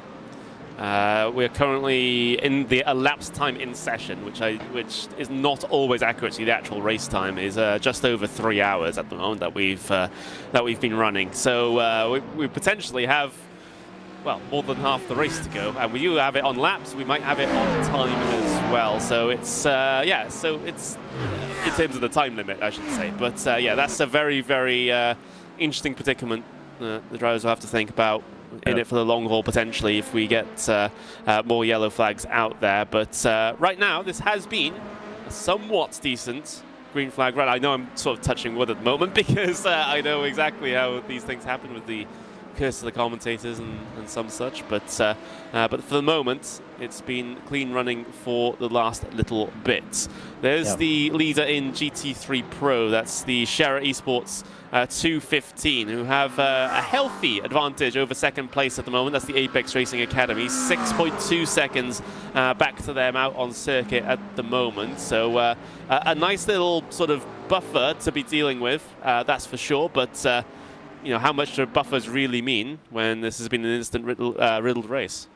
Yeah, absolutely. The way this is going is just completely insane. But for Scherer at this current moment, I think they gotta celebrate the fact they are in the lead of this race, given the fact they had 20 seconds at the early portions due to impediment of cars in the qualifying, and it was a situation for them that was quite for me, it's kind of interesting because it was like, do they have it or do they not have it? The race control was going back and forth on the penalty until they confirmed it. They actually took it, that penalty, I think on the second to last, on the previous green flag run, just before I think the yellow flag came out. So they got a little bit unscathed with the whole situation, so that's good to know. And for a team that we've mentioned many times before, I think is one of the most experienced teams, one of the best teams in the world with the 911 Cup car in endurance racing, arguably the best. Coming into other disciplines in GT3s and things like that and doing really well for them, it's good sounding in my books.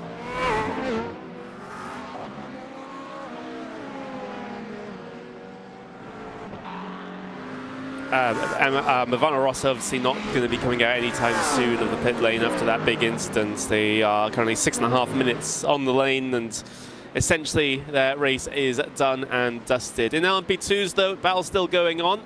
Nix Esports versus Delatraz Automotive by Major's Garage as they battle for 4th and 5th in the second fastest class out there here today as they dip in and out of the traffic. Augustin Bernier trying to, well, gaining that position in quite comfortable fashion, actually, in and amongst the traffic. That's the way you tend to do things in these sorts of multi-class races, you know, using the traffic to be able to, you know, affect your opponents, or hoping that they affect your opponents a little bit more than they affect you, and picking the right time to be able to go for the move. And that's what Augustin Bernier has done well, and gets disposed of Team Hoysingsveld in towards this latter sector of the circuit. And it looks like that Nix Esports are getting the worst end of the stick in terms of the traffic situation here at the moment. But for them, P5 is something they gotta be happy with, given the fact that I think they're the biggest mover in the LMP2 category so far. So they gotta take anything they are getting right now, as we're following now the Orbit job pair for the happiness of Jack Styles right now, and Harrison Lillis has to watch the walls into that inside of turn number 1, which is very dangerous as they chase P1Docs.com. Always fantastic seeing these onboards, and you can also see from some of the views how bumpy this circuit indeed is. It's something that could potentially unsettle the car if you hit the bumps in the right way, and you have to have your suspension geometry set up to be able to deal with the bumps here around Sebring more than you do at some other circuits. I think the drivers are perhaps more fortunate that this is a simulated environment rather than the real one, because apparently the bumps around here in real life can really put some hurting on the body. Let's just say that. Yeah, they can damage the body, as Austin Young has a little bit of a touch and go moment with the Williams Academy car. Yeah, I heard like from reports that this track is so bumpy, and if you have like fast cars, especially open wheelers, that you can actually get major back pain, and it's something to consider, as we're seeing SoPac Racing doing their pit stop right now, back into fighting between Gabi Montoro and Tom Reicher from Apex Academy.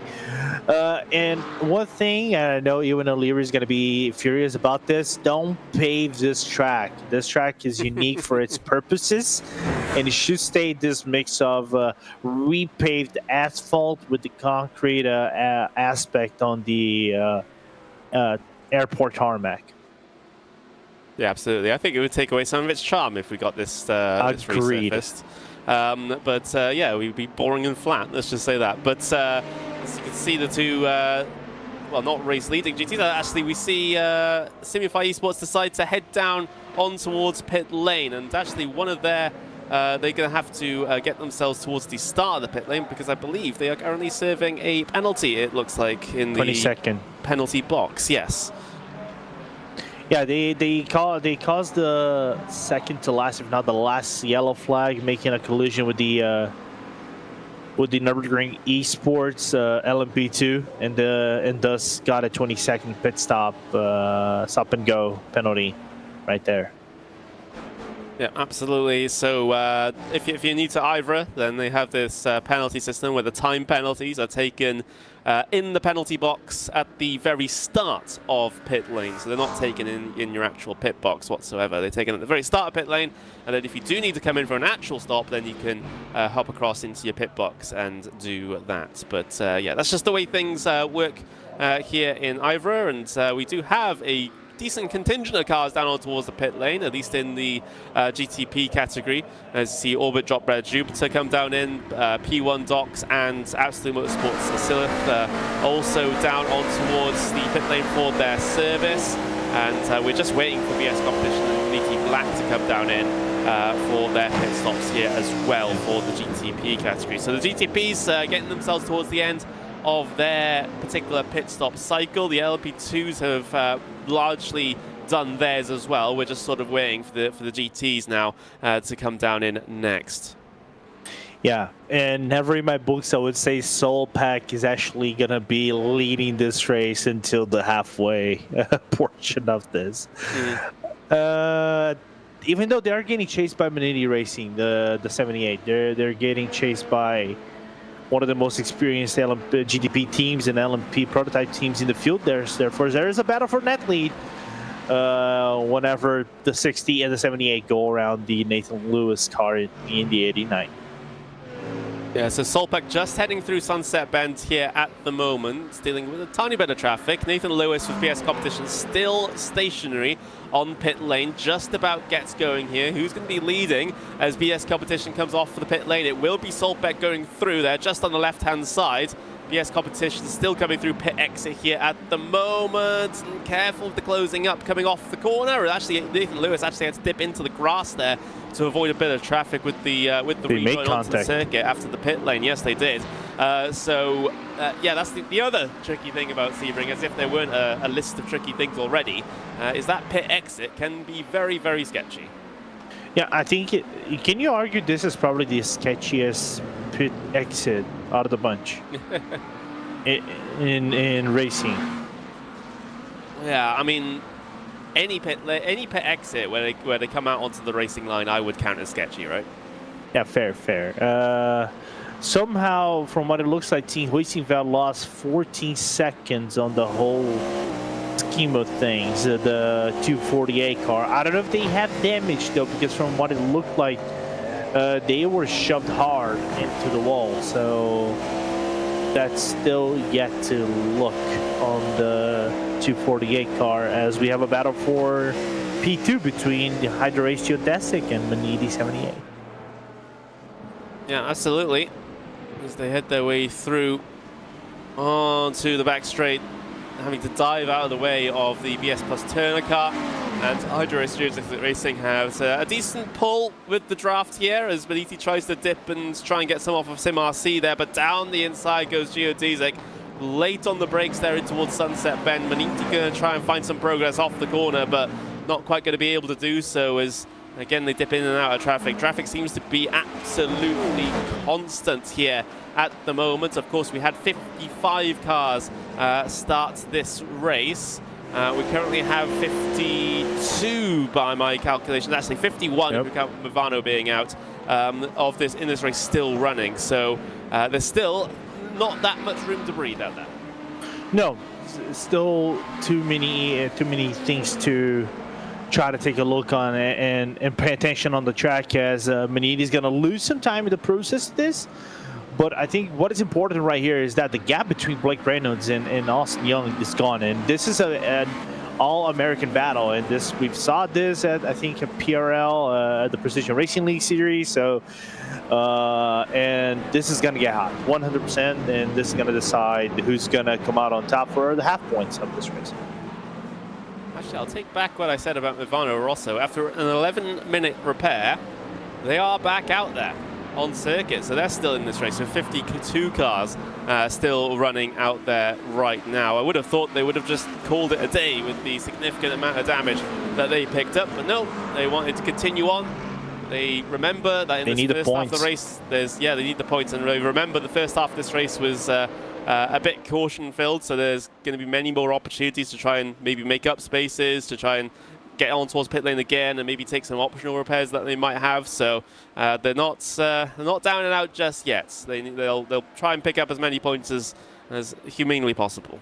Yeah, and not only that, it's a team that is standing right now in second place in the standings, just behind BS competition. So they actually be behind the MSS Mivano number 33 car. So every point they can get and try to minimize the damage going into Coda, it's very well welcome, because we know how Coda, I think, in terms of traffic, is just as worse as this, even though the track in Coda is. I'm trying to find parallels. If this is tight, Coda is basically the widest thing in Earth history. You know, it is basically the width of the Earth in terms of how big it is a track, and you can fit a lot of cars in it. But for the swiftness of the track and the waviness of the track, it just makes traffic complicated for three mates. So looking forward to see how that one will play out. So right now is damage limitation mode for Apex as it stands. Delatraz are making some very decent progress over the last 10-20 laps or so, as they've gotten themselves now onto the back of Hyperion Racing, the 104, for third place in the LMP2 category, and they're starting to flash the lights already as they bear down on them in towards Sunset Bend. So Bernier definitely making his intentions known to Ryan Long up in front. He does seem to have the best of the raced pace out of the two here for the moment, as they dive their way in towards that very demanding, very high-speed turn one. You've got to be careful not to step out of line too much as you come through the exit to the corner there, and you've always got the looming threat of people coming off of pit lane as well that you have to be concerned about. But Bernier's been running quite well so far here in this 188 car, and potentially getting himself onto the third step of the temporary podium here at the moment, the provisional podium, shall I say, as there's the battle for first in GTP going on. So this one has closed up indeed as well. Manisi Racing Black, not Manisi Racing, but Precision Racing and Hydro Race Geodesic Racing very close out there on circuit for the moment. Actually, there was a switch of places. Now the Hydro Race Geodesic car is in the lead. So yeah, I want to know where that overtake was actually done, where Blake Lorenos lost the lead of this race to Austin Young. And shifted the dynamic to the number 62 car. They're having a phenomenal weekend so far, the team as a whole. They won at Barber. They're winning, had the halfway points over here. So from what it looks like, there was an overtake done at Sunset Bend. There was an incident from what it looks like in the GT3s, meanwhile, in this battle for the LMP2s, where Bernier's cars, even though with the front right damage of his LMP2, looking so much faster than the Hyperion Racing car. Yeah, absolutely. So damage not affecting them too much, I would say, at this stage. It's quite surprising, but it is what it is sometimes.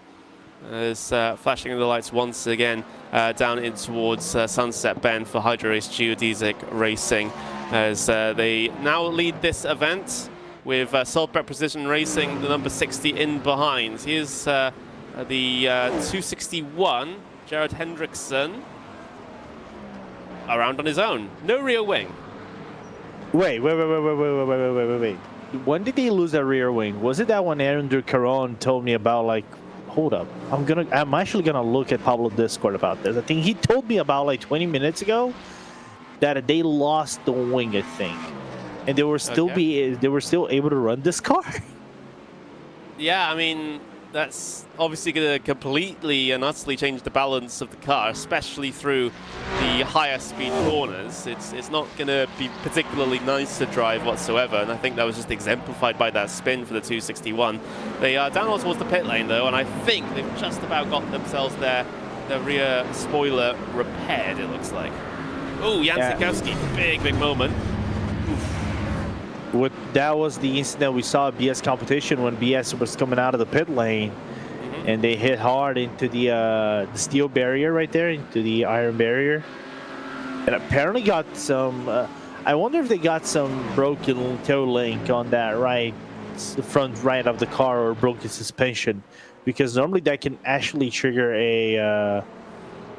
a meatball flag on the car. Potentially.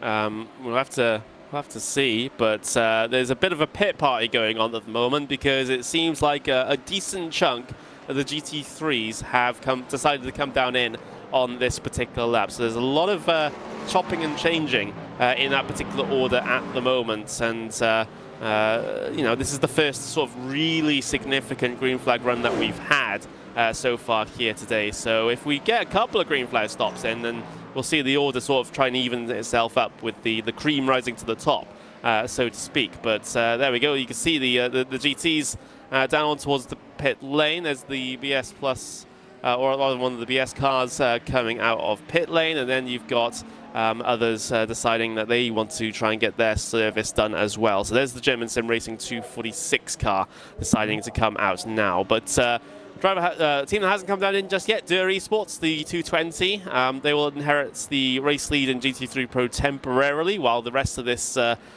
pit stop cycle gets itself all sorted out. But and then BS Plus Turner will probably re-inherit the lead in that one. Yeah, I think we're gonna. The way this is looking like, we could have gotten a battle for the lead, but I was just looking at the lap deltas for everybody. Door is on 17 laps, so I don't think they're going to be pitting right now. BS Turner. Oh, that's an interesting point. Actually, sorry, yeah. Lorenzo. BS Plus Turner only 20 seconds on pit lane. So they've gone for a short stop here. They're not the only one. We've got Impulse Racing at 21.8, but vast majority of everyone else between sort of around about the 40-second mark. So a little bit of a different decision being taken here by Norby, Chris, and the rest of the BS Turner team. Yeah, I think for BS Turner, given the fact they had no points in Motegi, they need. I think risking it out wouldn't be a bad strategy in my book. So this short pit stop should work out well for them. What is interesting, there will be a battle for. There looks like to be a battle between Team PGZ and Scherer, between Nicolas Haida and Matthew Victorino as it stands right now, and battle for P2 overall between Solbeck and Maniti. Yep, that's one still raging on as they squeeze down the inside of the BS Plus Turner car. That got a little bit sketchy there between the two of them, but you can see how both prototypes absolutely determined not to lose too much time, and you've got to do that, multiple times a lap if you want to be quick. Especially and particularly in these faster categories. You can't be having the traffic hold you up too much. However, you can't be too aggressive with them.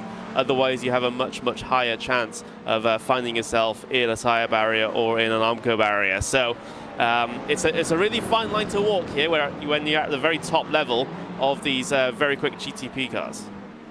Yeah, and not only that, we already seen plenty of aggressiveness in this race already. So I think even got called out by race control. So you know, trying to bring the cars into a safe spot instead of triggering a safety car every single time. So that is something to be called out from. You know, we often talk about, you know, the one they say, oh, low I rating is going to be the one that have the most. And sometimes even in low I rating races, you have some gentleman-like races of sorts. Usually in higher I rating splits, the aggression level is so high. And here he goes.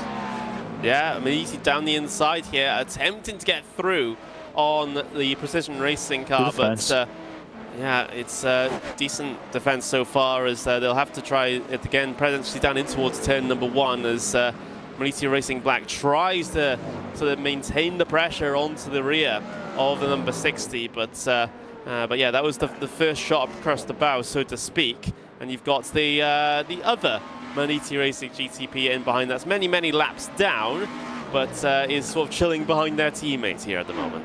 Yeah, absolutely. But just to wrap up my summary, I think we've seen the aggressiveness level that we've seen on high rating splits, right? Whenever we talk about these special events, is so absurd that I don't know if it is a will to try to get past everyone else, or is that sprint mindset on an endurance race that kind of makes the attrition rate be so elevated, right? or maybe Driver Eagle, we'll never know, that makes this. Ooh, Maniti Black down the inside. Oh, sorry, they've got themselves involved in an instant. There's the 2 Maniti cars around in the background there.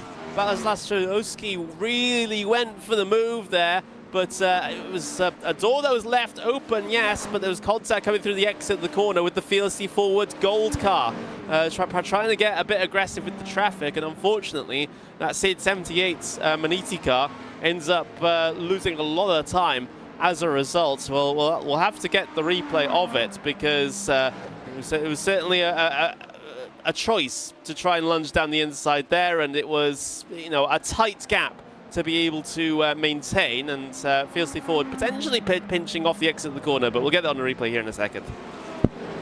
Yeah, that was a little bit unfortunate for us to take a look at it. Look, yeah. I don't know if it's hard to say for that one. I mean, there is an overlap at the entry, but I don't know if the LMP2 kind of closed the door way too much, got a little bit overly confident. I'm just trying to look if that was which LMP2 car that was. It's Fiercely Forward Gold 113. I don't know if they got overly confident with the fact that the contact would have not happened. Therefore, try to give a little bit of room. But I don't know if that was enough to operate. So unfortunate to see that happen. And Balazlastrovsky got instead a few tenths up, lost a few seconds down, and lost 2 places in the process. And actually made contact with his teammate as well, which is the person you do not want to make contact with ever in any race.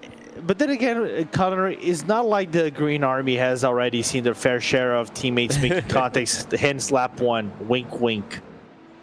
Yeah, absolutely. I doubt they'd want to be reminded of that. Let's just say that. To be a fly in the wall in their TeamSpeak or the Discord channel when that happens would be an interesting thing. But there's the replay with the onboard.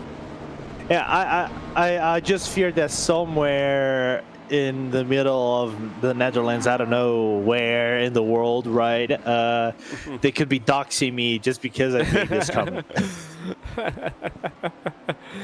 All right, so there's the BS Plus competition car heading their way through on the Fiercely Forward Gold car, which is one part of that Maniti incident that we just saw a couple of moments ago. But BS Plus competition this time through in quite safe fashion. Here's another replay of it down the inside, contact in through the exit of the corner. I'll be very interested to see how the stewards see that. Yeah, I agree. It's spotty. It's spotty at best. You can blame Maniti for the dive, you know, at worst, or you can penalty if you're C42. You know, you could have given room. I don't know, man. It's like that's why I'm not race control anymore. Yeah, anymore. But I've never been race control, so my opinion has never been worth anything. So there we go. Wow. I think everyone should just keep me out of any steward's room. That would probably be for the best. I mean, if you were to judge the rejoins, then potentially so. Oh, I could be a perfect judge of rejoins, you know that, and the rest of the race. Oh yeah, absolutely. But every other incident, just I'll just abstain. It's like rejoin special. Connery Maddock. if Dustin Hollis was in production, he would have put under your name 100% and knowing Dustin. Connery Maddock, rejoin evaluation specialist. Wow, that's a heck of a title. That is a heck of a title. Fifth at GT3 Pro looking close between Shera Esports and Team PGZ. I say Z because I'm British. Everyone else says Z because they take after the Americans. Go figure. I call them PGZ as well. I'm influenced by you guys. Right. There we go. Some parts of the world are a little bit more, but we're riding on board with Team PGZ here at the moment to the 221 car. Matthew Victorino behind the wheel there at the moment, and continuing to apply the pressure to Shera Esports ahead. It's great to see these, of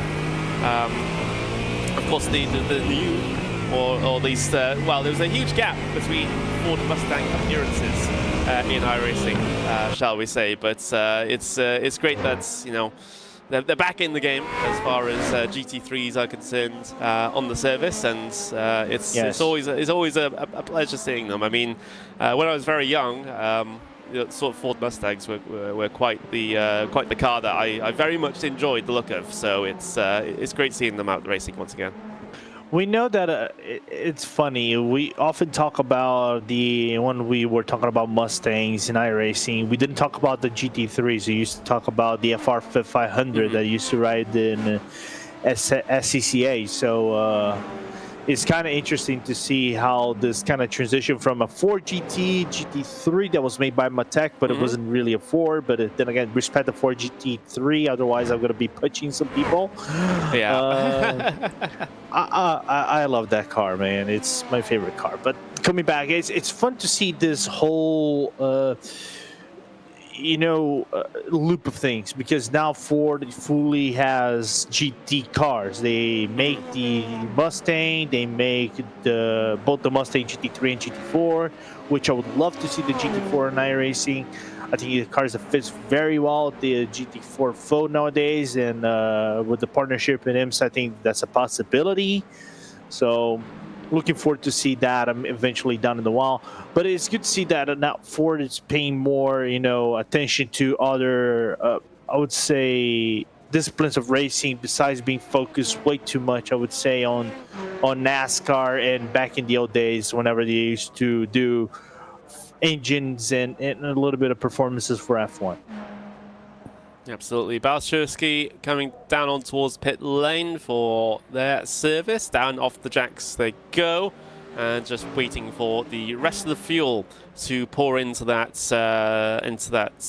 car now. So it's looking great, at least in terms of GTP, in terms of the overall standings of things. Of course, maybe not so much for Maniti, as they've been getting themselves involved in a couple of incidents over the course of this race, but still continuing on, still about half the race to go here in this one, so plenty of time to try and get back up there and fighting. But there's the track conditions out on screen as well. 31 degrees in terms of the track temperature. We're just getting up to 1:30 in the afternoon here at Sebring. It's still 27 degrees in the air here, so that's very different from what it's like here in the UK at the moment, where 27 in sort of mid-autumn would be really exceptional. Yeah. If you had like 20-something degrees in the UK, you would call it summer, wouldn't you, Connery? Sorry, say again? If you had 20-something degrees in the Great Britain right now, especially in England right now, you would call it summer. Yeah, we would. I mean, even hotter than a normal summer, let's just say that. But for those of you wondering about weather, actually, it seems like, at least on the iRacing forecast here at the moment, is that the cloud cover will sort of slowly break up over the course of the rest of this race. At least that's what it's telling me at the moment. There's not really, there's 0% chance of rain here at the moment. Of course, that can and does change, but it's not looking likely, especially with the trend of the cloud cover becoming less and less of a factor. Yeah, absolutely. We kind of covered at the start of this race, the likelihood of rain was actually low to basically inexistent, which, in my point of view, and I was bringing the Sebring 12 hours as a parameter. It's kind of good that we don't have that kind of stuff, because I think the attrition rate and the mistake rate, given that we have rain, would be too high, and I don't know the readiness level of these guys in GT3 would go. So not in GT3, but as a whole would go. But thankfully, we keep this the way it is for now, and we have our lengthiest green flag to run. Green flag run so far. English, man. Sometimes it is a complicated language. And we are just about to hit the halfway point as well. So that's fantastic stuff. Lap 99 of 200 we are on currently. Of course, once we get to that halfway point, that's I mean, it'll be, well, I mean, like most of the races behind us at that point, hopefully. You never know with how many cautions we've had in the opening portions of this race, though, however. It might not be halfway on time. Let's just say that.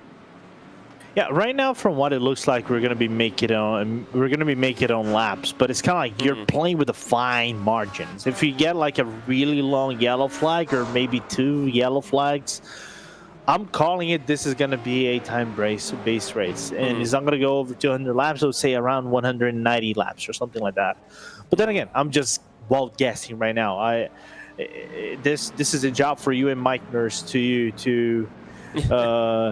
break this down. I'm gonna be busy paying attention to other events. Well, most noticeably the other event that we're commentating here on RaceSpot, which is the Brick Car 24 Hours of Silverstone, right?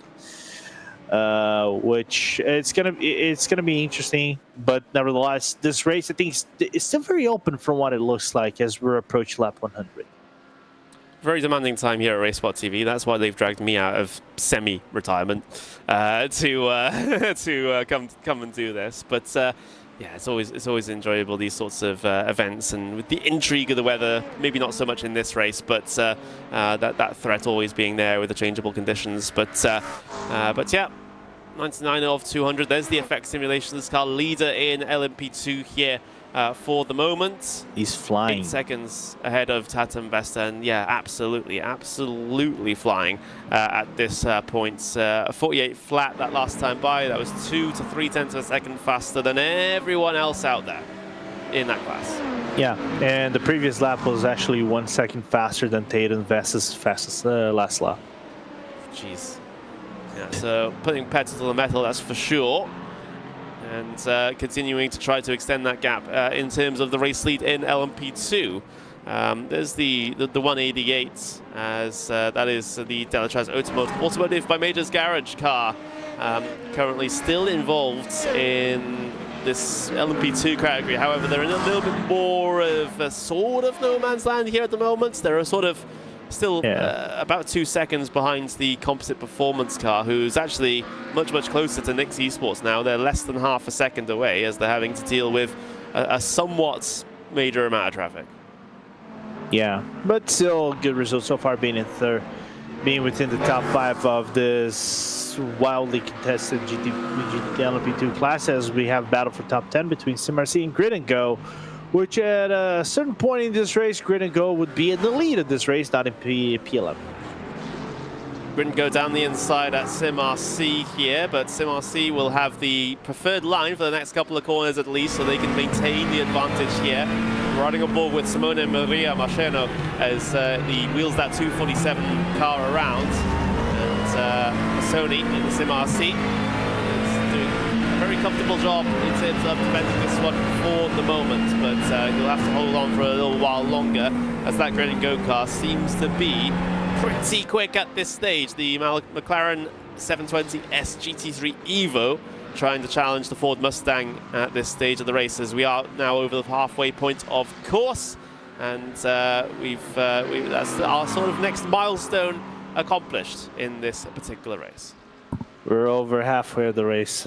Thinking about, if you had asked me, Connery, 2 hours ago, as we are now looking to the 62 car driven by Austin Young, is going to take 34 points in this one, Connery.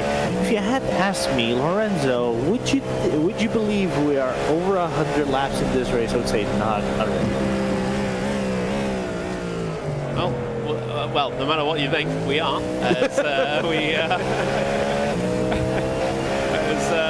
Of course, there's a particular importance on leading, or at least being in the best position possible for the first at the halfway point. So you just explain that. Yeah, of course. Over here, after halfway of the race, if it is a lap-based race in this situation, lap 1, you end the lap 100, you're gonna get your halfway points. This back in the old days of IVRA endurance, it was about 50% of the total points that you would have at the end of the race. This time now is a 1/3 of the points, so you would get 34 points by winning the half race. The situation will be Austin Young's 34 points. Alistair Kirk will also get 34 points, and Jonas Rutten in the Door car, they will also get 34 points. now you have to complete the race. And that's the thing they're going to be focused on to get the true points now. And for them, specifically in this car, I know Andrew Langensayer service was saying that he would blame me if a GT3 took out this car the last lap on turn number 1, which is not my problem.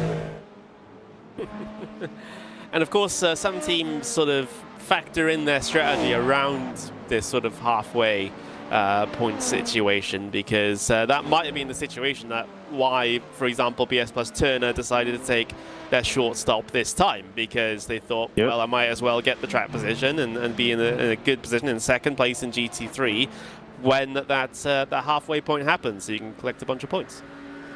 Yeah, it's a points bonanza. You got to get all the points you can, especially in a championship where I think it will come down to the final race at Spa. Because I think the playing field, especially in GT3, and I think LMP2, we kind of saw where the way we're seeing things is Effect versus Testa, Tatum Vesta, right? Of course, the point kind of reflects on Fiercely Waits for they're leading and Dalla tries in the P2, but race pace, kind of Tatum Vesta in effect have been the cream of the crop in this race and have done solid as well in the first race in Motegi. But GT3s and GTPs, I think, is anyone's game at this point. So you need to be consistent all the way until the final race of the season, where you're probably going to have a shooting chance to win the championship. Yeah, potentially it's not just about individual race performances, it's that consistency across the season, as we mentioned so many times here on RaceSpotTV with any league that we broadcast. You need that consistency, otherwise you're never going to end up winning a championship just on the back of one or two pretty good results. Yeah. But we've got the battle for 5th in GT3 Pro continuing on. That's Shera Esports Team PGZ with these two right here. But as they head their way out of Le Mans and head their way down the back straight here, there's the MSS Urbano Rosso car, which has run into issues over the course of the previous stint, of course getting into a little bit of a tangle with a piece of lapped traffic, and that ends up with them having to take quite a lengthy repair. It was approximately about 11 minutes down on towards the pit lane stationary before they ended up getting themselves back going. But they are continuing out there trying to salvage as many points as they possibly can, which they might end up doing. Let's just say that. Yeah. As we're seeing more cars in the pit lane. Well, it was right around the pit stops for LMP2s to happen, though. I think the only car that has still yet to pit. Actually, I was going to say yet to pit, but I think everybody pitted from LMP2. So last car coming out.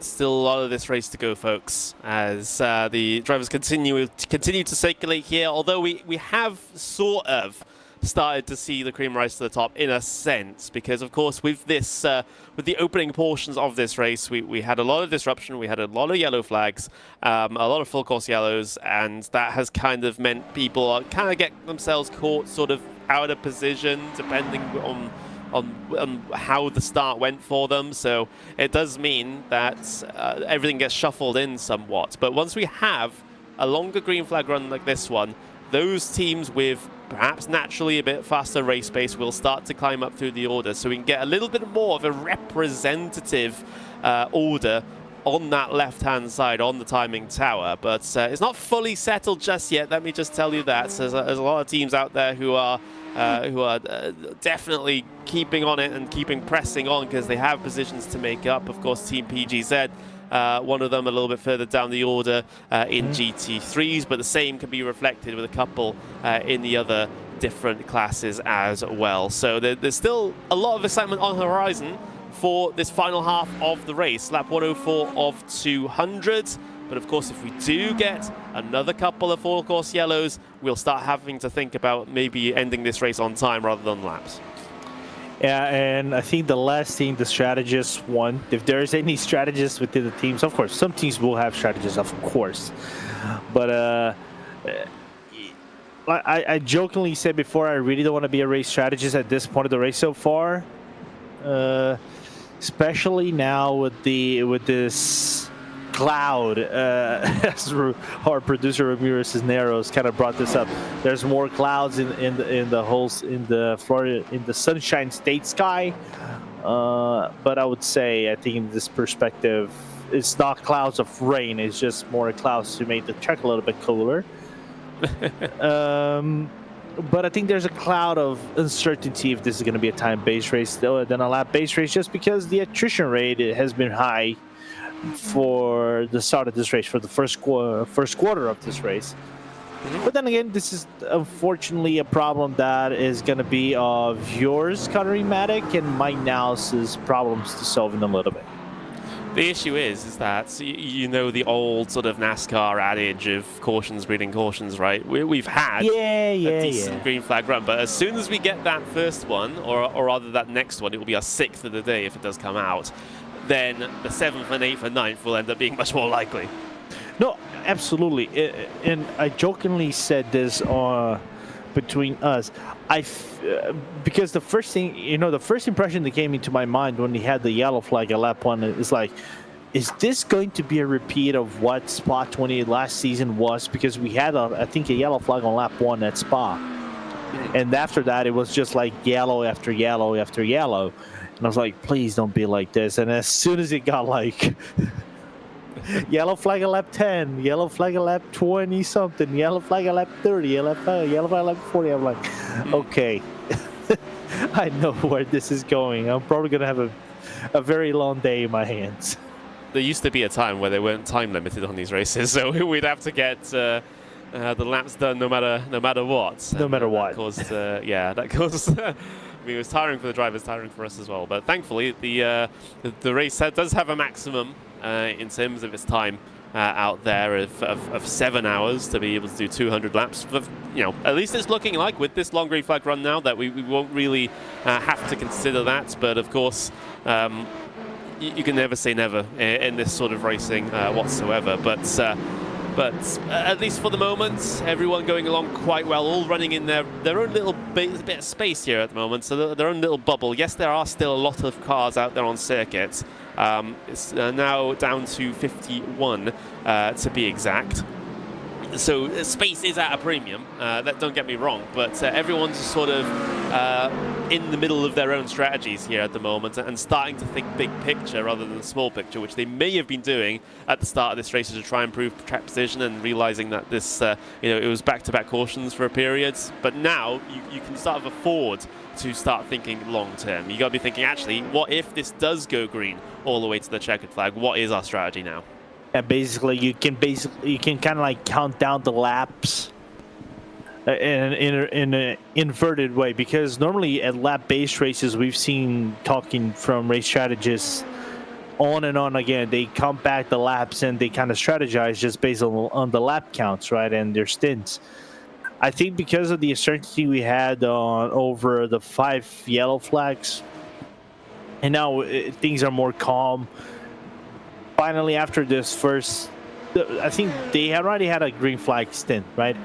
The true first yellow green flag stint, they could start thinking, all right, now we maybe are confident to start counting down the laps and now following a true pattern to this race. Absolutely.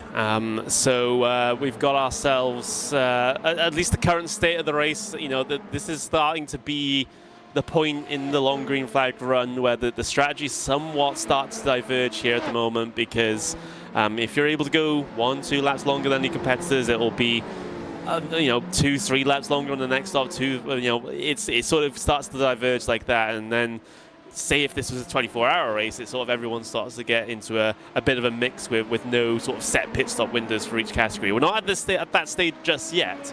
Nope. But we're sort of starting to see the split now, as we've got, we just had a couple of laps ago. LMP2s come down in on towards the pit lane for the most part, but there's sometimes now about 4 or 5 lap difference on exactly which lap they come down in on now. Yeah, I think now the second passing of the cars, the second stint, gave him more confidence, and you can kind of like do it a little bit more calmly and assess the situation more in depth of what you can do, what you have to do until the end of the race. Of course, I don't know how many teams still have tires in terms of the tire counts. They had up to 8 in LMP2. I don't know how many others had on other cars. So there's still a lot of things to talk about over these 90-something laps that we have on in this race for you guys to break down in a little bit.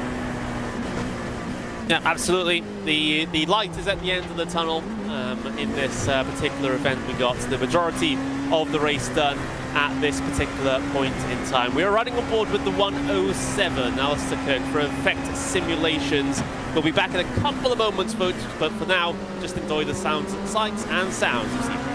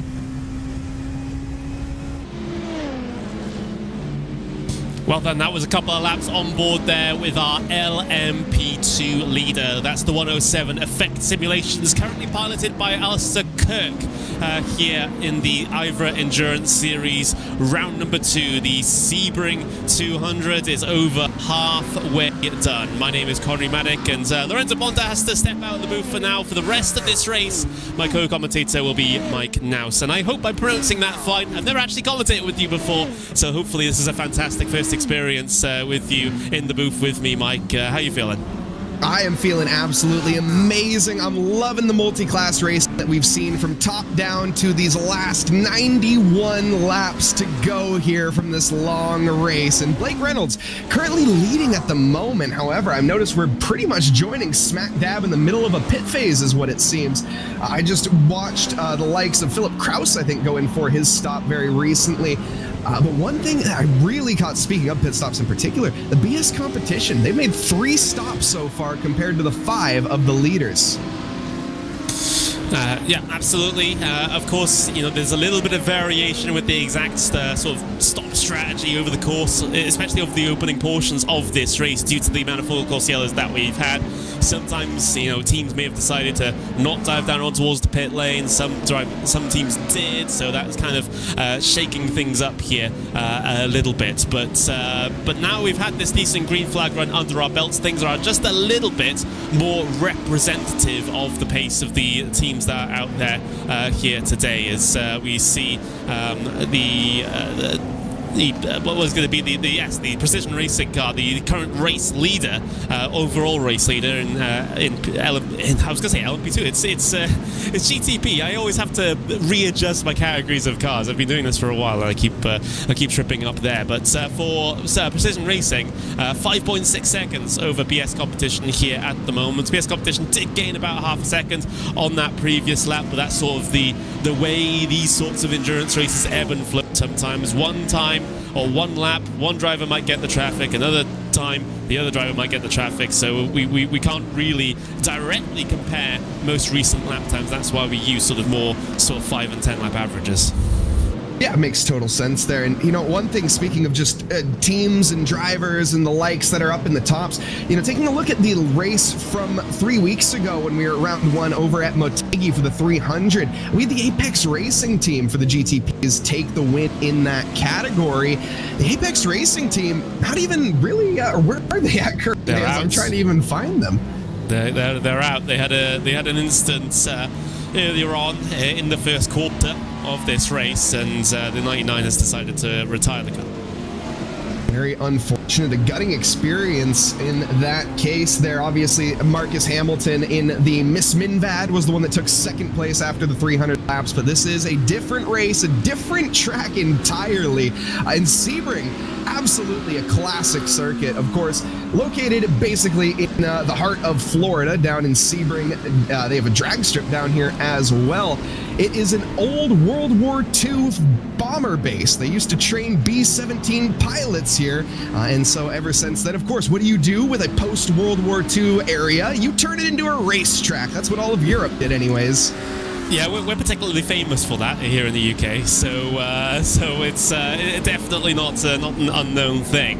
But yeah, it feels like they haven't resurfaced this entire track since the Second World War here at the moment because of how many bumps are out there on circuit. But that's one of the famous things that Sebring is known for, of not being the most comfortable drive here on a Saturday. But at least with the battle that we're seeing out on circuit here at the moment, we've got Simify Esports, the 214, just got themselves through on Geodesic Racing Black. That was the 262 here in this GT category. So a lot of these passes that we've been seeing, a lot of these battles over the past, I would say, past hour, have been very, very one-sided. I'm not sure if that's just drivers that are out of position because of the yellow flags sort of working their way through the field, or whether or not it's just people wanting to not really take too many risks at this midway stage of the race. It's probably one of those two.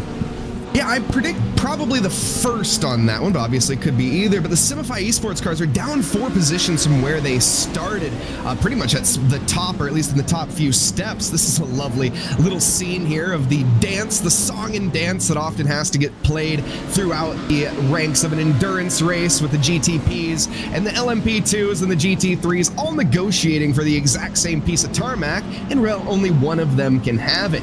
But up at the top for the GTP category, the GT3 category, we have the Schwenner Esports team. They're up 5 positions, an Apex Racing team as well as Drago, 10 positions apiece gain. That's certainly nothing to shake a stick at.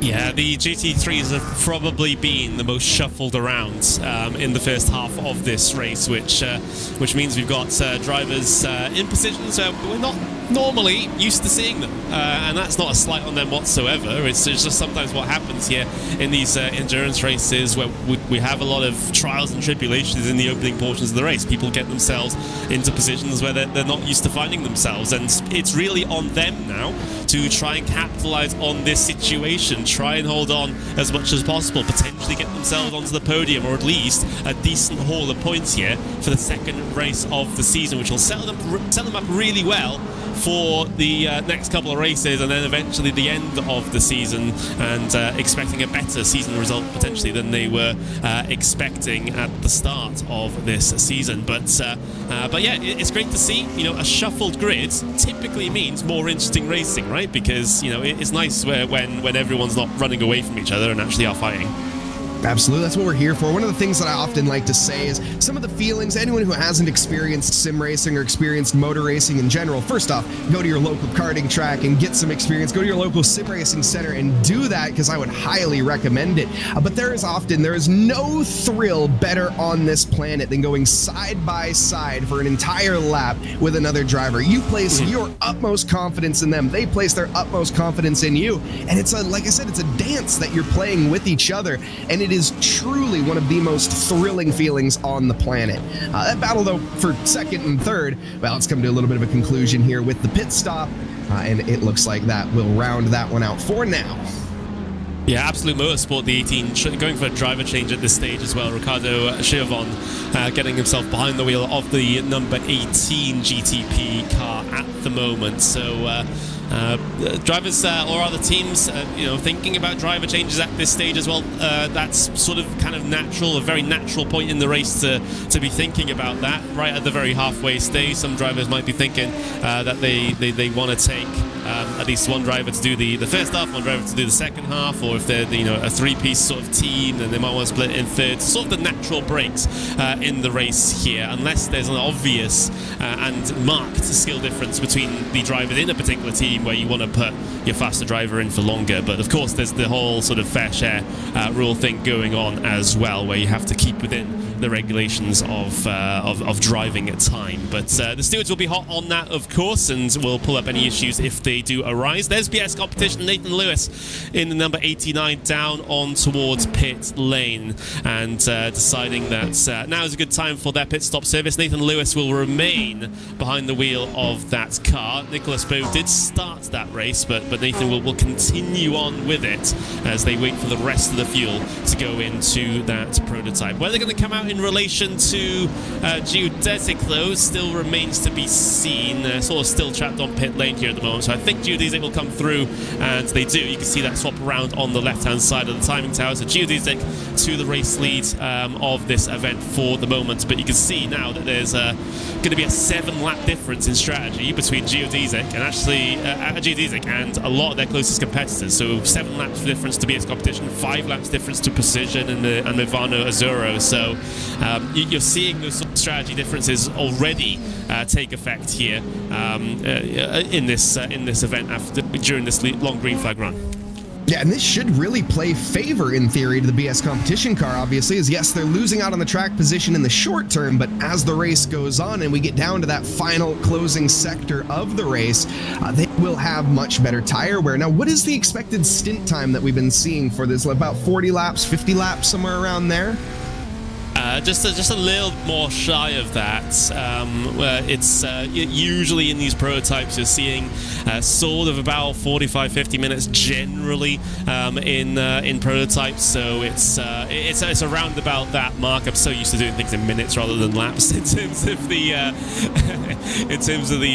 the stint distances here. But that's generally what you sort of see in these prototypes, and they're continuing on with it. So we've got a couple of drivers are sort of a little bit off cycle, shall we say. We've got Maniti Racing Black, who had an incident a little bit earlier on, just about, I would say about an hour ago, where they got into a bit of a tangle with some lap traffic, some LMP2 traffic, and had a big spin. I don't think they collected too much damage as a result of that, and in fact that's looking like a very clean car at the moment, but it did end up losing them about 10 seconds to their closest competitors, which actually at this stage would put them ahead of BS competition. So it's funny how those sorts of things really add up over the course of an event.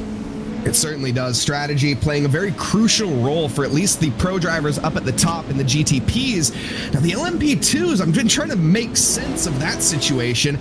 We're not seeing the closest bout, at least top at the front, it seems like, as you said, the effects simulation team is doing a pretty good job at this stage in terms of their lap times. They're absolutely crushing it on circuit, pretty much fastest drivers in that category without any contention, more or less, and still have made that sixth stop, or no, excuse me, they still need to make their sixth stop, and then will presumably hand it over to the Tandem Vesta Red, but it is going to be down to see, is the undercut going to work out, is the overcut going to work out, or is it going to even make a difference at all?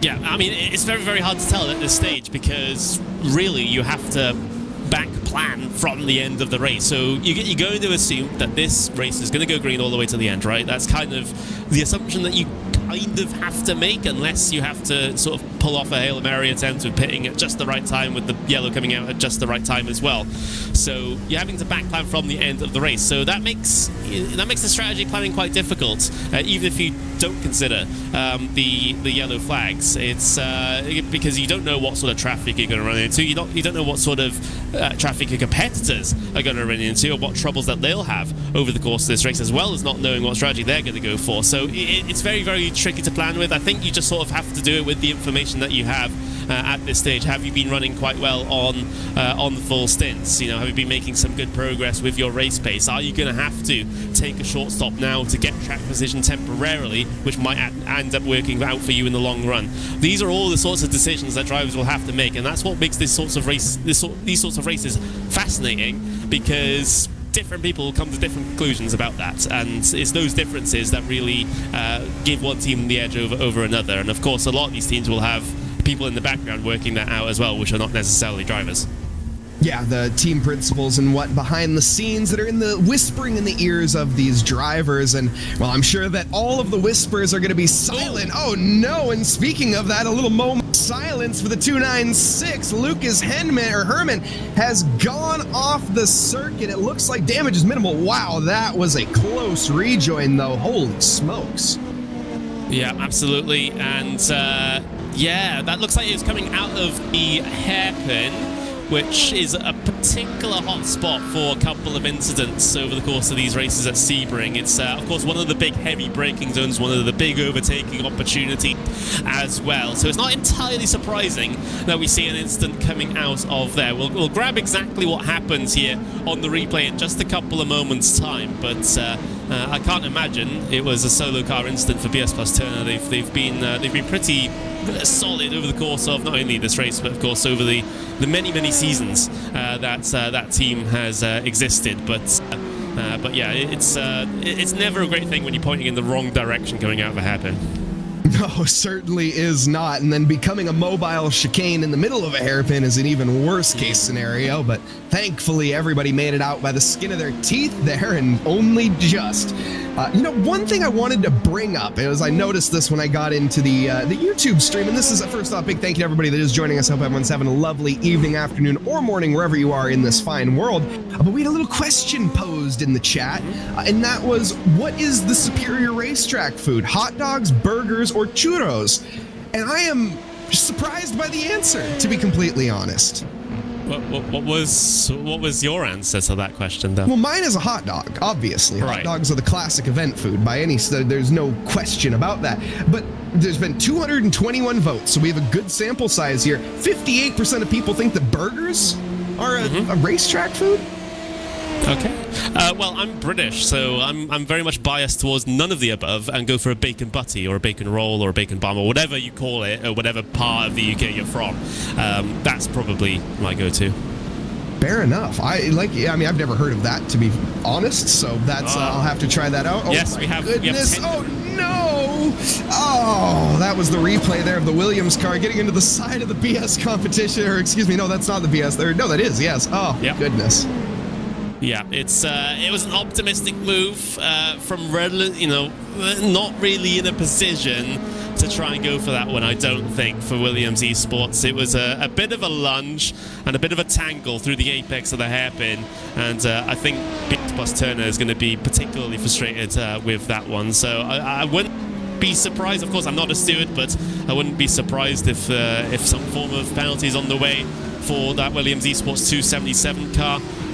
But we'll just have have to keep track of it. But yeah, for BS Plus Turner, they were running relatively well up until that point, but now that's put them down another couple of positions here. They're down into 14th in class here at the moment. They're a good couple of seconds behind the next position, which is Team Hoistingfeld, who've had their own issues over the course of this race as well. They had a big incident sort of about 30 minutes ago, which they recovered from. So yeah, it's not been the greatest sort of last portion of time for a couple of GT3s out there, that's for certain. But yeah, I mean, I was going to say, I'm very thankful that David Barraclough, fellow countryman, has said that the bacon butty is a goat snack. And yeah, absolutely, I absolutely agree. It's just, yeah, it's quite simple. It's just bacon in like a bun with, you know, maybe butter, and then maybe put some sauce on there, you know. Sauce of choice, I'll leave that up to people. I'll leave it up to the individual, because that could be a debate in and of itself. But yeah, it's great. I have mine buttered, but you don't have to always have it buttered. But yeah, it's just a goat snack, just bacon and some bread. What else could you want?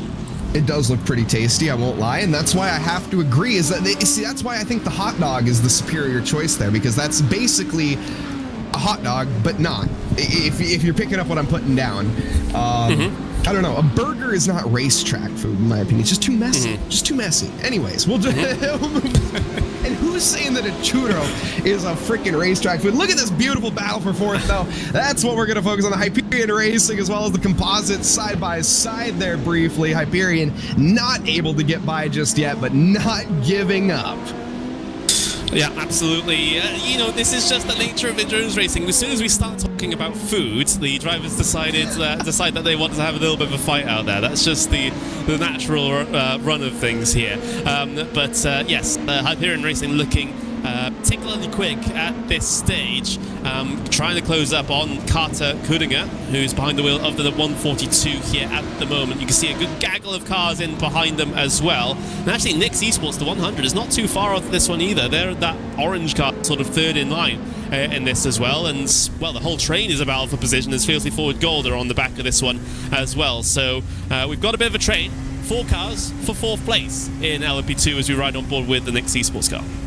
This is going to develop rather quickly. Definitely pay attention, folks, because right now Carter is leading this with Ryan Long behind. Oscar Soltero is in 17th overall, but again, in class is what we're looking at. And then down to the Fiercely Forward Gold, currently piloted by Magnus Nielsen. He's just sort of waiting in the wing here, to be honest, and trying to find a time to make something work at some point. But for right now, riding on board with the 100, he has a great view of, well, everything else.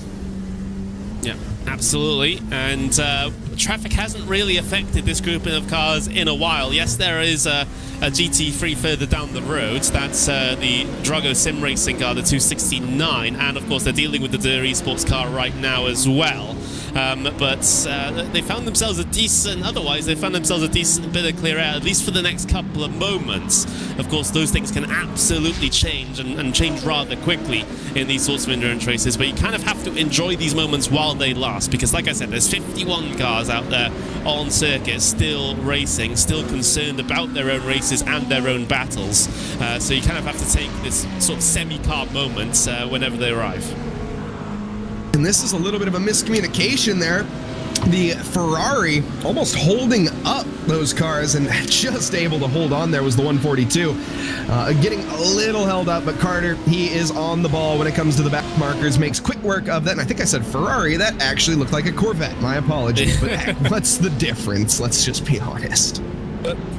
Yeah, well, I'll just leave you there. Well, now we see a lot of traffic, but they've sort of caught it in the absolutely perfect place. They've caught it coming down the back straight towards Sunset Bend. So these LMP2 cars can really sort of open up and try and get past these GT3s, although when they do catch them through Sunset Bend, it can be very, very sketchy. As you can see, the composite performance car, we're riding on the back of them. We can see 3 wide in the background briefly coming out of Sunset Bend. Nix Esports and Fealty Forward Gold, they just about settle their difference. Look how close they are. Oh, careful, we're trying to clip the wall there from Hyperion Racing. It's kind of a bit like Monaco coming through there. Get as close to the wall as you can without actually hitting it, and I get the feeling there's been a couple of clippings here and there already. As Jackie Stewart once said at Monaco, when you're driving the track, if you get to the point where you kiss the wall, that's how you know you've done the perfect lap. It's just a kiss. You don't want to hit the wall. You don't want to miss it. You just want to brush it very lightly. Now, I'll just be the first to admit, I don't think Ryan Long brushed the wall. I think he traded paint with that one pretty good. It shouldn't be affecting the aerodynamics and the invisible mumbo jumbo and nonsense that pushes down on the car, slamming it to the ground with thousands of pounds of downforce. And of course the under tray doing a good bit of the work as well. These very, very high-tech cars, especially you compare that to the BMW, that BS competition BMW that we're getting by right now. These are some pretty incredible machines out on track. Marvel of engineering for every single one of them, no matter if it's GTP or GT3. A lot of effort goes in behind the scenes to make these race cars work, and it's incredible how much performance that can be extracted. Let's just say that. But yet more traffic sort of disrupting this LMP2 battle here for the moment. The GT3s have their own fight going on for P9 as well. That's the Instinct and Mechanic Racing versus Williams Esports Academy. Williams Esports Academy diving down the inside here at Sunset Bend. At the very top of your screen, Beckham Jasia trying to get the speed off the corner, can't quite do it. And in fact, so the wider line being taken by Denela is really going to help him out coming down the front straight here in towards turn number 1. Denela will have the inside line in the 224 and just about is able to maintain that position, but he's going to have to try and defend here in towards 2 and 3 as well, because Jasia's got the inside once again. Fantastic on the brakes, almost a little bit of a tap coming through the middle of the corner, and the Williams Esports car has been able to get through.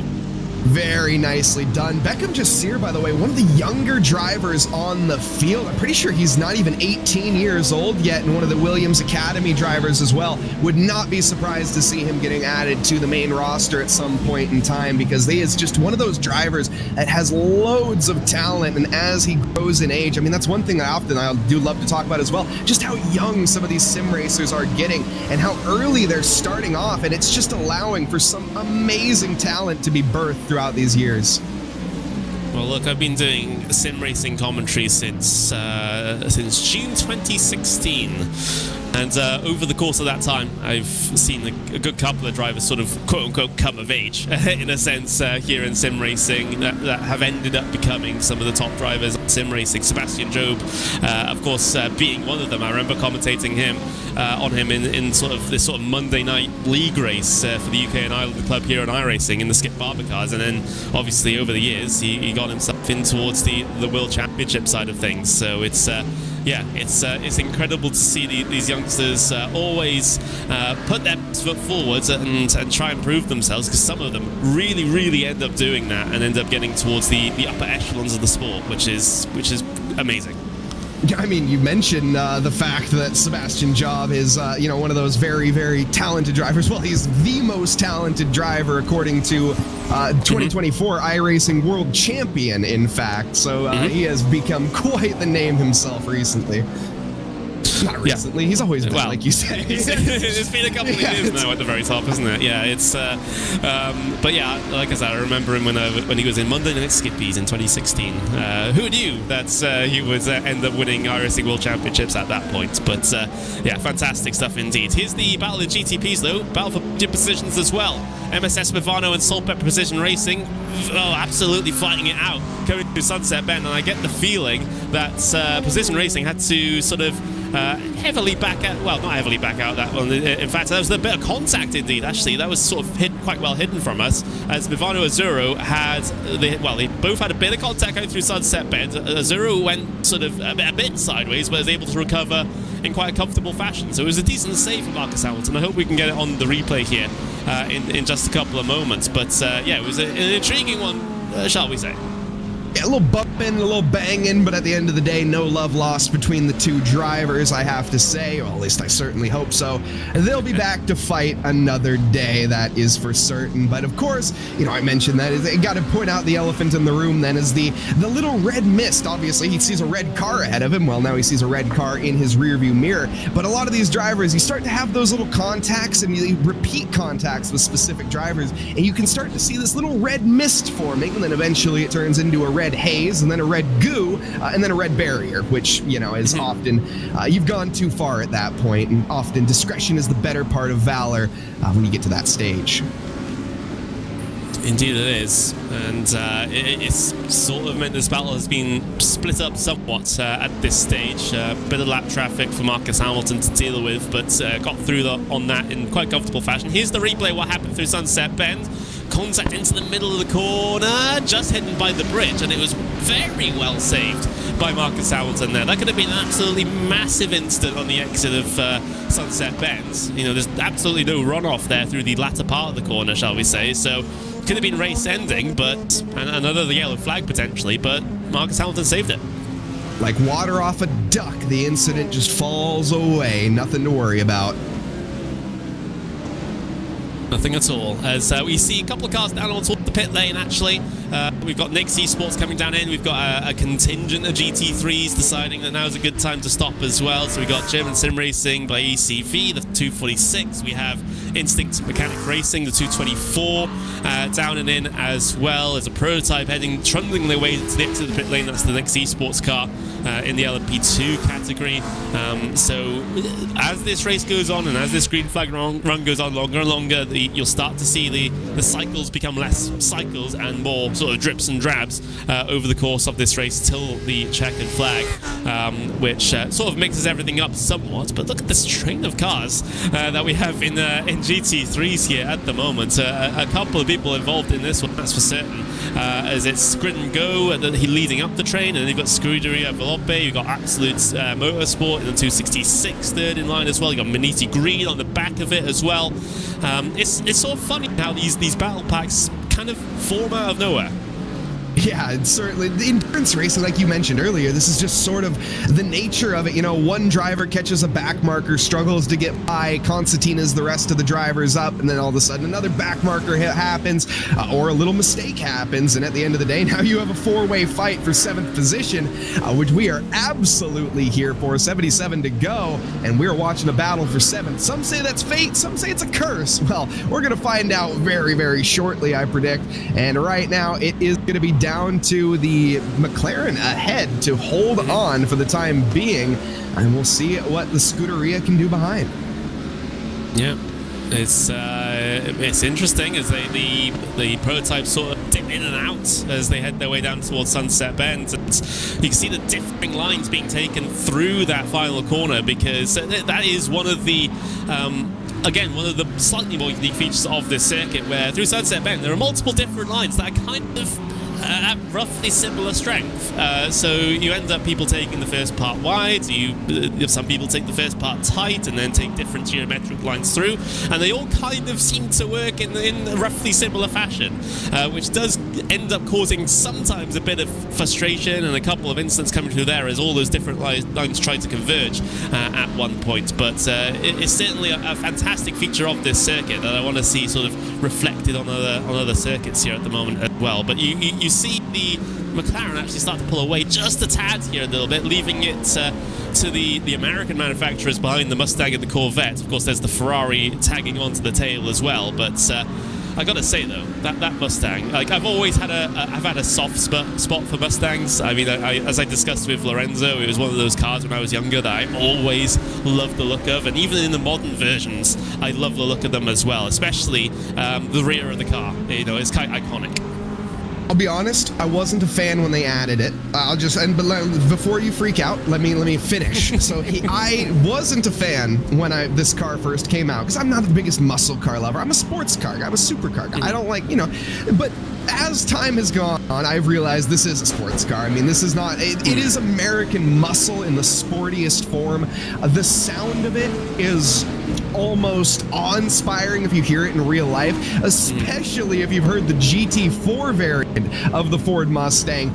Holy smokes, that 5.4 liter Coyote engine that generates about, what, 550 horsepower, and then, I don't know, enough torque to tenderize an elephant. It's a pretty cool car. I've come to love the car, I'm just going to be honest. Yeah, absolutely. It's I don't know, just the aesthetics of it is quite nice. And of course, there are some people who dislike the sort of newer style of Mustangs compared to sort of the old school versions, but there's certainly a love for both kinds here. And let's just talk about the Corvette in behind as well. Those have always been really nice looking cars as well. And I remember driving the old sort of GT1 variants on the iRacing service a good while ago when I first started on iRacing. I just remember the sound of that car was just absolutely incredible as well. Yeah, the Z06 is it's an interesting one because you look at it and, like I said earlier, it's a Ferrari. I was only kidding when I said that, but it did kind of, I don't want to say it copied the homework and tried to change it a little, but you know, there are some inspirations that you can see, I would imagine. But it is, again, when it comes to the sound, it's just another car that just sounds amazing. I'll give the Americans credit. I mean, I am an American, but yeah. I typically don't like American cars. Like I said, that's where I'll start with. I'm more of a British car guy myself, more of a German car guy. I'm actually more of a Japanese car guy. But anyways, that's beside the point. I love the sounds that these American V8s can make. I mean, just the raw American grunt in the flat plane cranks that they run. Did I get it right or did I get it backwards? Chad will have to correct me on that one. It's something like that. But yeah, it's kind of a stereotype of Americans in general, you know, loud and obnoxious. And that sort of translates over to their cars. And I mean that in the best way possible. I wish it wasn't untrue, but it is. Yeah, absolutely. I do love it. I do love the notes that these cars emanate out around the circuit. But we of course, you know, we've been talking about the GT3s at the top of the screen, but of course we got to pay attention to the LMP2s as well, which are currently on the bottom. We've got Nix Esports trying to hold off Hyperion Racing here at the moment. They've been within about half a second for the last couple of moments here, so that battle's still continuing on. We've got the battle for P2 in GTP as well, which we just very quickly switched to. Precision Racing and Movano aren't quite done. And actually, Movano's done a decent job in catching up that gap that had then been established after the little bit of contact they made through Sunset Bend. Yeah, and these cars as well, you know, I mean, just talking about cars, I wanted to mention these are the Dallara P217s out there, and these are a very fun car, handful if you've had the pleasure of driving these in the iRacing simulator. Absolutely amazing. 4.2 liter V8s, which I'm pretty sure they're naturally aspirated, but I actually don't know offhand. 600 brake horsepower and weighing in at about 1,000 kilograms or about 2,000 pounds, give or take.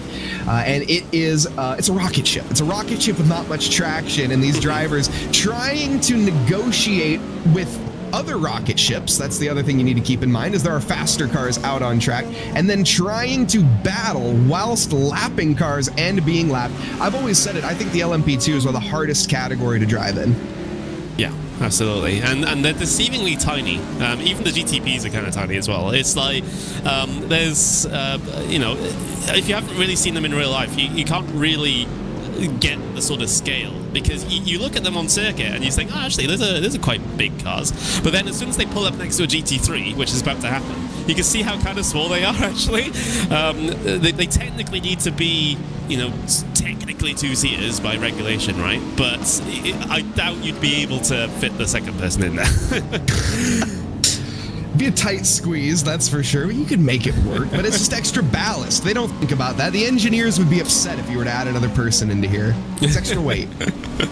Yeah, absolutely. Yeah, it would be. But yeah, it's funny how that sort of regulation holds over, even though they're not, you know, they'll never be used as a two-seater. But you know, it's just funny that's the regulation. They have to be wide enough for it. But yeah, it's interesting, that's for sure. Movano continuing to press on. Of course, their sister car, unfortunately, has had some issues over the course of this race, shall we say. They're about 5 laps down. In fact, they are 5 laps down on the race leader at the moment after they got into a tangle with a bit of lap traffic just over an hour ago. So really, the only Movano car that's in contention for any significant points is this one, the number 33 right behind that Precision Racing number 60 car at the moment, and they're going to sit inside the slipstream all the way down towards Sunset Bend. Do they go for the lunge? No, they decide against it just for this lap. Of course, there's still 72 more of these things to go, so plenty of time to be able to make some forward progress. The only thing that they potentially might have to be worried about is how much that GT3 Racing is able to stretch their legs at the moment, because they've got about 12 seconds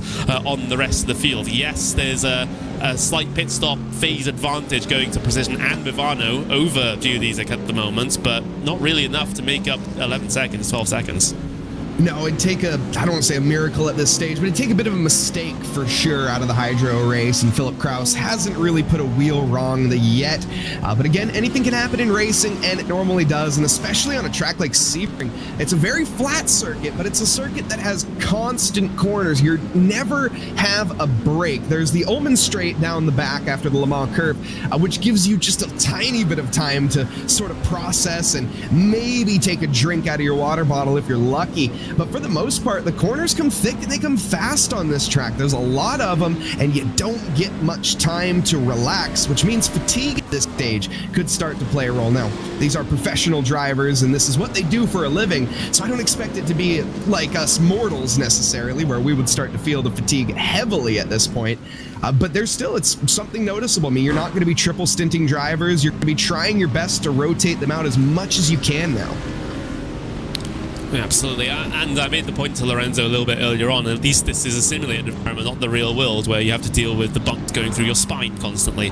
That's fatiguing all on its own. But yeah, it's certainly a big factor at the end of these sorts of races. Yes, this is not a 12-hour race or a 24-hour race where that's a massive factor, but it's still something that you have to think about, especially if you're trying to rely on one driver more than another to try and get yourself through to the higher positions. But yeah, that sort of fatigue management is quite important in these sorts of races, and longer, as we got someone spun off of the exit of turn 3 there.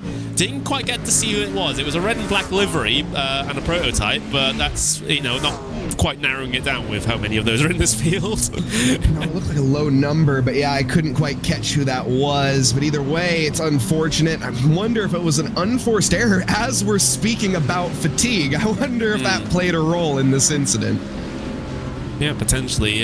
We're getting up towards the 70-71 laps to go mark here, and we've been green for a decent amount of time, so that does start to set in at this stage. Track temp up to 31 degrees. We've had the cloud cover going in and out as well, which can change the characteristics of the circuit, shall we say. It says partly cloudy, but we've been pretty dark for the last while, so it's take that with a grain of salt, shall we say. Yeah, that's not partly cloudy in the background now, at least I don't think so. That looks like mostly cloudy overcast here at the moment, so iRacing seems to be lying to us, maybe, perhaps? I would have to agree.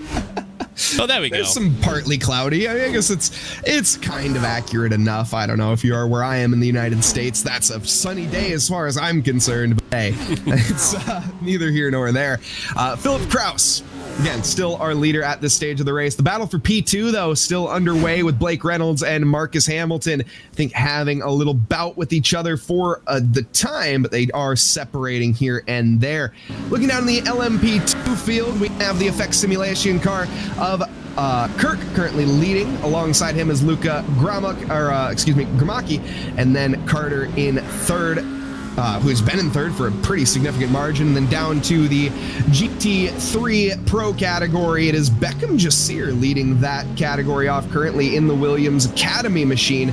Alongside him, the Visceral Esports of David Sobrero, and then third position belonging to Nicholas Hyde.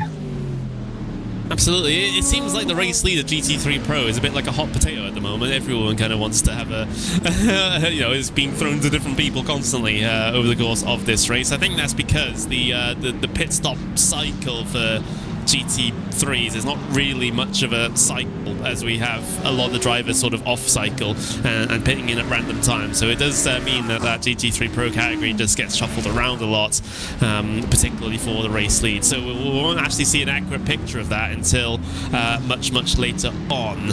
Speaking of GT3s though, battle further down that field, Alberto Moreno involved in a little bit of a battle here at the moment, down through the order there. That's with the Hydro Race GT3 Racing black car. That's the one piloted by Johan Shirazi.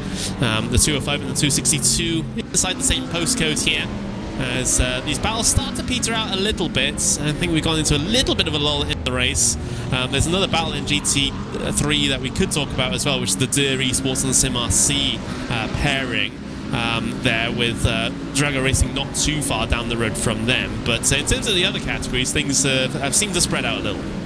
Yeah, certainly have at this stage. And, you know, it's just one thing, even when you get to this point, you have to sort of examine the scenery and take a look at the area here. Of course, we are down in Florida, in Sebring, Florida. And do you happen to know, by chance, how many bird species there are in the area of Sebring, Florida, Connery? I'm not quite up to date on my Florida trivia, to be honest. So I have absolutely no clue. Well, I'm glad you asked, because there are more than 200 bird species that can be found year-round in the Sebring area. Some of those are including the great egret, as well as the snowy egret. We also have some specials like the northern cardinal for some songbirds, as well as some waterfowl as well, like wood ducks. We should make this a regular segment, I think. Bird facts with Mike Nouse. Like that should be a main feature of any endurance race to take part in. Just have bird facts. Bird facts. Believe it or That's not, all we need. You have you've just met me, sir, but we you don't need to worry about that in future endurance races. I will be on that ball. That is one of my trademark facts. So yes. Right, absolutely. Right, absolutely. That's a thing. That's a thing now. Let's do it. And also ask me about the trees. Oh, you're a bit of a tree fanatic as well. Oh, absolutely. You know, aviafauna, not enough people appreciate the aviafauna in the areas of the tracks that we go to, and I just like to highlight that sometimes, you know? Yeah, absolutely. Yeah, we could do that. We can make that a thing. We can make that a thing for sure. I'll tell Hugo, our boss, and we'll make that a thing. But back to the racing, though. We've got DIR Esports and SimRC continuing to be close out there on circuit, and they've both kind of all caught up on David Toth in the Drago Racing 269 as well. So they've established this as a 3-car pack in GT3s, the Ferrari, the McLaren, and the Ford, all within the same corner, essentially, as one of the prototypes heads their way down and through. That's the Tatum Vesta red car. And we'll see what happens in and amongst these three, because there's quite a distinct difference on the strategy between all three of them. We've got SimRC, who's 8 laps on their stints, DIR Esports, who's 26 laps on their stint, and Drago Racing, who's 15 laps on their stint. So it's quite an even split amongst those 3 cars there, all in different points of their strategy, but all in the same part of the circuit. Yeah, how do you work that one out between each other? You got your strategist behind the scenes whispering in your ears, well, you need to give this position up, but hold this position, and then maybe try. No, I don't know, honestly. If you're a strategist in the GT3 cars, I'd just be throwing in the towel at this point. I have no idea.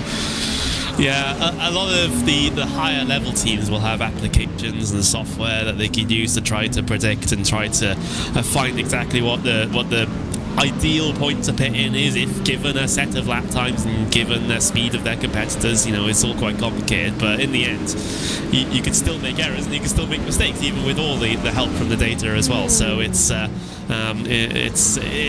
very, very interesting. But you know, I don't think anyone in this group is getting particularly held up. I say that with a little bit of caution, because DIR and SimRC did kind of catch up to the back of Drago Racing in relatively rapid fashion. So if anyone's going to get quote-unquote held up, it's going to be those two. But I don't think they're overly eager to do anything about it at the moment.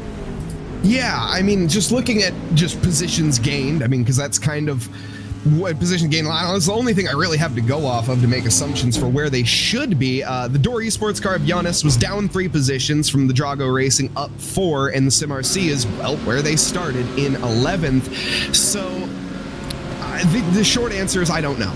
Just to be completely honest, this is a very up-in-the-air strategy. The Door Esports car has to pit first. That is a fact. We know that.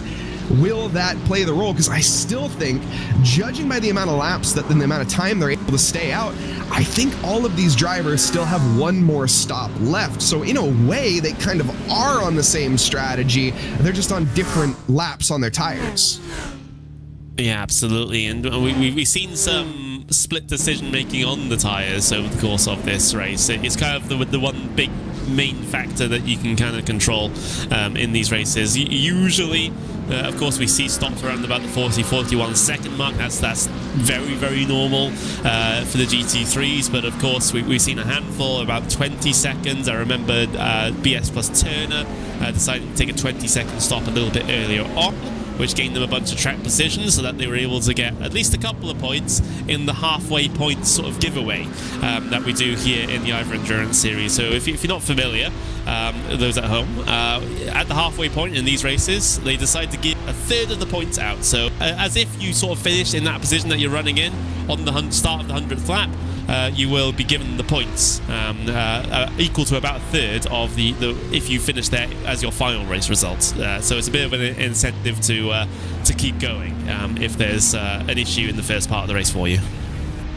Speaking of issues in this part of the race, Remy Lergard is having some issues getting by some GT3 back markers. He went alongside and, he saw his life flash before his eyes there briefly and decided, nah, I'm not going to go for that move onto the Corvette. And he decided, yeah, okay, I'll just back off, wait for another corner. Got by with ease along with the other LMP2 car. But wow, that was a very dicey situation. And that just goes to show you at any point in time in this race, everything looks calm, everything looks like it's running in order, you see drivers getting passed at the right times, but you can have back marker contact or different category contact at literally any second of this race. It is always developing, there are always overtakes happening, and these drivers, they have to be hyper aware, and you get caught slipping for a moment, you can cause massive disaster.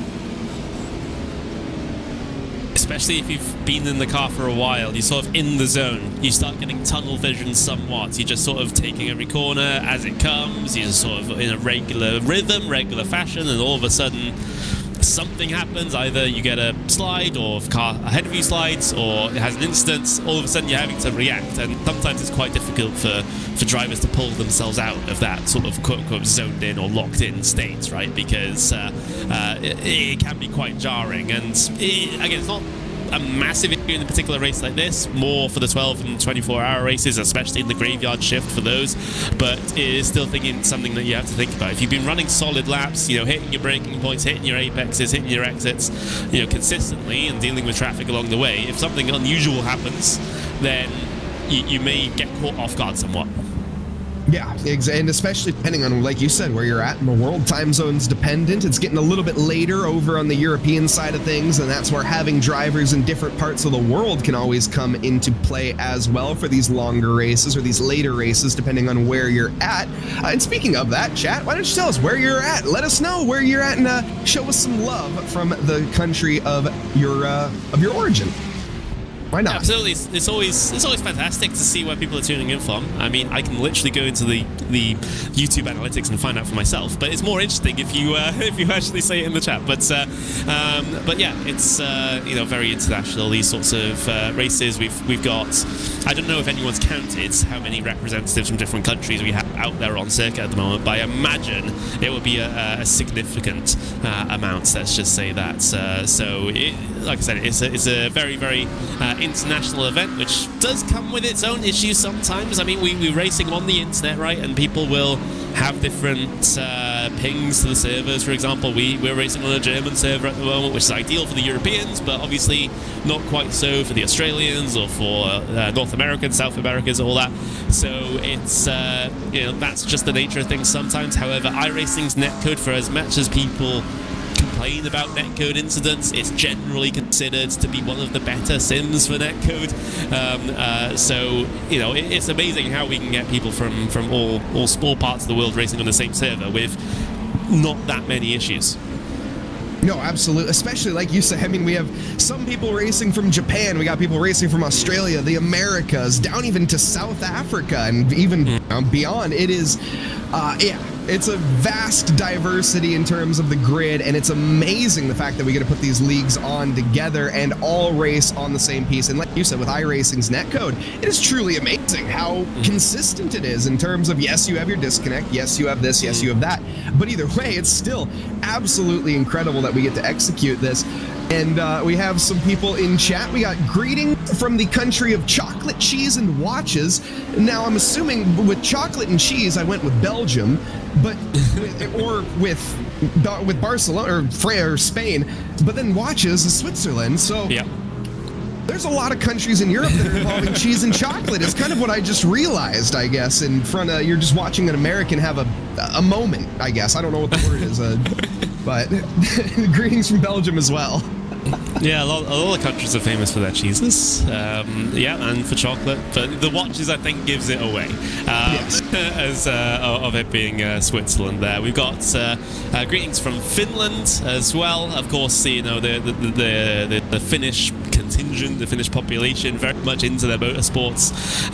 They're certainly one that commits wholeheartedly to it, especially with how many representatives they've had in Formula One and some such. There's a big racing culture there, which is absolutely fantastic. And of course, we do actually have someone from Belgium there as well. So at least the prediction, or at least your guess, was right for at least one person. Hey, I'll take it. The law of large numbers has won once again. And speaking of drivers trying to win right now, oh, look at this. We have a lovely fight. These two cars locked up right now into the first corner. No ground gained, though, surprisingly, as this is a battle for 10th position is what it looks like in front of us. This is the XBD Racing as well as the Hydro Racing. Currently ahead is Alberto Moren. So let's see, what does he have? We haven't seen the defense from him just yet, and now he is going to be sweating like a cow in a burger joint. Well, there's one lap on the strategy difference between these guys as well. So it's unlike the Packer 3 that we saw earlier on, where they're all at different points in the strategy. These guys are pretty much at the exact same point in their particular plan as well. So they're more directly competing against each other on the circuit as well as in the strategy. The other pack was sort of competing on strategy rather than on-track position. This one is going to be much more leaning towards an on-track fight due to how close they are in terms of the pit stop cycles, which is fantastic to see. We haven't seen any obvious moves or obvious attempts here just yet on the part of GT3 Zig Black, but I imagine they would be on the horizon. Certainly will. And speaking of on the horizon, it looks like pit stops are on the horizon for the GTP category, as we have some of the drivers coming in and making their stops now. That's going to be the 6th stop for a lot of the drivers. Some of them still sneaking in with less. And of course, your goal in an endurance race is to minimize your pit stops. The less time you spend in pit lane, the more time you spend out on track. I know it sounds simple, but it really is not that simple, to be completely honest. It sounds simple on paper, but we don't drive on paper. We drive on tarmac. And these drivers, they have to execute that. Yeah, and of course, as part of that, there's going to be a little bit of fuel saving going on out there for each of your different categories as well, because it's taking longer for the fuel to go in. Jesus Christ, that prototype really was playing with fire coming off the ends of out of Sunset Pins there. The Fieldsy Ford red car really taking no prisoner with the traffic and trying to split the difference between them. There's Precision Racing down and in. We had WSR Esports come in as well over the last couple of moments too as well. So pit stop phase in full effect for GTPs, but that GT3 battle still rages on. We've still got Nixon Hyperion in LMP2 still close together as well. So the battle's starting to come back to us after that little bit of a lull. There's the LMP2 fight going on for 5th place in class. Oscar Soltero and Ryan Long involved behind the wheel of those two cars there. And down the start-finish straight they go to begin once more. No, excuse me. Yes, that is the start-finish straight. Of course, these are the... No, that wasn't. That was the backstretch. Yeah, the Sebring. Now we're on the start-finish straight. The backstretch looks very similar to the front stretch. Either way, now crossing the line one more time for these cars, and no ground game just yet. He's sort of just knocking at the door right now. Nobody really wants to let him in, and, you know, fair enough. Gained about 3 cents per second on that last lap, but you know that's the sort of thing that could easily be lost by a bit of traffic, sort of mildly inconveniencing the driver as they head their way through. So wouldn't read too much into that sort of thing. I have sort of spotted the battle for P1 in GT3s start to materialize once again. This is an off-cycle battle between Shera Esports and Team PGZ. So again, they might end up fighting on track position for this one, but in terms of strategy, there's still a big difference between the two. So that's why you can see Shera and Team PGZ within 0.2 of a second on the timing tower on the left-hand side. Yeah, and you know, again, we go back to the fact is on these battles and where the alternate straight. Here we go, indeed. Yes, down to the inside. This should be pretty much lick the stamp and send it for the 2-2-1. Gets it fully alongside, has to keep it on the loud pedal, accelerates his way out, and there is position gained. Nicely done there from Mathieu up into 26th position. Has a bit of a back marker behind. Is that going to potentially thwart him here and allow the likes of the the Corvette back alongside? No, not this time, and that's actually a McLaren. Yeah, I mean, they look roughly similar, don't they? Yeah, it's that was a very comfortable move for Victorino. There are absolutely no doubts about it whatsoever. Late on the brakes in towards the hairpin, best place to do it pretty much at this circuit. Get the pass done through the little chicane coming out of that, and it was very, very well negotiated between the two of them. A bit of prototype traffic trying to come through on them at the moment might disrupt things, but yeah, it's all fantastic. There's Precision Racing, and guess who? MSS Movano, Ozuro. They are there in the number 33. So this battle does continue, even though both of them have come down on towards the pit lane. They're back out on the same portion of the circuit.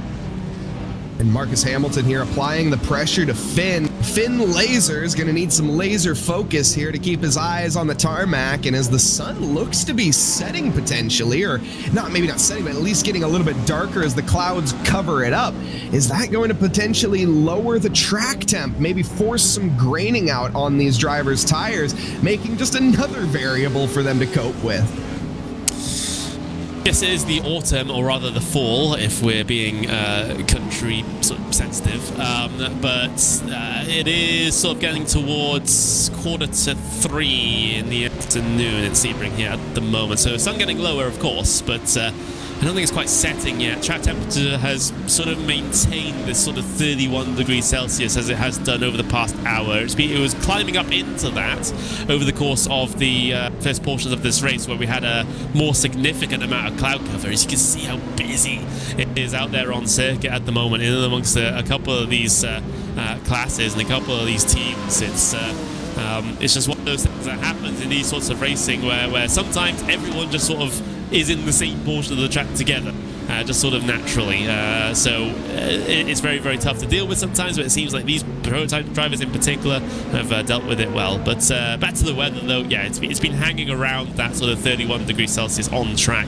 You can do the conversions at home into Fahrenheit, but it's been very stable at the moment. Yeah, and you know, also I just want to point out as well, you bring up a really good point in that we see all these cars, then just the chaos and the kerfuffle out on circuit with how many cars are there. And I mean, you see all these cars weaving left, weaving right. They're doing more weaving than a grandma knitting. But either way, I don't think we're doing a good job of just saying how extremely difficult it is to be in those drivers' situations. If you've ever raced multi-class, if you've ever been a part of an LMP2 or an LMP or GTP and a GT3 race, and you are on the side of the slower car, it is some of the most intimidating. I mean, you have these monsters just dive bombing you, and yeah, look at this, we have even more action out on circuit. Oh, Movano got really, really antsy behind the GT3 there. That's the XPD racing car, who, of course, is involved in their own battle with Geodesic. That's why they didn't want to give up the place to the faster traffic too easily, is because they have the 262 behind to worry about and to not lose a position to. So it's interesting how those different attitudes conflict sometimes. Yes, the prototypes want to get through as fast as possible, but the GT3s don't want to give up time, potentially, to give the car behind an opportunity. It's sort of when those two things clash is where we get high likelihood for incident with lap traffic procedures. Yeah, and yeah, for anyone who hasn't been a part of this, I'd highly recommend getting that iRacing simulator. I'm pretty sure actually it might be over at this point, but they had the iRacing deal, of course, where you could get it discounted for Black Friday, and if that is still on, I'd again highly recommend getting the simulator, checking it out, and having a bit of fun out on what is probably the best simulator for racing, hands down.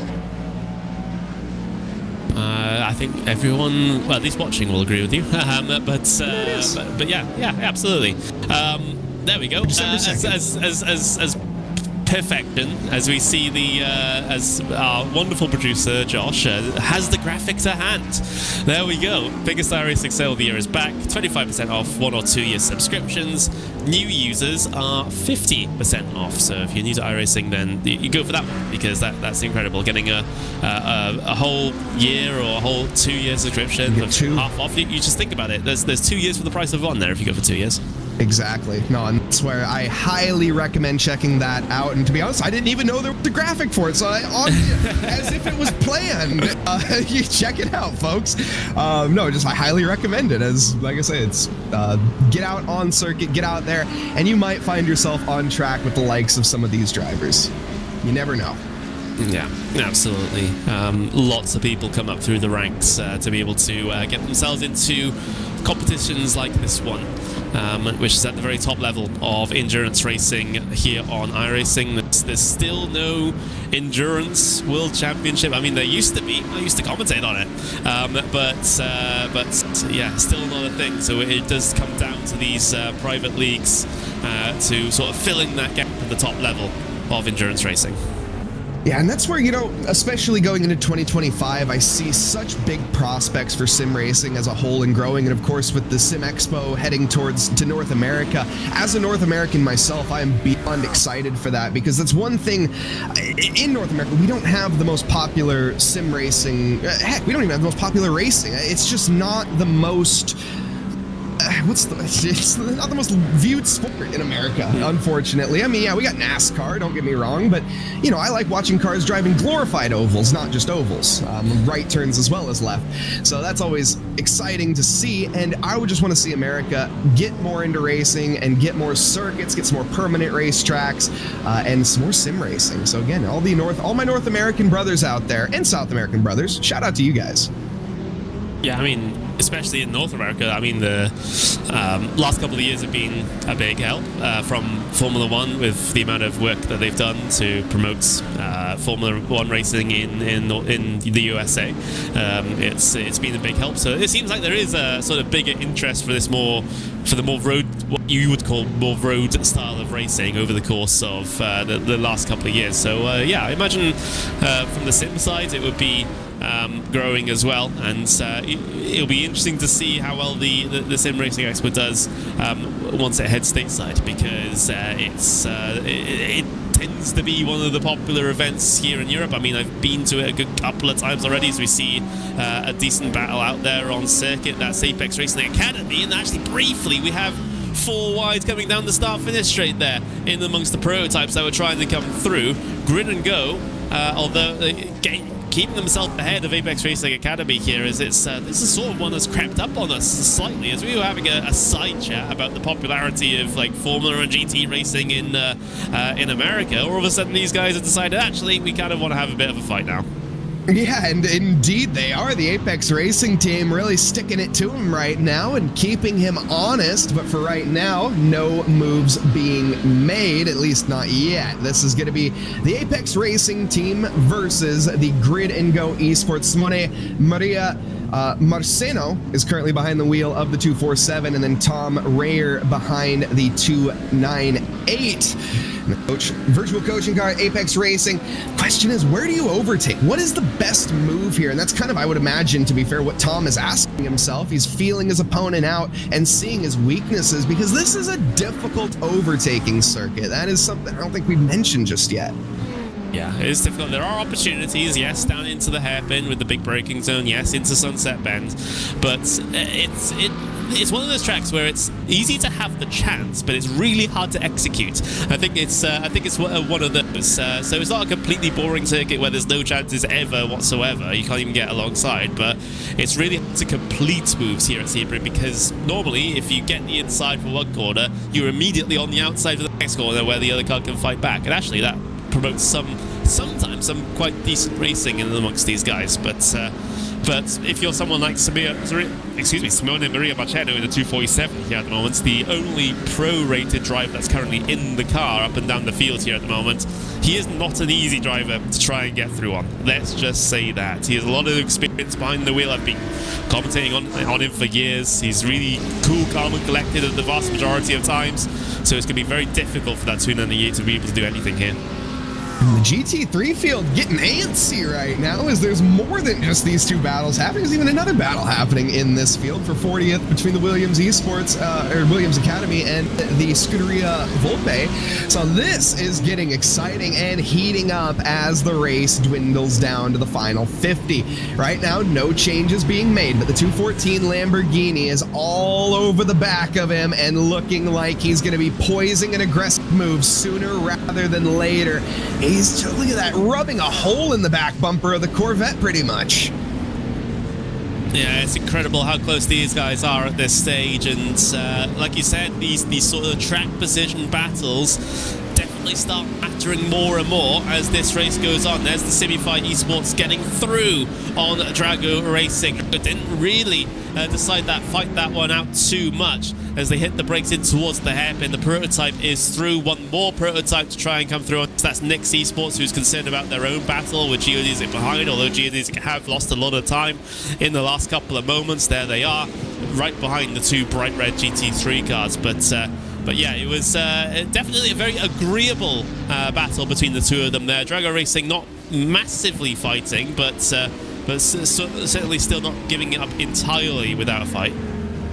No, just sort of once the writing was on the walls, I feel like he saw it and was like, all right, I'll just go in the slipstream and we can live to fight another day. Still plenty of time left in this race. I'll just use you as a bit of a benchmarker and a bit of a helping hand with the slipstream, and got to be careful negotiating through the pro category cars as the Williams Academy car goes on through.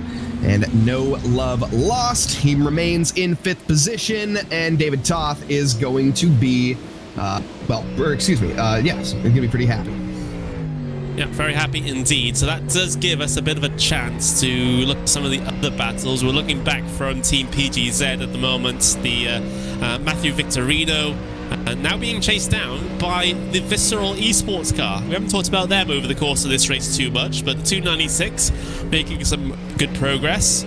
About 4 laps different on the strategy compared to Team PGZ here at the moment. Matteo Kunisa there in that 296, and we'll sit in the slipstream all the way down this back straight here, potentially getting a little bit of fuel saving done as well, as every little helps with regards to the fuel around here, just to make sure those stop times up in a reasonable margin, and potentially you can go 1 lap extra and things like that, which will really help towards the end where all of these strategies come together and all come to a head. But we're getting towards the quarter of the race to go mark here at the moment, 55 to go, and I'm sort of feeling like we're just all of at simmer here at the moment with this race. I get the feeling that this one is sort of getting ready to explode a little bit more as we get in towards the final stints here. No, I'm not sure if that's the feeling that you have as well, but I think things have been perhaps a little bit too calm for these sort of last 1 or 2 hours, and I think this final hour is probably going to be the one where it just goes bananas.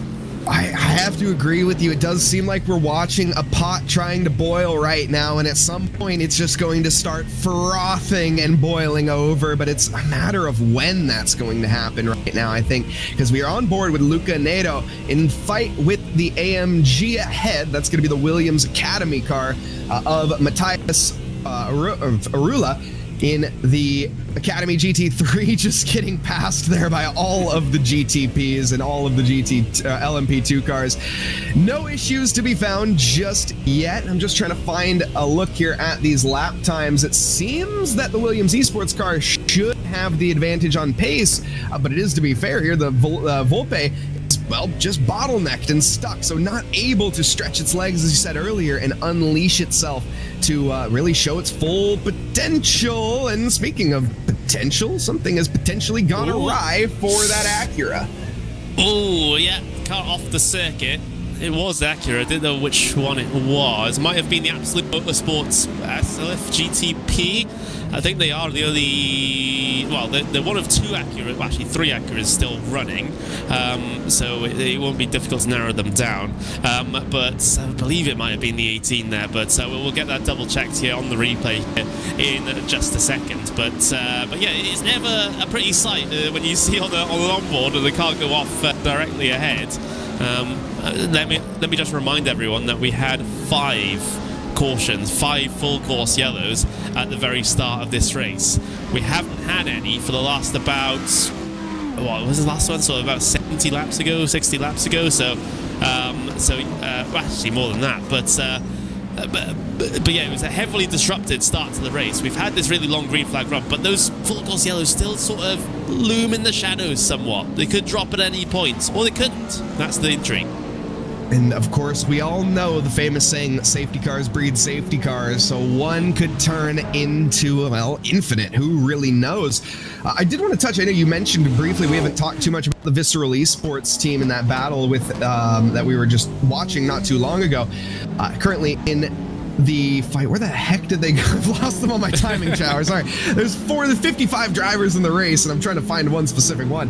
But I wanted to mention that I'm pretty sure that is Matteo Kunzer. I think he's a new driver for the Visceral Esports team. That's a name that I've never seen in that team before. And Visceral Esports, managed by Pranav Kalevala, they have recently picked up some pretty impressive drivers. Atik Alpinen is one of them on that team, as well as Devilish Sign. And of course, David Sobrero, he's also on that and running alongside of Matteo tonight. This is a new driver that I love to see out there in the Visceral Esports car. 16 positions gained. Yeah, absolutely. Have had a pretty good day at the office. This is what happened to the 18. I was right about it. A little bit of contact coming through there. Didn't quite see who made the contact, but yeah, that's why they were off the circuit and mowing the grass around Sebring.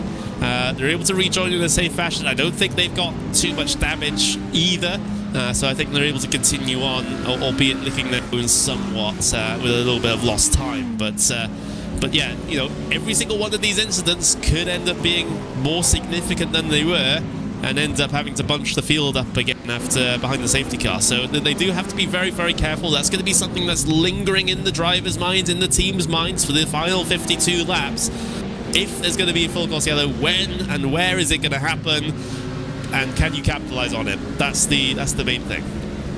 And speaking of capitalizing, look at that flashy of the headlights there from the Ford Mustang behind the Scuderia Volpe, just trying to get into the head of the Williams Academy car. But you're going to have to wake up pretty early in the morning if you want to catch Matthias out with something as simple as that. He is very experienced. He knows his way around these circuits. He's not going to be bothered by a little bit of flashing from the GT3 cars. Well, I mean, the flashing is the universal driver signal of "please get out of my way, would you be so nice?" I'm pretty sure it's not that polite, but either way, it's. I remember there was one driver years and years ago that had mapped their flashing lights option to the accelerator in an actual league race, and that's evil. That was not that was not possible. They were flashing their lights constantly coming down in every single acceleration zone, and it's yeah, it got a bit obnoxious at one point. So that's why a lot of these leagues have decided to put in an excessive light flashing rule, because that did get ridiculous.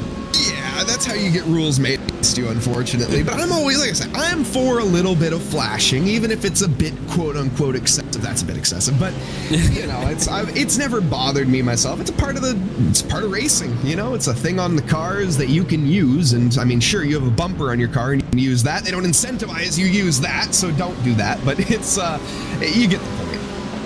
Yeah, absolutely. It's an option you can use. I mean, using it to distract is a bit of a unsportsmanlike play, at least for me. Of course, people will come on different sides of that argument, come down on different sides of that argument, of course. But for me, it's, if you're having to resort to things like that, then it's a little bit awkward, at least for me. But I know, yeah, exactly. Just pass them. Just make the move. Just make the the brakes, make the move. You don't have to rely on tricks. Oh my, what is going on here? This is a bit of feistiness, it looks like, from the GTP category as this fight has developed on. We're currently, I think, looking at 3rd and 4th? Or are we looking at 2nd and 3rd here? Well, 4th and 5th. Yeah. It's a battle. There's 2 battles currently happening. I think 2nd and 3rd are locked horns right now, and 4th and 5th are currently having their go at each other as well. Let's see here. It's just going to be, again, where do you make the trigger, pull the move off? Because especially in these GTPs, that is, I don't know, where do you make the move in these cars? Well, like I said already, brakes in towards the hairpin, main spots. Through Sunset Bend on the exit, then make the move down in towards turn number 1. Sometimes can be a feature as well, but you've got to consider that this is a very busy circuit. There's going to be traffic left, right and center in some portions, so those options that might be normal options in a sort of sprint race are not really ones that are going to be available in this sort of racing, because you're having to be aware of pretty much everyone around you. That's the tricky thing a lot of the time. Sometimes you can get this run out of turn 1 and make a lunge to the inside of turn 2. I've seen that happen before, but it's one that's a bit more fraught with danger, shall we say, but you're better off waiting until going under the bridge here through Big Bend and then making the move in towards the hairpin. But does Orion Race Team have the speed to be able to make this happen in towards the braking zone? No, they don't. So they just have to stick in line and watch the rear end of that Precision Racing 60 car for another half a lap or so. Yeah, it definitely seems to be the case there. And maybe if you are Ilka, you will be thinking about the pit stop phase. We're down to the final 50. Oh my goodness, that was a bit of a miscommunication, but everyone is still all right. I wonder if you just make the pit stop in, like, call it 5 laps. You know, the most, I'm pretty sure, looking at the amount of time these drivers have been able to make it, I'm pretty sure you can make it 45 laps on the tires and on the fuel in the GTP categories. We've had some making it 50, upwards of 51 laps, I think is our most. Yeah. So maybe you just go for it, you know, go for the alternate strategy. You're going to be suffering at the end, but is the track position worth it? Those are all the calculations and decisions that need to be made. Of course, we can conjecture from the commentary booth, but in the end, the drivers are the ones that know what it's like out there on different ages of tires and different fuel levels as well. So they'll have their own input into what options the best there. But yeah, it's something they'll have to figure out quickly, because, well, the estimated time in this race, at least according to my software, the estimated time is about 1 hour 25, 1 hour 26. That's the estimated time. It's not always entirely accurate, but it's an estimate for a reason. But you know, with 49 laps to go, just 1/4 of this race still left to run, not a lot of time to be able to do anything in the grand scheme. Yeah, no, I mean that is fair.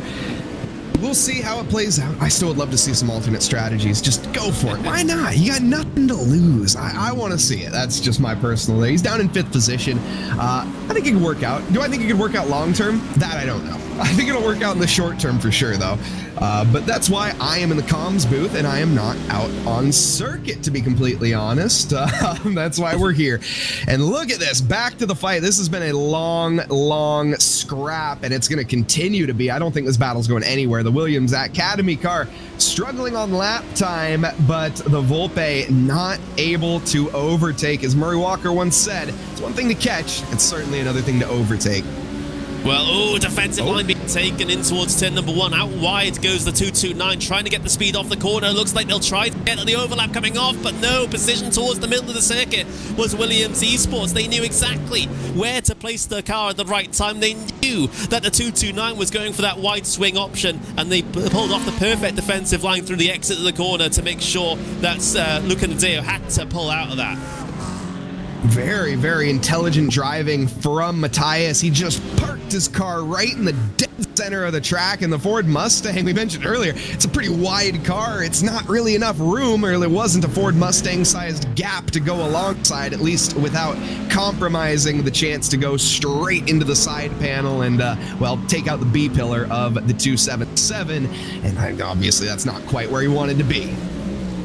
Absolutely not, but there was great decision making on the part of Matthias Orelja there in the Williams Esports car. That was fantastic stuff, because I thought it was pretty much guaranteed that Nadeo would at least get himself alongside through the exit of the corner there, but no, putting the car in the right place at the right time, and Nadeo having to lift out the throttle just as a case of self-preservation ended up with that Williams Esports Academy car on top. So that's fantastic to see. It's great cerebral driving, not just amongst the Williams Esports team, but of course Scuderia Volpe, having the presence of mind to try and back out of that move, realizing that it perhaps wasn't going to work with the Williams car in the position that it was. But Nadeo will get another opportunity here. Here comes a couple of prototypes to disrupt things, however, as they dart themselves down driver's right-hand side. Another big wide arc being taken by Nadeo. But the thing is, there's another prototype trying to get itself through. Williams Esports going to track out very, very wide here,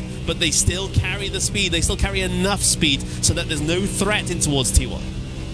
And no threat to be had, no defensive line needed. He just settles on in and says, well, you are gonna have to try some other time. And well, unfortunately, Matthias or Luca has to oblige. There's nothing he can do to fix that situation right now. Just settle in for the time being. And again, maybe thinking about strategy, maybe thinking about where do I just go full send baseball, make the dive bomb and get by, because I almost wonder if frustration will start to set in eventually. You can clearly see the 229's faster. I don't think there's any denying that at this point. He's been able to keep up for lap after lap after lap, and the Scuderia Volpe up 7 positions from where they started. Williams Esports Academy down 8, and again, this is completely up in the air with the pit stop phases and who is where in the GT3 categories. The answer is nobody really knows, and we'll find out in about 47 laps. Exactly, as all of the strategies will sort of converge in the latter laps, we'll see who holds the advantage there, as we see the side-by-side in amongst the prototypes here. In fact, it was the GTP and the LMP2, Solpec Precision and Delatraz Automotive that were having a little bit of a disagreement there on the bottom of the screen, but eventually Precision do get themselves through on that one. It's a bit trickier when it's prototype versus prototype lapping versus prototype versus GT3, because the differences in lap times are just that little bit closer. Yeah, exactly, and that is the everlasting battle with the prototypes and how they just have to try to manage, and why I often say the LMP2s, they got it the hardest on circuit in my opinion, but again, that's why they are the pros out on track. They barely put a foot wrong, which is always just so impressive to see, especially when you have such vast amounts of cars on the grid, 55 of them, and well, at least currently, and nobody really having too many issues. As you mentioned, there hasn't been a yellow flag in, well, a significant while since I've been here at the very least. Yeah, in about 80 laps, I think, 70, 80 laps. So it's been a relatively calm portion of the race compared to the back-to-back cautions that we had, back-to-back safety cars in the opening portions of this race due to incidents here and there. But it's been a nice run. Hopefully it continues as green all the way towards the end, so we can see how these strategies play themselves out. But of course, bunching everyone back together can't really hurt in terms of the entertainment either. Let's just say that. But again, a little bit of an awkward one for the prototypes to work with coming through this lap traffic. It's always tricky when you got GT3 after GT3 after GT3. all in a train, all in a line to try and get past. It requires a lot of respect in amongst these drivers, a lot of understanding, a lot of sort of foresight to be able to make these lapping procedures work, because this is the main thing, especially in sort of lower I rating lobbies, which can cause massive issues when you have these multi-class endurance races, is because people don't know how to cut their losses with lap traffic or when to try and push forwards. It's sort of a bit of a free-for-all, but it's sort of these more higher level events, there's a lot more respect between the drivers and a lot more trust, I suppose. And, you know, and one of the other things I think that is just massively important that can't be overstated is the commitment. I mean, you have to, when you're a back marker, when you're a front marker going for a move on a back marker, you cannot think twice. You can't just back out because, well, you can, and you should if you made a bad move. But for the most part, you're going so much faster than the car ahead. You have to pick your moment and you have to commit to that and communicate that, telegraph it to the GT3 car ahead to say, I'm coming through. You better get out of the way. I'm on the racing line. It's my responsibility to make the difficult pass, and I'm going to do that. So just, you know, stay out of my way, please. And particularly, this is where I see a lot of clashes between prototypes and GT cars, is through those medium to high speed corners, because you've got to remember, at Sunset Bend, for example, which is, you know, quite demanding on the aerodynamic performance, right? It's those GT cars are going to be on the limit of grip coming through there. They don't have as much aero to help them out as the prototypes. The prototypes can be a bit more dynamic. They can be a bit more fluid with which lines they choose, and they can adapt their lines a little bit better through a high downforce section like that. But a lot of prototype drivers forget is that the GT drivers don't have that same luxury necessarily. So they can't deviate their lines as easily as a prototype can through a high-speed section, which does cause a lot of issues sometimes, where a prototype driver just sort of expects a GT to make their line just that little bit tighter to give them space. No, the GT picks that line through the corner, and they're going to go on that trajectory all the way to the exit. There's nothing you can really do. Yeah, it is the responsibility of the faster car to make the overtake 10 out of 10 times, and yes, it is also the responsibility of the GT3, or the slower car, to not drive directly into the side of the car overtaking you, but they can stay on the line. They don't have to, they just have to drive the race. They're the slower car, you know, and they should be able to get overtaken. Here we go. Pit phase is underway. Final stops of the night are happening, and the battle for the lead has come to a very swift conclusion. It developed there very quickly, and now we have the Misano Azzurro down into pit lane. Marcus Hamilton is coming in for his final stop. How do we back solve this from the end of the race? Because Misano Azzurro are coming in 23 laps on their stint. The others will come in relatively shortly here. So it's a tricky one for sure. So we've got 44 laps to go. You know, this will be interesting to try and solve for the end of the race, because of course, you know, with some of these cars, they will have to take a short stop somewhere, unless they've sort of solved it right from the end of the race, as in we're going to pit here, we're going to take a full tank, and then we're going to take it to the checkered flag, and they've taken their short stop sort of earlier, so to speak. But for a lot of the teams, that's really not necessarily going to be the case. So it's going to be interesting to see how that one works out. When do you take your short stop, if you have to take one? Do you take it right at the end as a splash and dash with 3 laps to go, or do you take it now and then try and solve it, you know, through a longer stint, you know, being able to take that full tank all the way to the end? I don't know. You know, if I did know, I'd be a team principal or crew chief of something. But yeah, this is where we start to see a lot more interesting things happening with the strategy, because you start to see the end in sight now. We're inside this final quarter. We're about an hour, just over an hour to go. It's going to be really that time where these decisions need to be made, and they need to be made accurately. Otherwise, you're just going to lose spots. Yeah, and the BS competition car, I mean, is in a really awkward situation, in my opinion, in terms of the situation now that that Azzurro has put them in, because they stay out, and rightfully so. But the problem with this is they've been out, well, for 16 laps, and they are versus the 23 lap old tires of the Azzurro. But they still have plenty of time left to go in the race, so their tires are still good, but they're not great, and they can go a little bit longer, but they can't go much longer. So when do you pit if you're BS? Probably in the next 4 laps, next 3 laps. You can't wait too long because you're going to sacrifice the track position. But if you wait if you go right now, well, you're going to be struggling later on. So it's just, what do you do if you're BS? I do not know. Yeah, you sort of backed into the corner somewhat with the strategy. It's a tricky one to try and figure out. Being that middle car in between two other different strategies is always a bit awkward. But we'll see how it works out for them.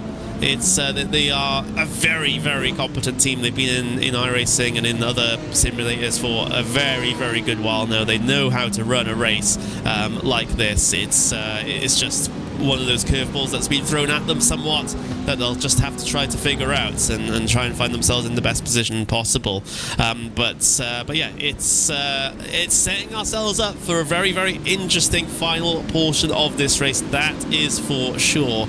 Of course, multiple players inside of this GTP category. You got BS competition, yes. You've got precision racing. You've got geodesy. You've got Mivano, all in there, all wanting to try and get themselves their particular slots in the podium. You've got WSR, which we don't talk about too much, but they are still in there in third place at the moment in the middle of this pit stop cycle. So we'll see how they factor into this. So there's a good couple of team names that could really get themselves stuck in these final portions if the strategy goes their way.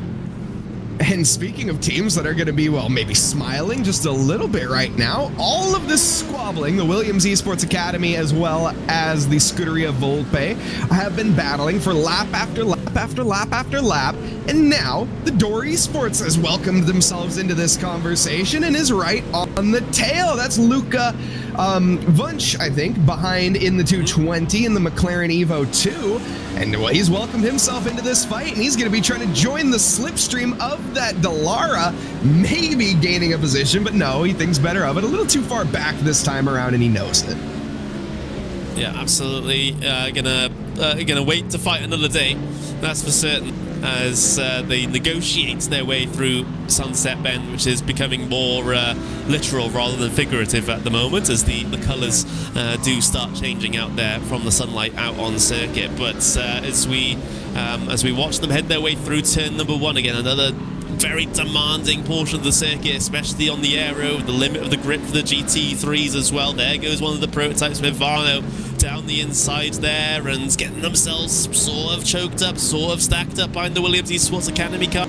Academy having to take a deviated line coming on towards Big Bend, which may just give Scuderia Volpe an opportunity in towards the hairpin here, but another prototype coming through might disrupt that somewhat. Lucas Nadeo going to take the wider arc through, and oh, there's a big large from Door Esports down the inside of the hairpin, but they've overcooked it too much, and they're spun on the apex.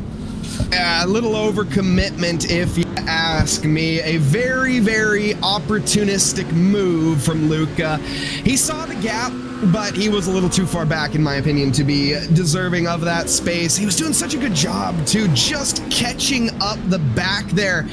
And he just was, I think, got a little impatient. You know, all of that hard work for naught leaves the rest of those two drivers in the, well, now in the dust, pretty much, or he is in the dust of them. And will have a lot of work to do from here.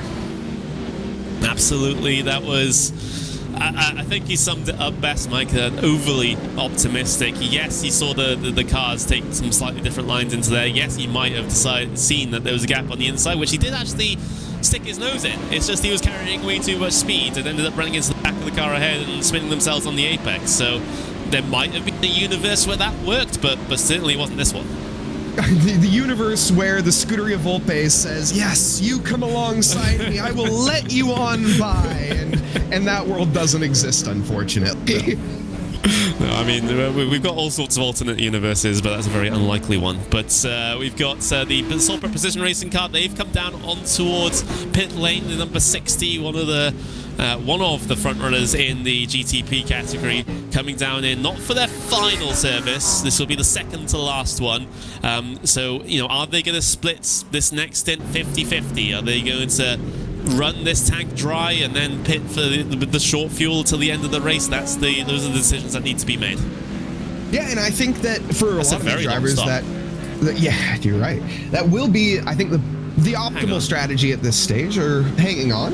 What are we checking? Am I seeing something? They are very long on pit lane. They're much more than what a normal stop would be. Oh, they've been in an incident. Oh, they've been in a big one. Coming off the end of Sunset Bend. We'll have to get a replay of this one. I was thinking that stop was looking massively long because it was over a minute by the time I looked at it, and I thought, oh, they might have just had a tricky thing getting into their pit box, but no.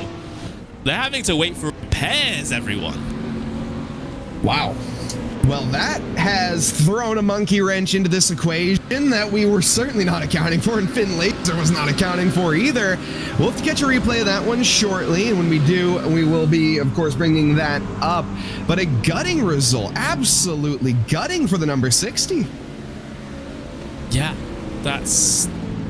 Yeah, I'm just not sure what happens because I think we were expecting them down also was pit lane, weren't we? And sort of thought it was a bit of a routine stop, and then all of a sudden I saw the stop time click over a minute, and it's usually like 40-50 seconds for these guys in prototypes. So yeah, that's a very, very weird one as well. So we'll work on getting the outside view of that, but there's much more action happening out there on circuit as well at this moment in time. But yeah, crazy developments, crazy stuff already inside the final quarter of this race, and we're coming up towards the final hour as well. But yeah, there's the replay. Okay, let's have a look at this. So there's the Precision Racing. Oh, they just get tagged.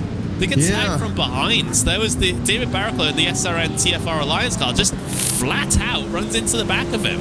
That's a bit of a weird one. I think Precision were intending to come on towards pit lane because I think they were slowing up off of Sunset Bend coming on towards pit lane, but the car behind just completely didn't see it.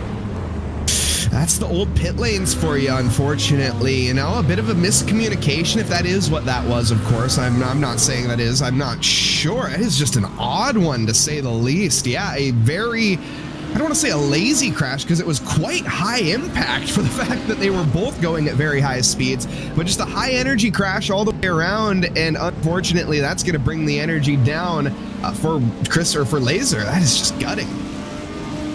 Yeah, absolutely. That is a weird one. And there's nothing that Flipnosia could have done about that. Let's just not get anything wrong there. You do have to be very careful with cars coming down on towards the pit lane, especially coming out of a high-speed corner like Sunset Bend, where the pit lane is just right after it.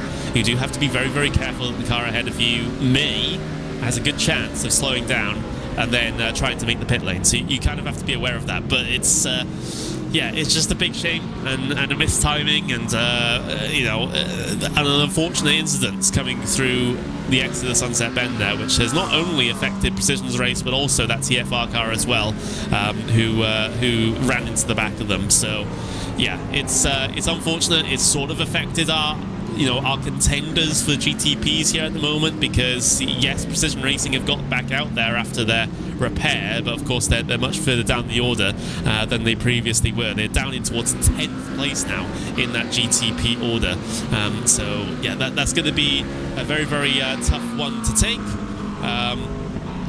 So it looks like as we have a look at some of the comments, Andrew Langham Service says that one more for these for GTP. That's what we expected. Everyone is short filling currently, so that seems to be the plan of action.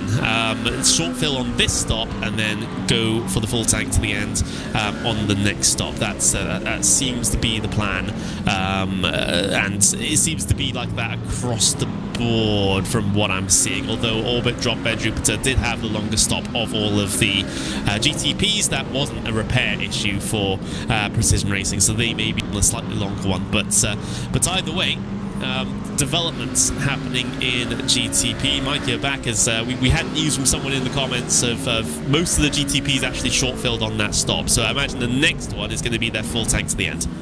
Okay, that makes sense then. So most of the drivers then with one stop left. That is fascinating. I think that some of them, though, are have already gone for the short fill. I saw that obviously we had the 24-lap stop from, was it Rob? No, it was from Sam, but The driver that I'm keeping an eye on for the most part, the Hydro, currently in the lead still. They pit 7.5 laps ago. BS pit 2.5 laps ago. So yeah, that would make sense with one more stop. They could go to the end if they wanted to. No, not from here. We're expecting over an hour, and you can't get that on a prototype. So, ooh, there's a lot of damage. There's a Sim RC. It's 276 has been involved in something major here with a punched in front of that car. Going really slow down the back straight now. They're going to try and limp it that back towards pit lane, and yeah, that is a weird one. As you know, we're starting to see, I think, a couple of incidents happen at this portion of the race because people are thinking, okay, we've not got a lot of time to go, so therefore we're going to push. We're going to try our luck with some of these passes, and it's ending up in a couple of incidents. Not any full cautions just yet. The drivers that have been involved in these incidents have been able to limp back around to the pit lane. They can only trigger a full course yellow if it's a full track blockage or if it's a tow in a place which is unrealistic for the track crew to get to. But we can see that this is what happened to Simas. Ooh, it's just a solo car over the curb, bang into the concrete on the right hand side. That would have been a rough one in real life, but thankfully this is a simulated environment and concrete walls are not risky. But yeah, it's that one was a weird one. Too much curb and then finds himself in the wall.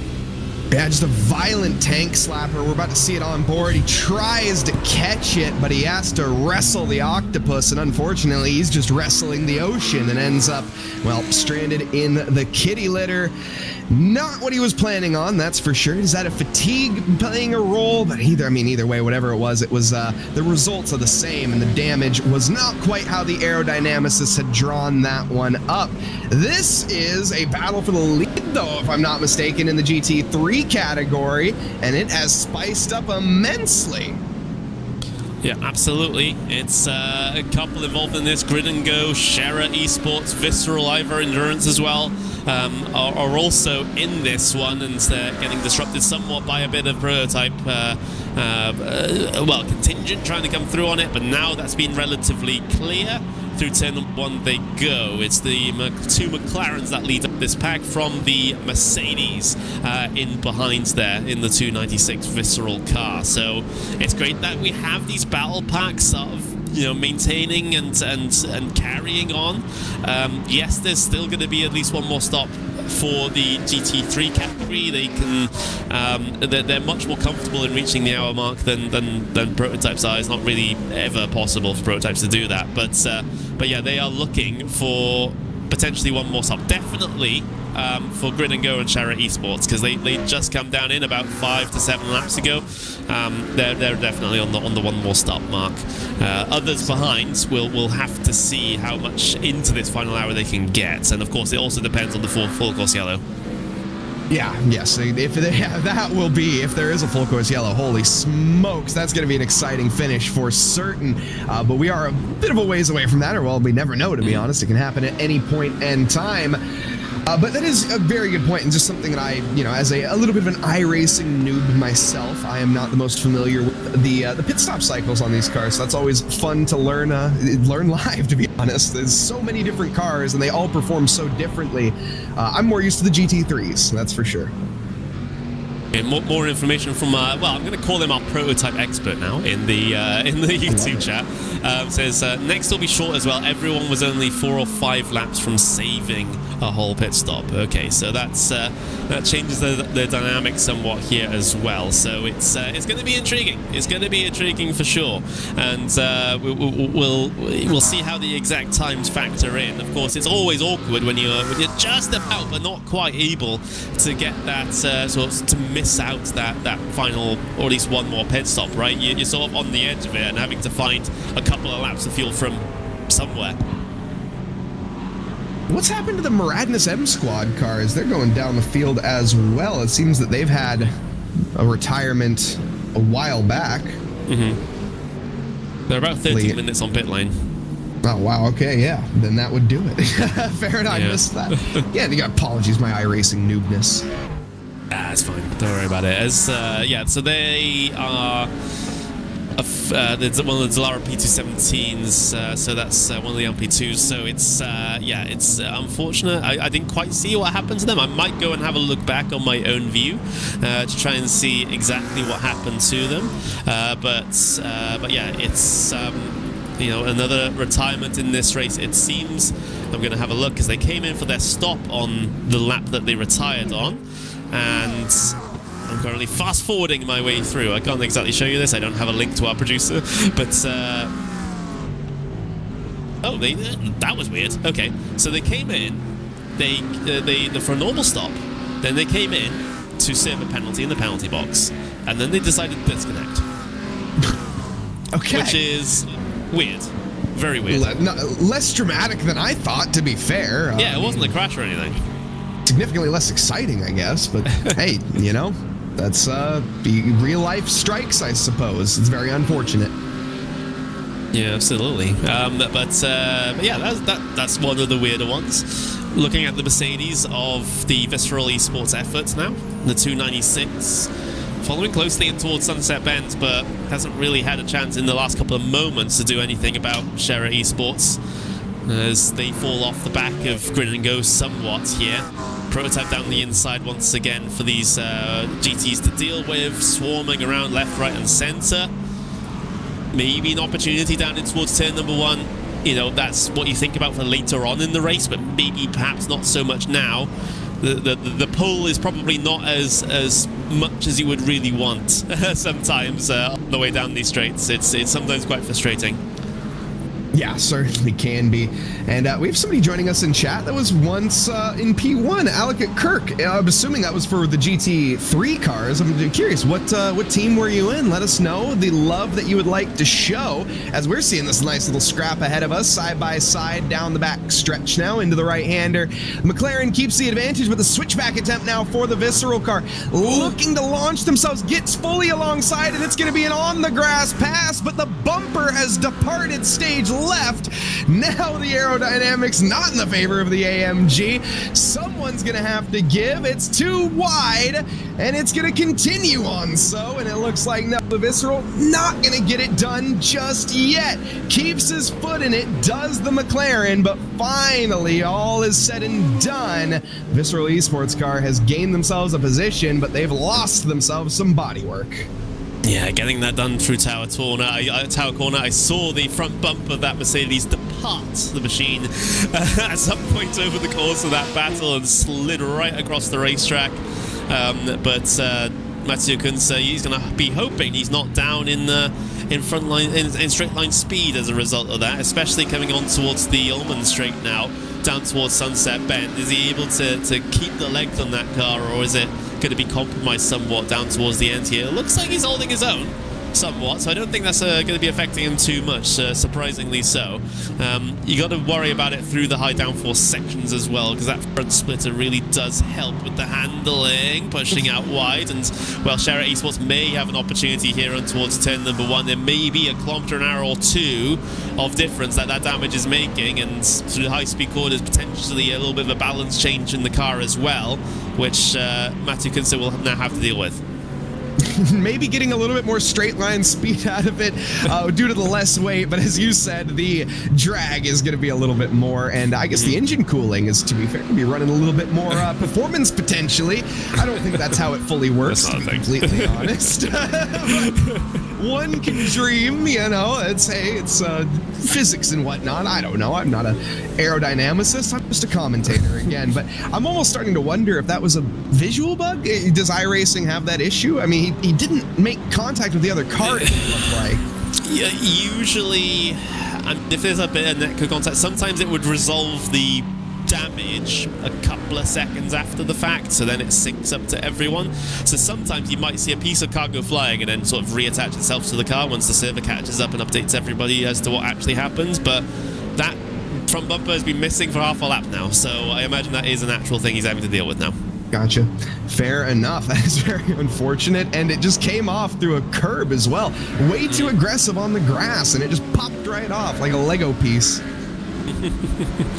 Yeah, it absolutely did, and well, I mean, he hasn't immediately lost position back, which I imagine is the good thing about this, but I imagine he's losing a couple of kilometers now down the straight. That's pretty much all, but yeah, we'll have to see. There's the overall race leader, Austin Young, who's had quite a pleasant time at the very front of this field, just about 10 seconds ahead of BS Plus competition at the moment, and is looking relatively good for the end of this race. They're on the worst end of the strategy. That's something to be considered, yes, but the job for Austin Young has to be able to pull out this gap as much as possible, to be able to absorb the loss of time in the strategy that they might have to try to deal with.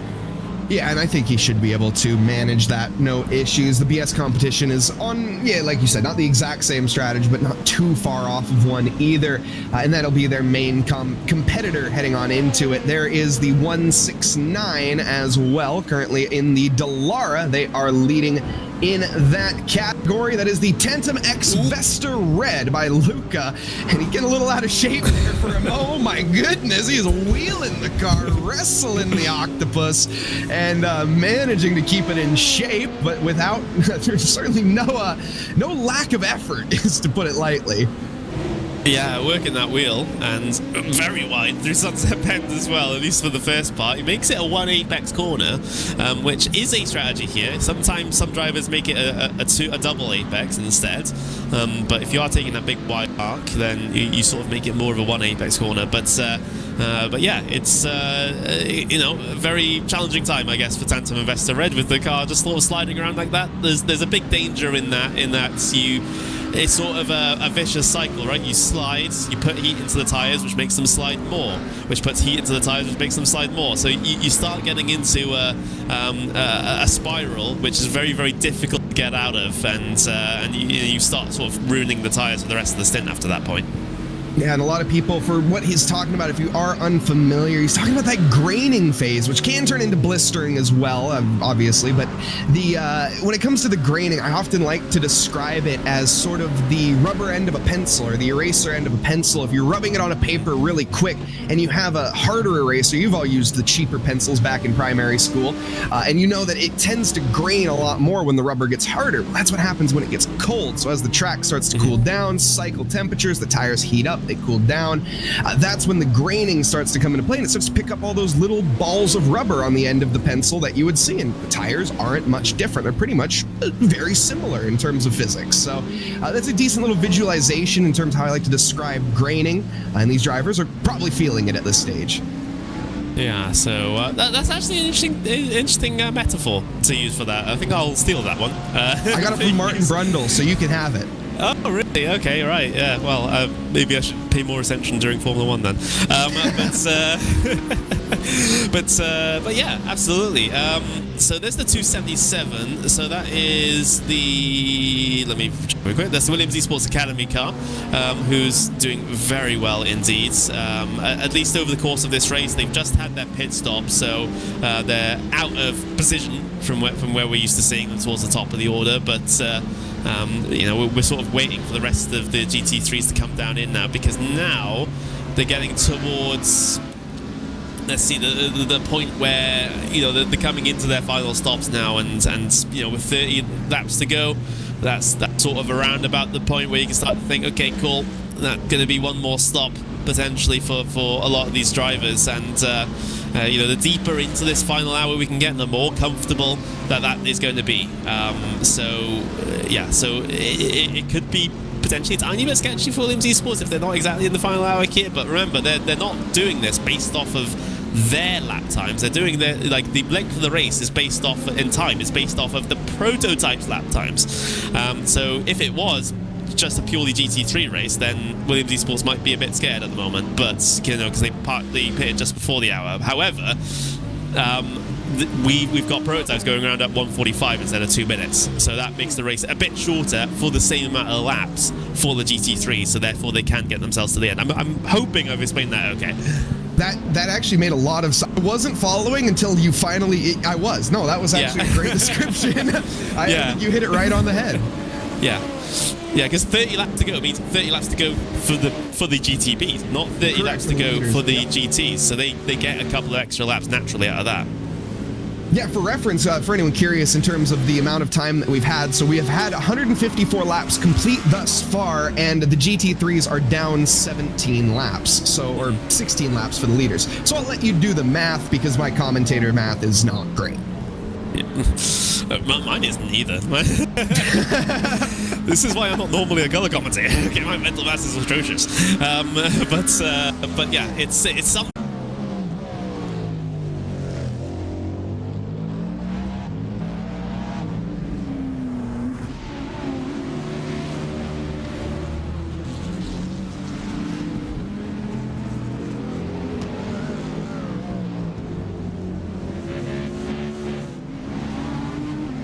For a couple stints now and has been just on the ball all the way around. Austin J. Young has not really put a foot wrong.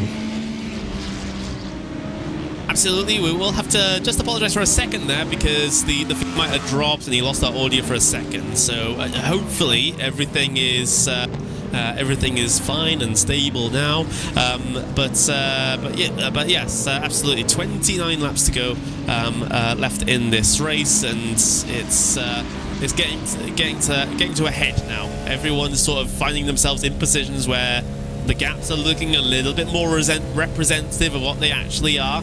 It's sometimes quite difficult in the middle of these sorts of races to think, actually, oh, we are off by this couple of laps compared to this team, and we're a certain amount of seconds ahead or behind them, so that puts us here for the end of the race. And so there's a lot of like sort of thinking and maths going into that. But there's another part of the psychological factor here, which comes in the latter portions of this race, where the driver can see the car ahead that they've been chasing for the last 2 hours, okay, in the strategy, in the numbers. But now, if they can see them directly on circuit, that changes things for some people.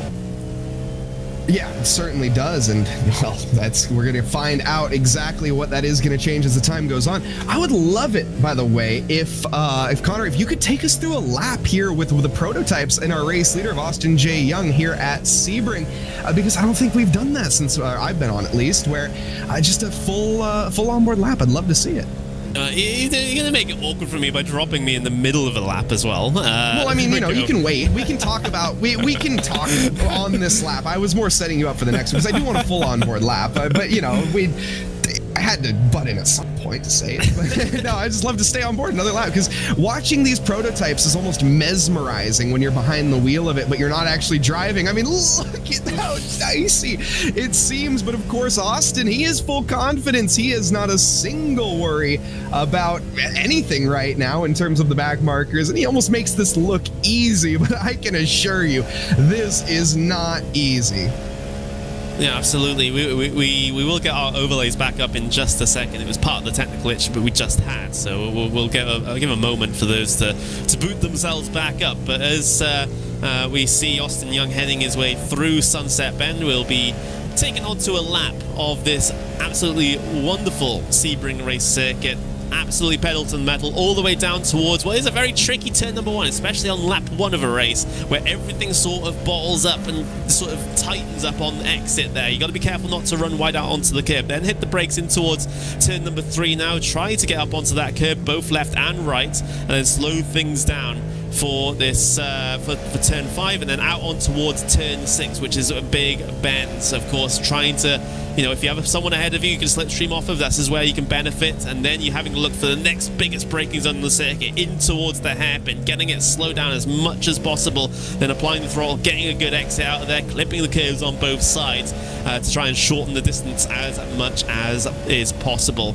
And then, of course, you're going to be heading yourself in towards 8 and 9 are not really corners, in towards turn 10, and then into turn 11 of Collier. We've seen some side-by-side moments coming through both of these sections here. Through 13, then through 12, excuse me, then 13, which is Tower. Not really a massive overtaking spot, but you still got to be careful heading your way through there. Of course, the bumps are ever present everywhere on this circuit, and then into this very, very fast section where you see a lot of prototypes get themselves caught up behind GTs because there's simply not enough room to maneuver. Flicking it through 15 in towards turn 16 at the Le Mans and then hopefully you're sitting behind someone and slipstreaming here to be able to get the benefit of it all the way down the Almond Straight. Then your next challenge is the Sunset Bends. Of course, you can take differing approaches here that are roughly equally good depending on the type of car that you're driving, as we see the big wide arc single apex being taken for Austin Young on this occasion. Careful of that wall on the outside, careful of traffic ahead,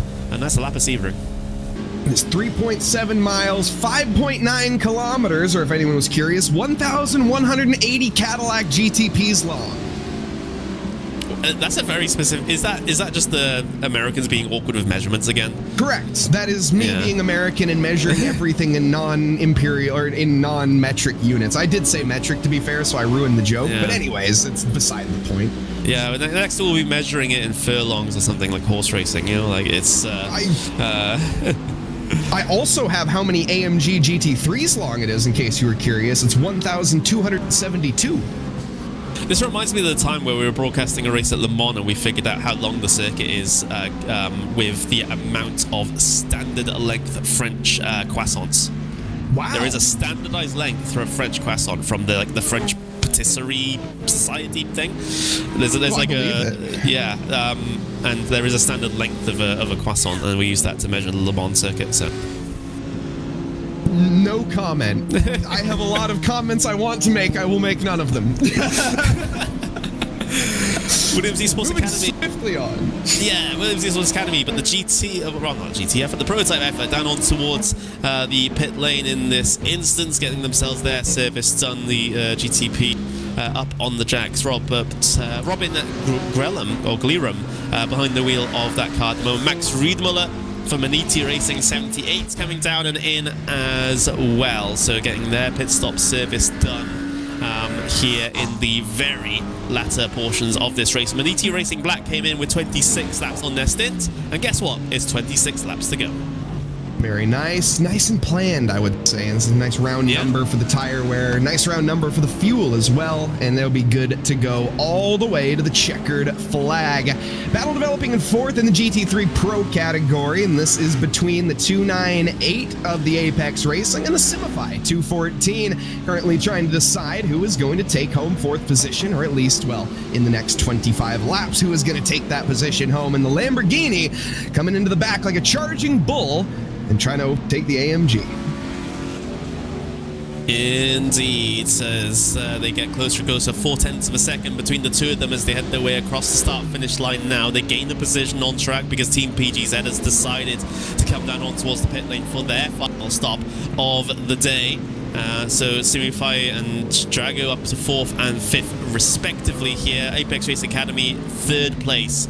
Final step on the podium for them at the moment, but of course we are still waiting for all of these strategies to figure themselves out in pretty much all three classes here today. 25 laps to go, a caution-riddled first quarter of the race, 5 cautions to be exact, 5 full course yellows, but we've had nothing since then. It's been green flag for what feels like over sort of 110, 120 laps at this point, and we're getting towards the very latter portions of this race. What will this race hold for each of our 3 categories?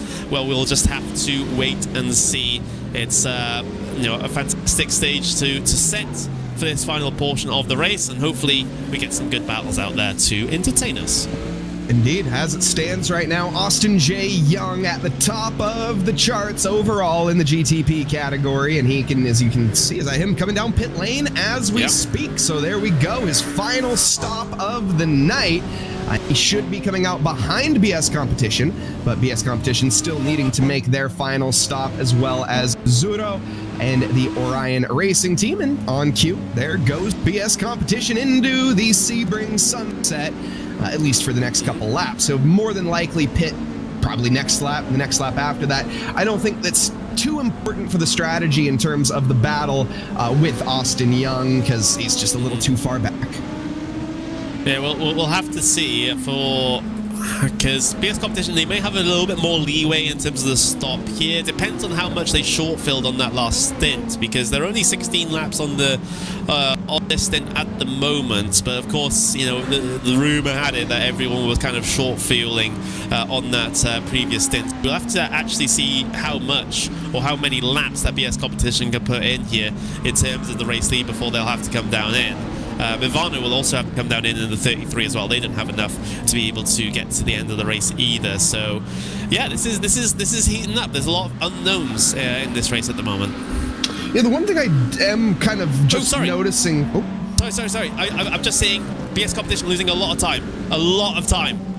And there's a little bit of smoke in the air as well. What has happened to BS Competition? This is just after they had a stop and they're missing an entire front clip and their front suspension. The front right is hanging on by a thread as well. They're going to have to pull it towards the side. I don't think they can continue on. They're going to try and limp it back to pit lane and not cause a full course yellow. But that is a huge amount of damage for one of our big front runners in this race, just pitting from the race lead just that last moment, but then immediately find themselves in some form of barrier. I imagine there might have been an effect of some cold tires involved in it, but oh my word, they make it back though somehow. Yeah, somehow indeed. This is, I mean, this is incredible. BS Competition, terrible result for them, of course, but this is going to allow the Hydro Racing team of Austin, or excuse me, no, that's our race leader who will be, but it's going to allow the Orion Racing team onto the podium potentially here. BS Competition, they're going to be in pit lane for, I mean, at least a minute. Yeah, more so. There's a significant amount of suspension damage there. Ooh, is it with the traffic though? Oh, we'll have to see. We'll let this one run through. Oh, that's their own team. That's their own team. No, it's rule number one of racing. It can't happen like that, folks. Oh, that is so unfortunate. Oh. Connery, what's rule number one of racing again? Don't hit your teammate. Don't hit teammates. Oh, it's hard to watch. Bang. Yeah. Oh, to be a fly on the wall in the Discord for BS Competition at the moment. Oh, goodness, yeah. Wow. Either way, huge dramas in the midst of the race or towards the end of the race, and BS Competition shot themselves, well, not shot themselves in the foot, well, no, they did, I guess. I don't know how to explain that one. It sounds more rude than it is. I'm not trying to be rude, but it happened. A little bit of fratricide going on, I think it's probably fair to say. My word. Wow, that changed GTPs a little bit. Of course, BS Competition out of the equation. Yet more opportunities for people to get themselves onto the podium that perhaps weren't expecting it previous to that point. Meanwhile, GT battles going on as well. This is Simify Esports and Apex Academy, I believe, with this particular battle. But yes, it is. And well, the Merc losing out in that particular instance just for a moment. But yeah, battle for final podium positions in your GT3 category. And drama, of course, in GTP. Crazy.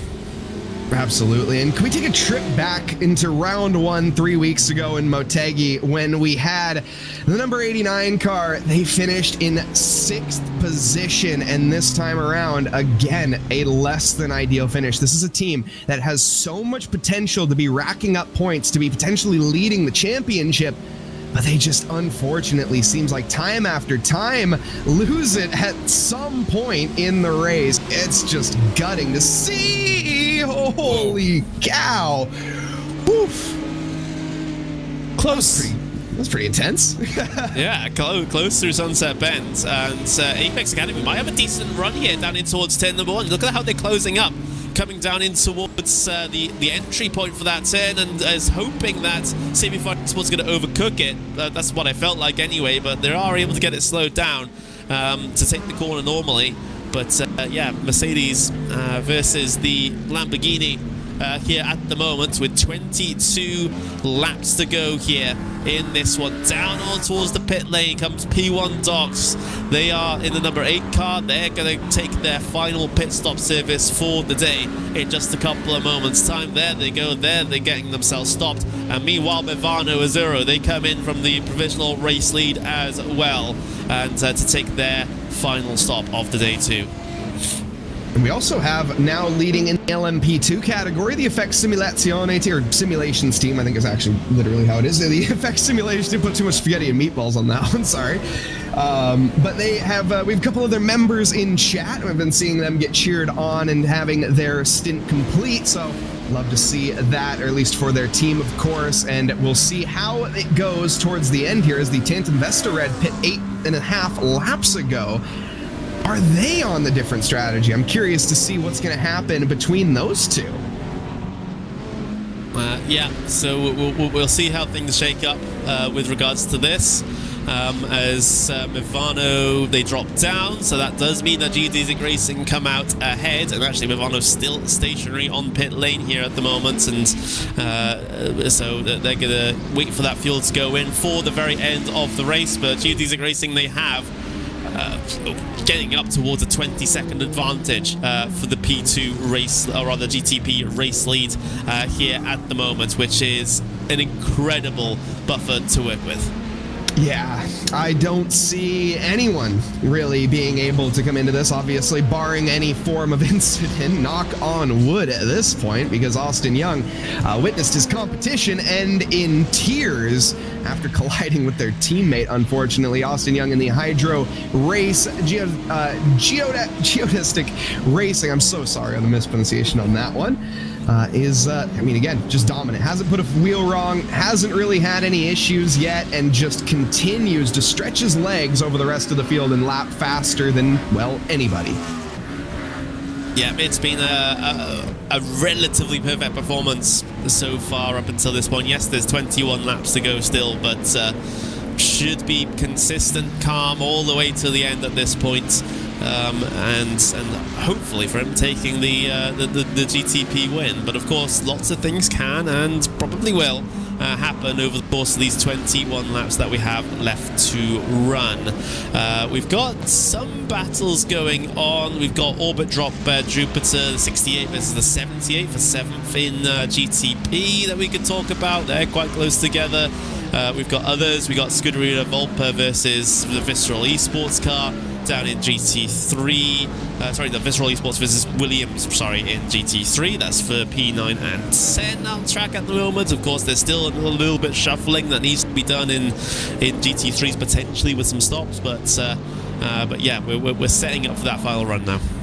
Yeah, and actually the battle that you mentioned there between the Visceral Esports and Beckham Jasir or Visceral and Williams, they're both on dead even strategies right now in terms of when they came out, and they're pretty much dead even side by side as we speak. That'd be a lovely little scrap to tune down to, I think. Some of the back markers there getting contended with, but here we are. There's the Williams Academy car currently ahead, and we've seen this picture before, but last time around it had, well, a bit more of a front end on one of the AMGs. Yeah, they've stuck back on, they've clipped it back on, and everything seems to be fine. But getting themselves back going out there. The GTP just getting themselves through, absolutely fine. All setting ourselves up now. Where do you try to make this move? The slipstream isn't as strong as some drivers hope for in this one, especially if you have traffic ahead that's giving the slipstream to your competitors, which is not exactly helpful if you're trying to get yourself past. But for David Soberiro, the 296 Visceral Esports, I mean, the plan has to be somewhere over the next 20 laps, because there's no difference for them in terms of strategy. As you've already mentioned, Mike, they're going to have to do this out on circuit somewhere. Yeah, they're going to have to get their elbows out and try to overtake the likes of the young gun Beckham Jasir. David Sobrero, though, David Sobrero is no slouch by any stretch of the imagination. Another driver, again, very talented. He's been around the block. He's thinking races in ACC as well as iRacing, so he's all around various simulators and doing a great job for the Visceral Esports team. But right now, he's got a big fish to fry in Beckham Jasir. Yeah, Jasir's not going to give up this one very easily whatsoever. It's end of the race now. The positions are actually physically on the line. It's not just a theoretical battle within strategies or anything like that. It is just driver versus driver, team versus team. out there on circuit to try and get these points. Fantastic stuff indeed. The prototype struggling to get through there. That was the SRN TFR Alliance car, Dario Barraclough, getting himself through there eventually after being held up somewhat by the GT3. But he'll be on his merry way here in a moment. But yeah, it's looking like this is probably going to be one of our main battles for the end of the race. There's a couple of others that are sort of shaking up as well as Grid and Go. The 247 have to come down on towards pit lane for their final stop. Dino Lombardi behind the wheel. Yeah, and he will be presumably staying behind the wheel, it looks like. Yep. Yeah, very short stop, which makes sense. Yeah. And so he'll be back out on circuit in a hurry. Shouldn't be losing too much time whatsoever. The 247 here looking like they are going to rejoin somewhere around 4th, 5th in class. Sole Pole Position Racing just reversing a tiny amount to try and get themselves back into their pit box, which is not ideal. You do lose a little bit of time doing that, but they are up on the jacks now in the number 60, and they are going to get themselves down and rejoining onto the circuit momentarily. But yeah, it's been a difficult one for them as well, as they are dropping down. There we go, down to P10, and then the rest of them behind them now are all LMP2s, so they haven't got anything to lose now in the pit lane. But yeah, getting their final stop done, and 18 laps till the check-in. Yeah, and obviously just trying to recover from the damage that they got punted earlier on. And back out on circuit for the final stint. 18 to go. And that's 18 for the GTPs, of course, not 18 for the GT3s, as we mentioned earlier, meaning that that is going to play a bit into the strategy for these drivers, and same with the LMP2s as well. We jump on board, though. This is a battle between the Visceral Esports and the Austin Young, actually, as he gets by in a different category. Yeah, absolutely. 21 seconds is the gap for the race lead at the moment. That is a very comfortable spot to be in. You can have a mistake or two here and there, as long as they're not terminal. You can still come out at the other end with the race lead, and that's a big luxury that all drivers would wish they'd have. Indeed, and that's the Azzurro car, my apologies, of Tanguy Billen down in the 33 right now, and he has a pretty decent gap to the leader, 20 seconds to climb, and to be fair, it's a little bit shorter of a gap. Actually, it's consistent through the GT3 field, but 30 seconds from P2 to P1 in the LMPs, 20 seconds from the GT3s to the lead. So the leader of each category, dominant, to be completely honest, as the sort of mid-phase of the, maybe not mid-phase, towards the end of the race, around that lap 140, lap 130 is kind of when they just checked out and never were heard from again. Yeah, absolutely. Just didn't look back from that point and has ridden off into the sunset. There's the 214 coming off of pit lane. That's Simifight Esports. Where they're going to come out in relation to everyone else, down in towards P5 here for the moment, after they've taken their final stop of the race. So we'll see if they progress any further forwards from that point. Orbit Drop Bear Jupiter coming down in, and the number 68 prototype, their GTP effort, is coming down in. Gaps seem to have spread top to tail of the field, though, at the moment here. I'm very sad to say. Yeah, definitely seems like a lot of the battles have come to a conclusion, and we will be seeing them hopefully back out, or hopefully back into the midst of the melee at some point. But, you know, in the meantime, we have some fun facts. Why not? I'll throw a fun fact out there as we have a little bit of time. Did you know that this is the oldest endurance race in the U.S., actually, the 12 Hours of Sebring? Uh-huh. Yeah, It was back... Oh, sorry, go ahead. That kind of makes sense. Like, it was... But yeah, sure. So back in 1952, this was the first endurance race held, at least post-war, of course, and it was held here in Sebring. We had Watkins Glen. That was the first track raced on post-war, but this was the first ever endurance race. Ah, that's quite interesting. How much newer is the 24 Hours of Daytona, then? Checking. I can't remember when the first race of that happened. The 24 Hours of Daytona first debuted in 1962 on February 4th. And Dan Gurney won it in his Lotus 19.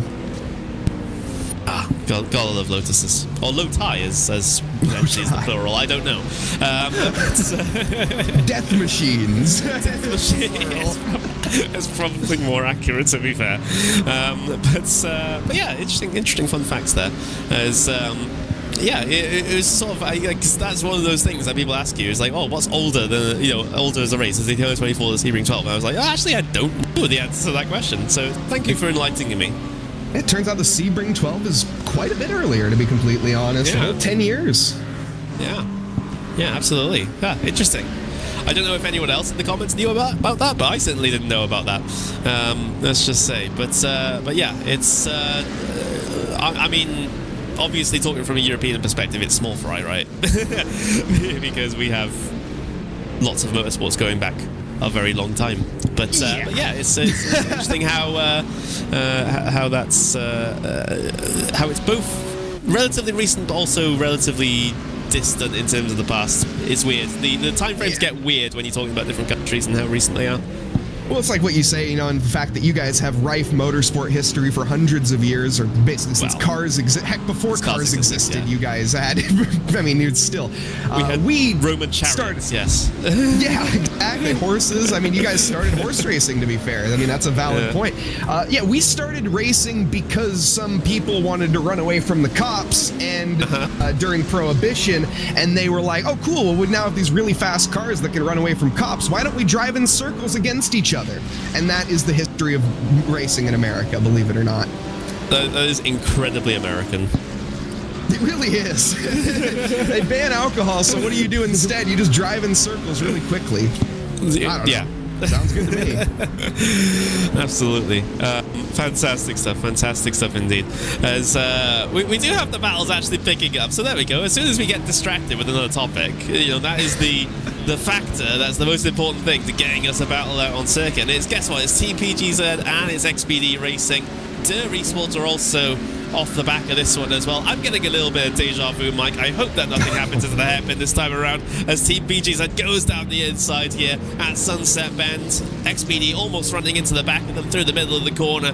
Through towards track exit they come, and it is Team PGZ gaining the position there. Nice and textbook overtake in the final corner complex from Oscari. Ruben's not really able to respond just yet. PGZ versus XBD. It's the three-letter analogy, or three-letter whatever, battling it out. And then, as you said, the Door Esports in the mirror that we definitely cannot leave out of the conversation. And I think this time, just judging by the car body language that we're seeing, I think Giannis is a little bit more passive this time, and maybe he's going to wait for a better opportunity than the last time.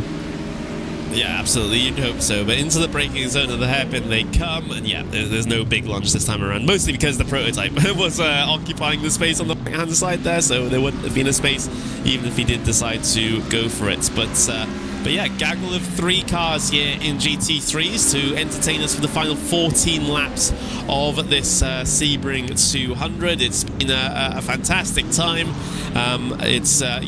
We had a bit of a struggle at the very start of the race with the full course yellows, but it's been clean and green since then as we race into the sunset here in Florida. It's been a fantastic race. Of course, there's still a couple of stories to be undecided, especially for this little battle in GT3s, but it's been a fun time regardless. Absolutely, and seeing some of these cars that still have the prospects on the horizon for a battle, it is going to be quite warming. I know there are some in the LMP2s that are potentially still in development, and in the LMGTPs as well. The gaps are shrinking somewhat, at least from P3 to 2, as well as P3 onwards, but it is going to be pretty much all said and done. Besides this, side by side now, down into the inside goes the McLaren, and that is a more textbook overtake. The Door Esports car made that one look easy. Yeah, swinging it down and through towards Sunset Bend, occupying the space on driver's right-hand side, getting that overlap to the inside, and able to carry the speed all the way through. Fantastic stuff from Jonas Rudsen in the 220. Potentially, with 14 laps to go, there's no reason why you can't lock onto the back of Team PGZ here in a second and cause them a bit of an issue. especially once this LMP car gets on by. It'll be pretty much free reigns, and that Ford Mustang is the slowest one, it seems, out of these out of the three drivers that are in this fight. But also one of the wider cars, one of the more difficult to overtake, potentially. At least we're going to find that out soon. PGZ just got the job done and now has a new opponent, a new rival on their tail. And we'll be having to see exactly how they're going to contend. Right now, the Door Esports car not looking too intent on going for a move, at least right now. I think more just feeling his opponent out, seeing where his strengths are, seeing where the weaknesses are for the Mustang, and he'll pick his battles and then choose them when he wants. Absolutely. Track temp has come down a couple of degrees here in the latter portions of the race as well. Was 31 Celsius, now 28. So that's just allowing the drivers to lean on these tires just that little bit more, which is going to be very helpful for them, especially as they try to chase down positions at the very end of this race. The wind's still pretty breezy, has been throughout the majority of this race, but still sort of maintaining that amount, not going up and down wildly, as that could be an effect. It's a small one, but it still can be. But for the moment, as we see these prototypes dart in and out of traffic, the main battle, of course, is in that GT3 category. And actually, Apex Racing Academy coming down on towards the pit lane here at the moment. They can't make the distance, or rather, they're coming off the pit lane. So they've got 13 laps worth of fuel, or rather 13 GTP laps worth of fuel. It might be shorter than that for GT3s, but yeah, they've gotten themselves back going. They do end up losing a good couple of spots as a result of that. They file in behind Visceral Esports and directly ahead of David Toth for Drago Racing, so straight out into a battle.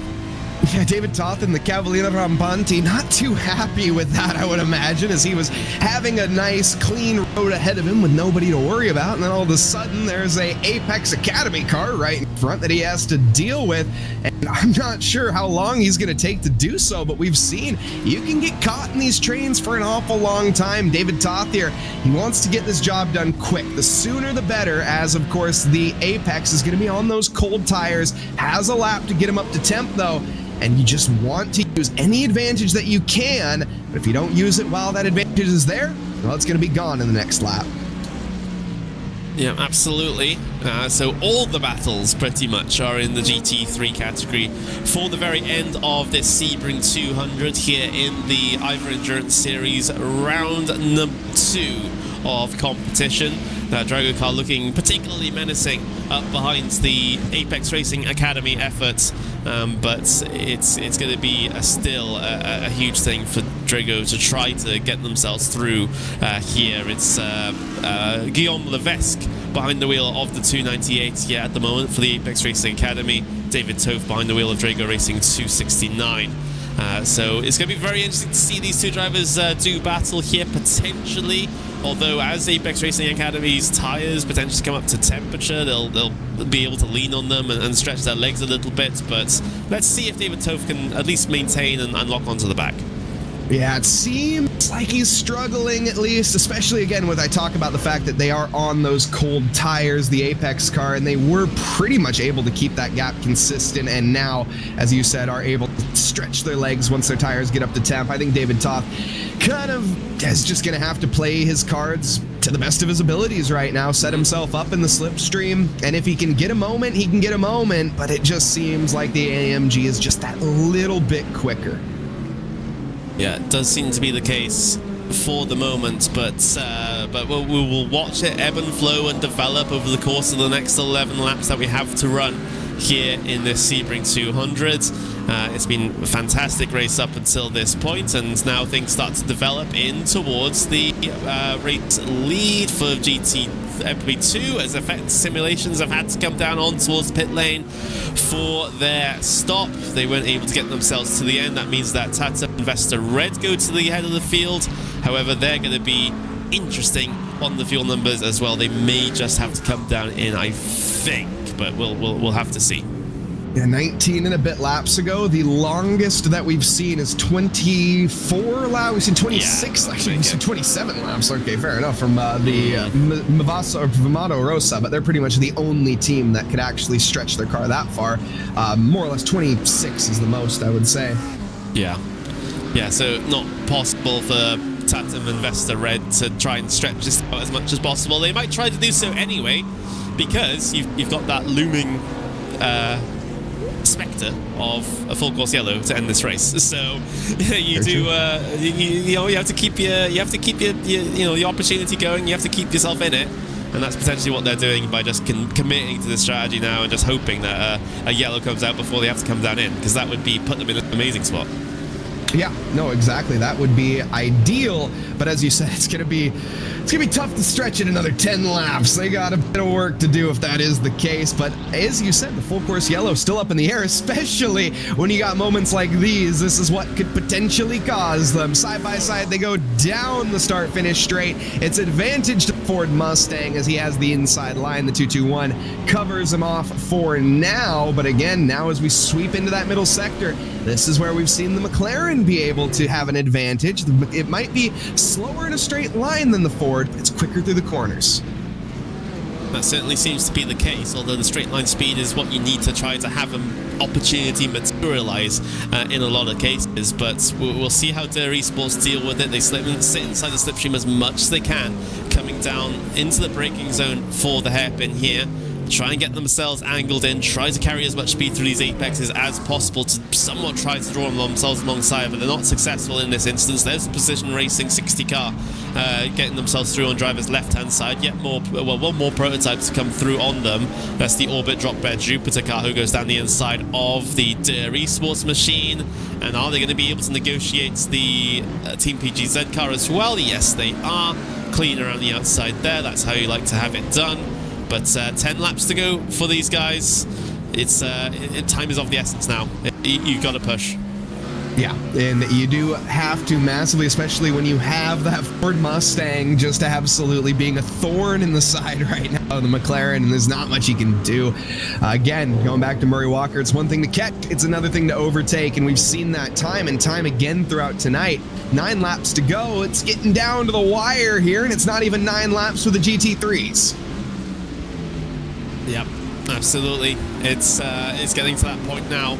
Light is getting brighter and brighter at the end of the tunnel as the track gets darker and darker from the sun setting. Team PGZ still holding on to this position, this 10th place in class, although Dare Esports are trying to apply the pressure as much as they can to be able to try and cause Team PGZ to make a mistake somewhere out there on circuit, but PGZ have been pretty solid so far here in this one, angling themselves in towards that turn number 1. Dare Esports, I don't really see them getting past unless they can gain another 1 or 2 tenths of a second and get themselves right onto their back bumper there, because they're just missing too much in the straight line to be able to capitalize on any opportunity. I have to agree with you wholeheartedly on that one. It seems like almost an insurmountable task. I don't want to say that it's fully insurmountable, because anything can happen in racing, and it normally does. But to be fair, we just have not seen Oscari put a wheel wrong recently, and that is all he has to do. Keep it between the mayo and the mustard for the next 9 laps, or at least 9 GTP laps, and he will be good to go. This is, as you said, the straight line speed just seems to be that much more of an advantage and able to keep that McLaren at bay. Yeah, absolutely. Leader is in for GT3s. Share Esports have come down in and gotten their stop done. It was a 13.3 second stop for them. Very, very short stop just to get themselves to the end of the race. They come out about 13 seconds ahead of Grid and Go there in second place. So for Share Esports, this is looking like an absolutely fantastic race. And they just got to get themselves 8 laps under their belt, and they'll be able to call themselves the winner of the GT3 category. But what's going on down here for 10th place? There's a couple of other battles that might be getting close. Saltback Precision and Orbit Drop Bear, that's for 8th place in GTP. That's getting towards half a second as well at this very late stage of the race.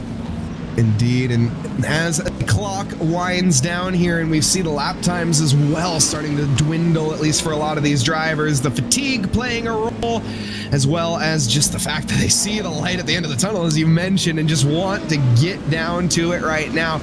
Again, I cannot emphasize how fatiguing driving multi-class is for these drivers. You're constantly, especially at Sebring, you have be so heads up at all times. You don't get a break. You don't get to relax. You're always thinking about the road ahead. You're thinking about your teammates in your ears, your team principal that's whispering to you about strategy. And finally, this is where everything comes to fruition. All of the hard work can finally pay off. Tatum and Vesta Red coming down in for their final splash and dash as well. They ended up losing the race lead to Effect Simulations. That was expected. They'll end up losing second place to Fiercely Forward Gold as well, and that one is also entirely expected. So they're falling back. They're going to come out potentially behind Delatraz. So that could be the situation that they find themselves in.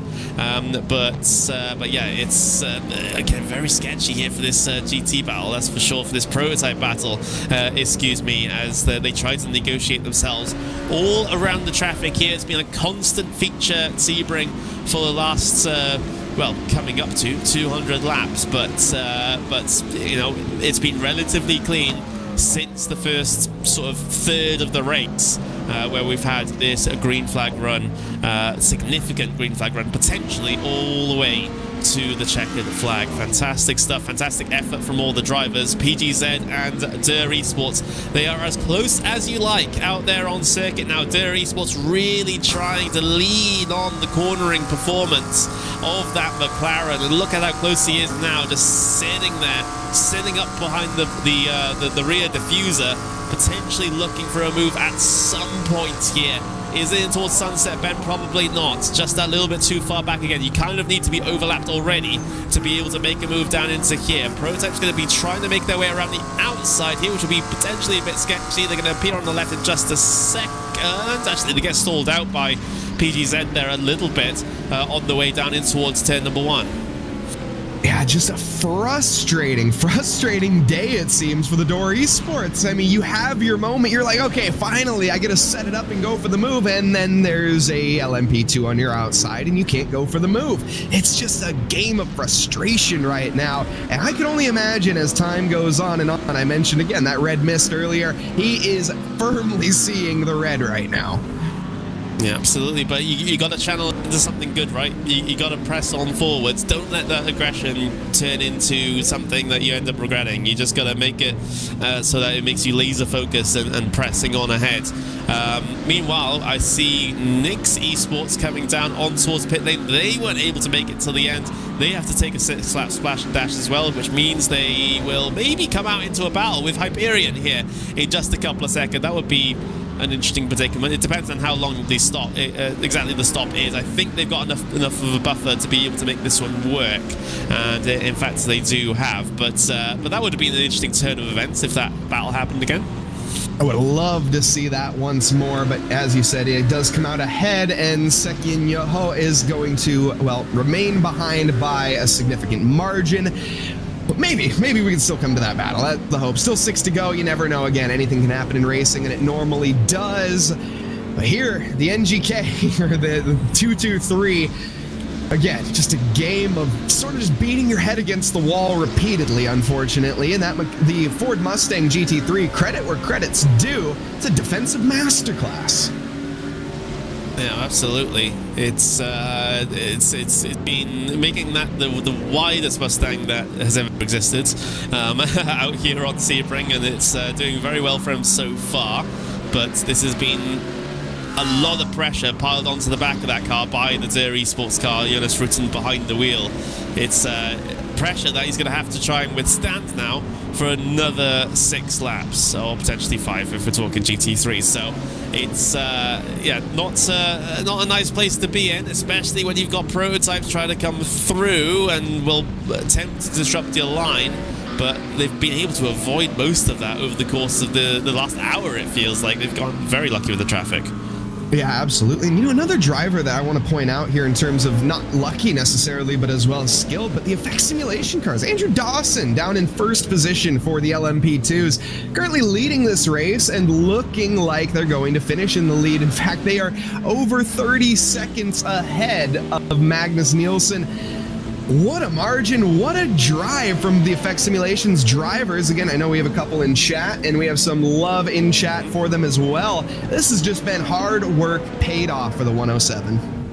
Yeah, it has. It's, of course, there's been some turbulence in the LMP2 order over the course of this race, of course, but they've come out on top with a very, very significant margin. Like you said, 33 seconds now back to the Fiercely Forward Gold car. They've just kept themselves largely out of trouble and have run a very good, a very consistent race, which they should end up being rewarded for. Just a couple of laps to go now. And fiercely forward, well, they're going to be looking fiercely forward, but they don't see anything. They look with their binoculars, and there's still no car in the distance in terms of position. But still, 2 positions gained for the number 113, 2 positions gained for the 18 or for the 188, all around the LMP2 field. Nice to see those gains.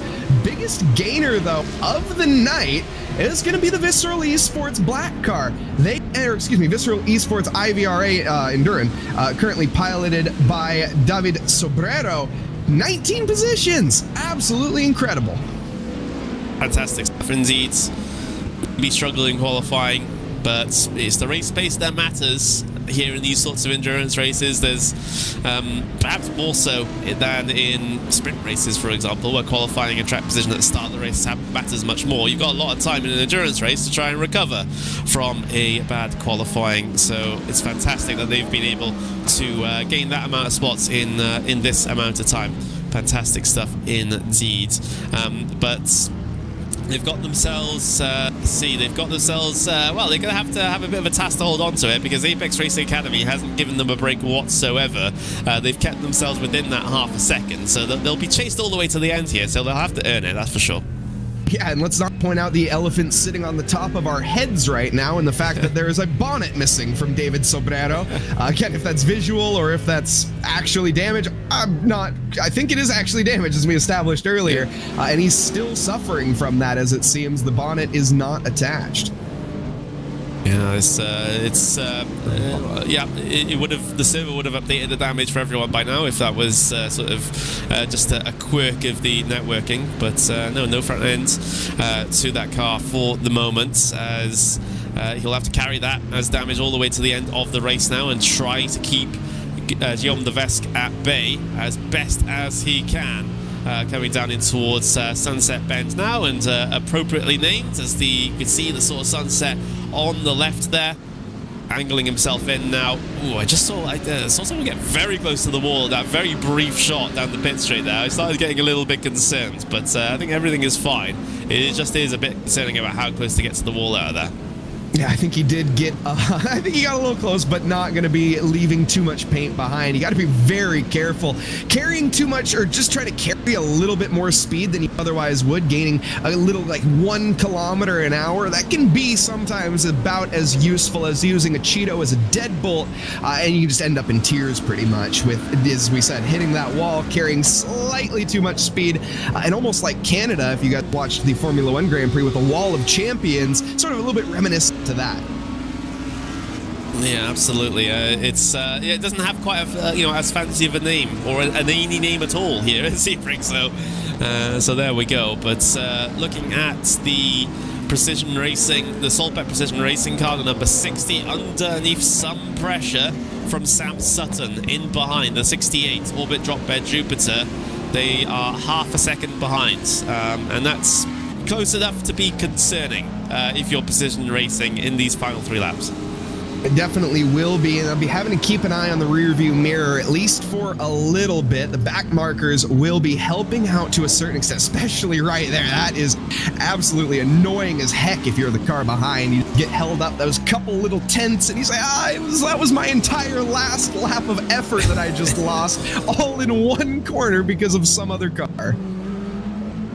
Yeah, the endurance racing giveth, endurance racing taketh away. That's the mantra here for this sort of racing. It's very attritional, not only due to the instance, but of course dealing with the lap traffic in the right way. You've got to keep your head on a swivel, so to speak, to be able to do well in races such as this. But that prototype battle still is close and rages on. The Visceral versus Apex Academy fight is still not quite done yet either. There's the Hydra Race Geodesic Racing, the number 62 car, who is about 2 laps away from winning this race with a 21-second gap to the car behind.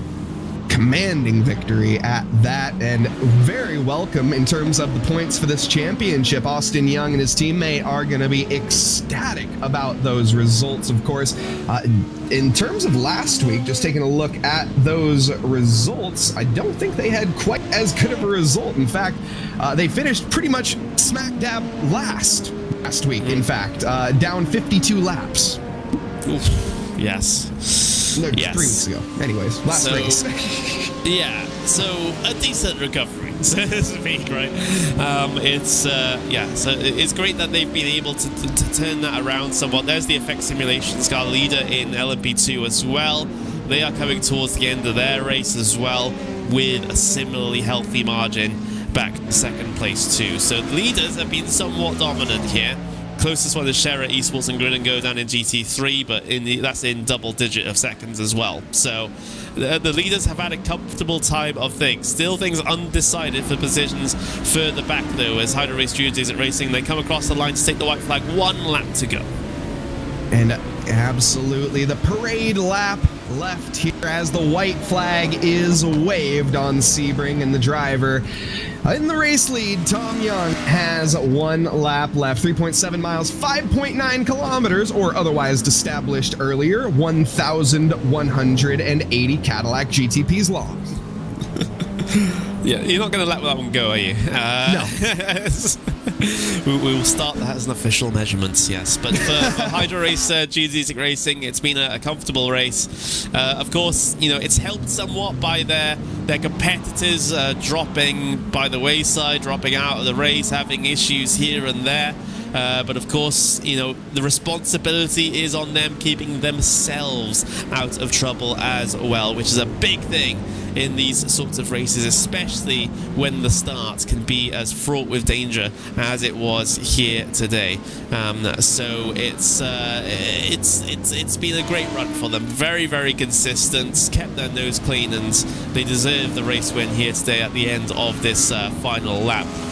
Still things undecided going on further back. German Sim Racing ACV and XPD Racing are close out on circuit. In fact, most of the battles are in GT3s here at the moment for this very end of the race. But for Austin Young, it's plain sailing all the way to the end. He has pretty much a clear Ullman Straight down in towards Sunset Bend. Just 1 more corner to go for the number 62 to get their season back on track. Austin Young out of the final corner. Hydra Race Geodesic Racing take the win in GTPs here in the IVRA Endurance Series second round at Sebring. Amazing finish there from Austin Young, and from last place in the last race to first place in Sebring. He could not have a more welcome result. Here's our GT3 Pro winner. This is going to be the McLaren driver in the Schwenner Esports car, piloted by Nicholas Hyde. Gunnar Volpa has been in an instant in the final lap of this race. That was with the Williams Esports Academy car coming through Le Mans for the final time. Shera Esports will celebrate their victory here. Effect Simulations, there's still a bit of time from coming to the end of their particular race, as Solbeck and Norbert Dropper, they're fighting it out as well. Fantastic stuff, but there is Effect Simulations. They're going to get themselves passed on by the Williams Esports Academy GTP, as they will slowly but surely come towards the end of their race. It's been a consistent one and clean one for them as well, as they will join the ranks of the winners in this race. Hydra Race Studios Racing, Effect Simulations, as Shera Esports, all coming through as winners. But 1 more corner to go for Andrew Dawson. The 107 in the LMP2 will be the winner here today at Sebring. It's Effect Simulations which brings it home. Nicely done. Remaining where he stayed. Started in P1, finishes in P1. Almost a Grand Slam performance all the way around. I don't know, he did have fastest lap as well in the LMP2 category, so a literal Grand Slam at Sebring for the Effect Simulations team. Yeah, absolutely fantastic stuff indeed. very big effort from our race winners here today. It's absolutely fantastic to see. Here are your unofficial race results, but of course pending stewards review. There may be a couple of pending things they might want to look at, but I wouldn't expect the leaders to change. So Austin Young for Hydro Race Geodesic Racing brings it home in P1 for GTP. Then you got Tanguy Billen in for MSS Movano in P2. Then you got Orion Race Team in third with WSR Esports Buttkicker fourth. Then Williams Esports Academy in fifth. Medici Racing the 78 in sixth with P1 Docs in seventh. Then you got Orbit Drop Bear in P8, Solpet Precision Racing P9, and Absolute Motorsports Acelith in P10 in GTP. Those towards the back of the order, multiple laps down, you got MSS Movano. We saw their issue about an hour and a half, 2 hours before the end of the race with a bit of lap traffic. Then you got the Maniti Racing 17, who had a similar sort of problem. Then you've got Fiercely Forwards in 13th. BS Plus Competition with a big crash involving their teammates, drops them down to 14th place. And you got Apex Racing Team 15th and Fast Repair Motorsports. Unfortunately, didn't have enough fast repairs to use as they're 141 laps down. Then you've got LMP2 order. Effect Simulations take the race win there with Fiercely Forward in second place. Delatraz Automotive in third with Composite Performance in fourth. Then Tatum Vesta in P5 with Nix Esports in sixth. Hyperion Racing will finish in 7th with CRZ Sim Sports in P8. Hydro Race Geodesic Racing the 162 in 9th. And Nürburgring Esports in 10th. Further down the order there, a couple of the drivers towards the bottom of the order. David Barrico of SRN TFR Alliance does come across the line in 11th, but many laps down. And then you got Muradness M Squad in P12.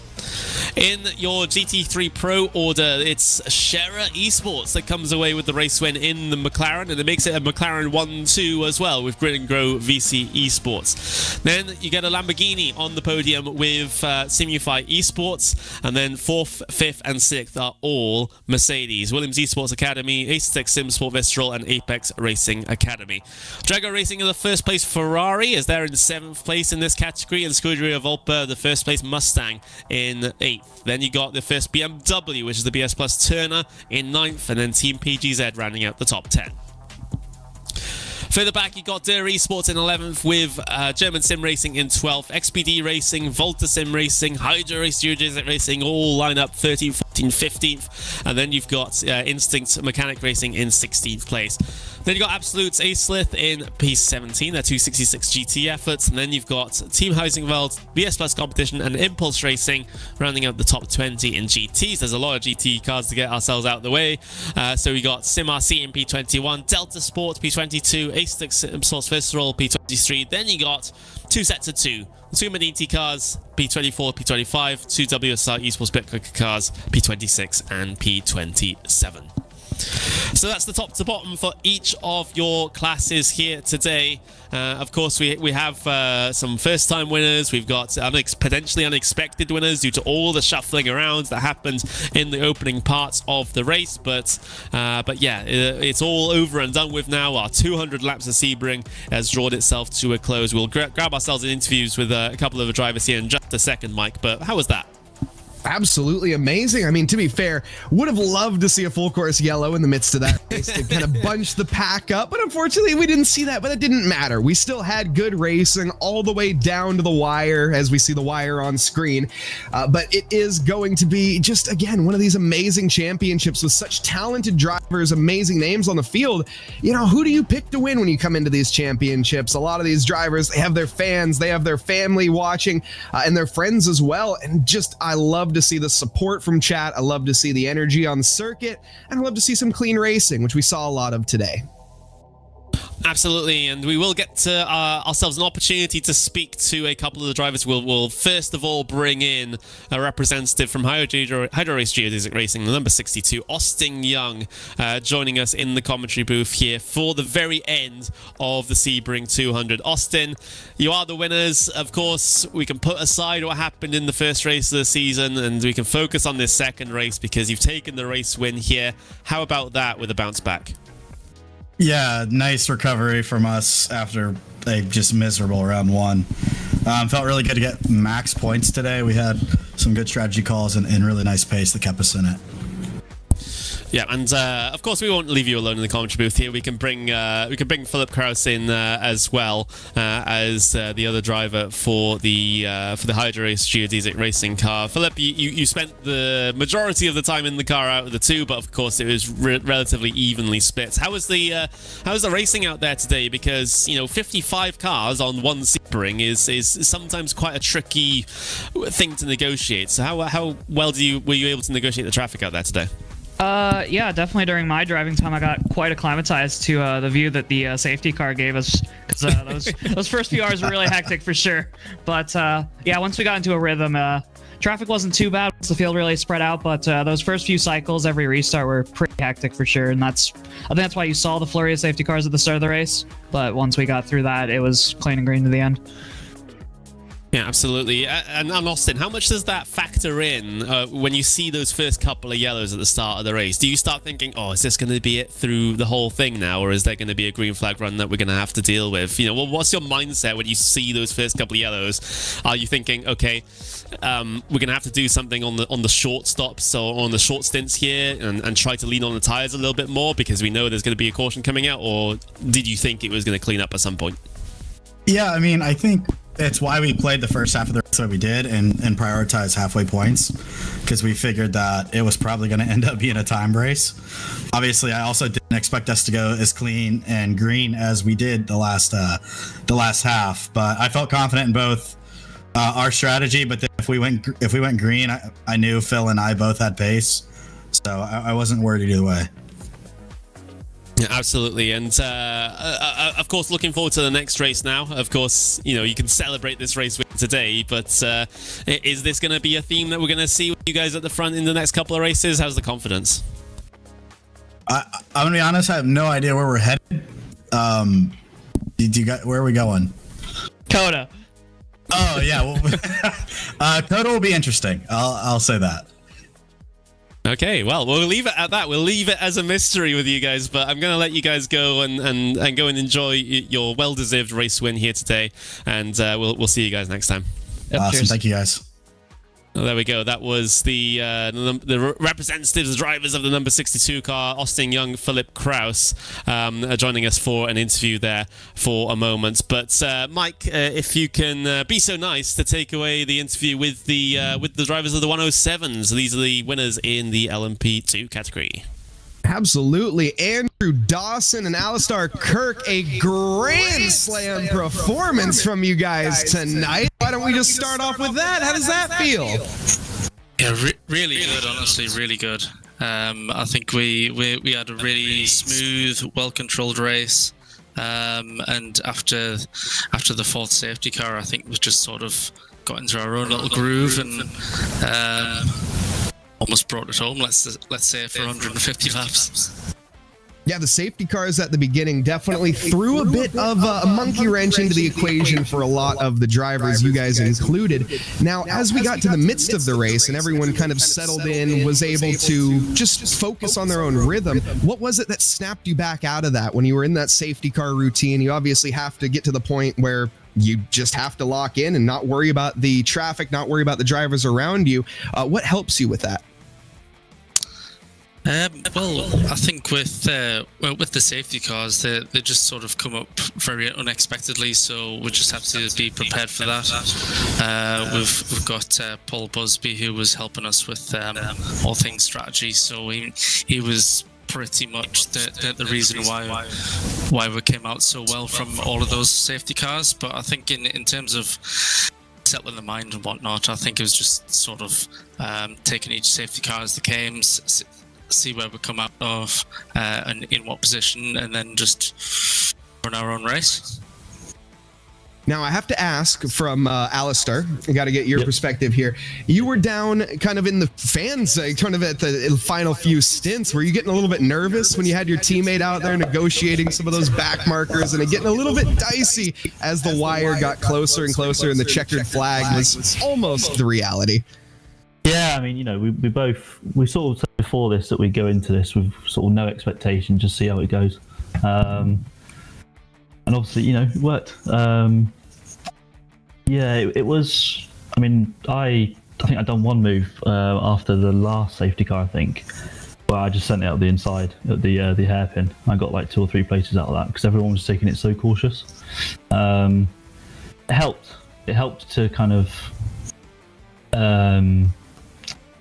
just give the GT3s a bit more room and stuff. And you know, there were a couple of times where I had to go around the outside at turn 1 and kind of, you know, not risk it, but maybe take a little bit more risk for higher reward, I guess. So that's, you know, yeah. Makes sense. Makes sense. Now, I'll just ask the final question here for you guys. Coda, what do you think? Hate it. Yeah, Fair enough. I'm not big on Coda. I don't think it'll be either of us doing Coda. I'm personally not in the country, but I think it'll be Paul and one of the non-pros. So we'll just see what happens. It's definitely a track that is a bit Marmite for most people. Very harsh off tracks, and we'll just train for it and see how we get on. Makes sense. Makes sense. Well, I'll let you guys go and sip the champagne and enjoy the rest of your evenings, everybody. Andrew Dawson, Alistar Kirk, your winners, LMP2 category. Thank you. Cheers. Well, there we go. That was a bit of a chat with the 107 team, the winners in LMP2 here today. We now turn our attention back to GT3s because we've got the guys from Share Esports in the commentary booth here at the moment. Nicholas Heider and Raphael Renhofer. Nicholas, how about that? You guys grabbing yourselves a race win here at Sebring? That's got to feel good, right? Especially with how competitive that GT3 field is.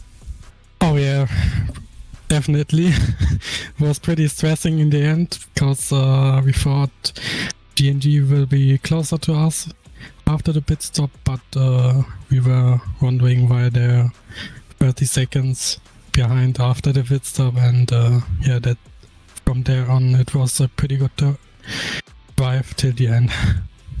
Yeah, absolutely. You guys did pretty well coming out of the very safety car dominant portion, start portion of this race. Of course, under clear air, I think you guys will probably agree that Grid and Go definitely had the pace out there in terms of race pace, but of course they had to try and get themselves up through the field after the early goings. Was that always an ongoing concern for you guys? I know you got a bit worried towards the end there about their stops, but were you always watching them on the timing screens, Raphael?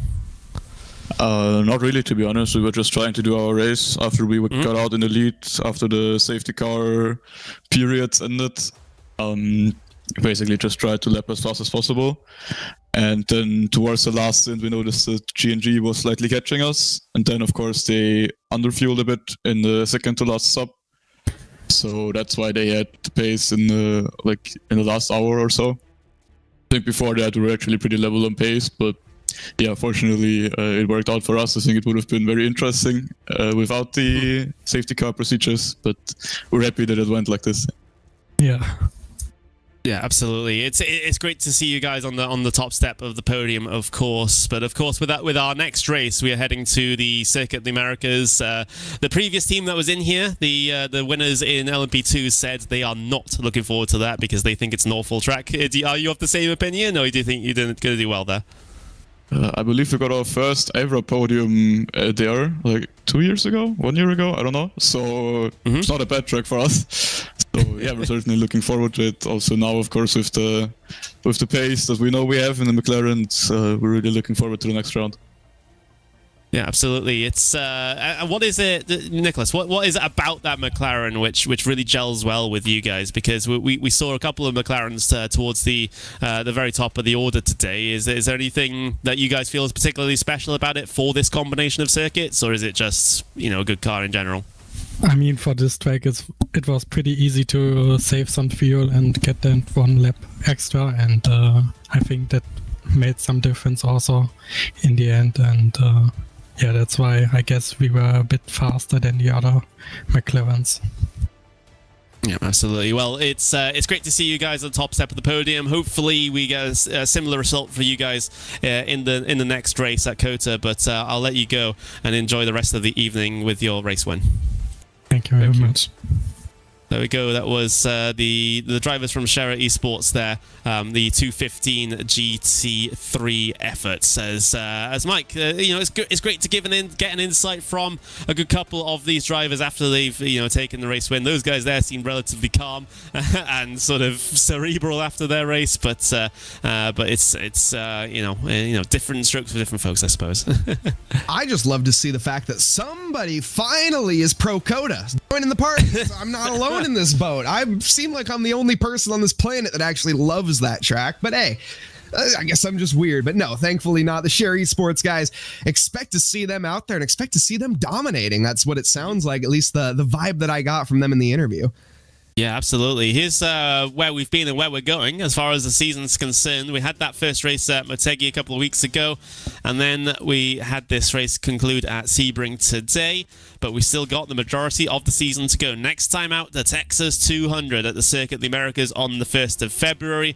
That one is going to be a very exciting race indeed. Of course, the British drivers, as part of Effect Simulation, said it's a bit like Marmite as a translation to everyone else. You either love it or you hate it, was the catchphrase in advertising for Marmite. That's why that's where that comes from.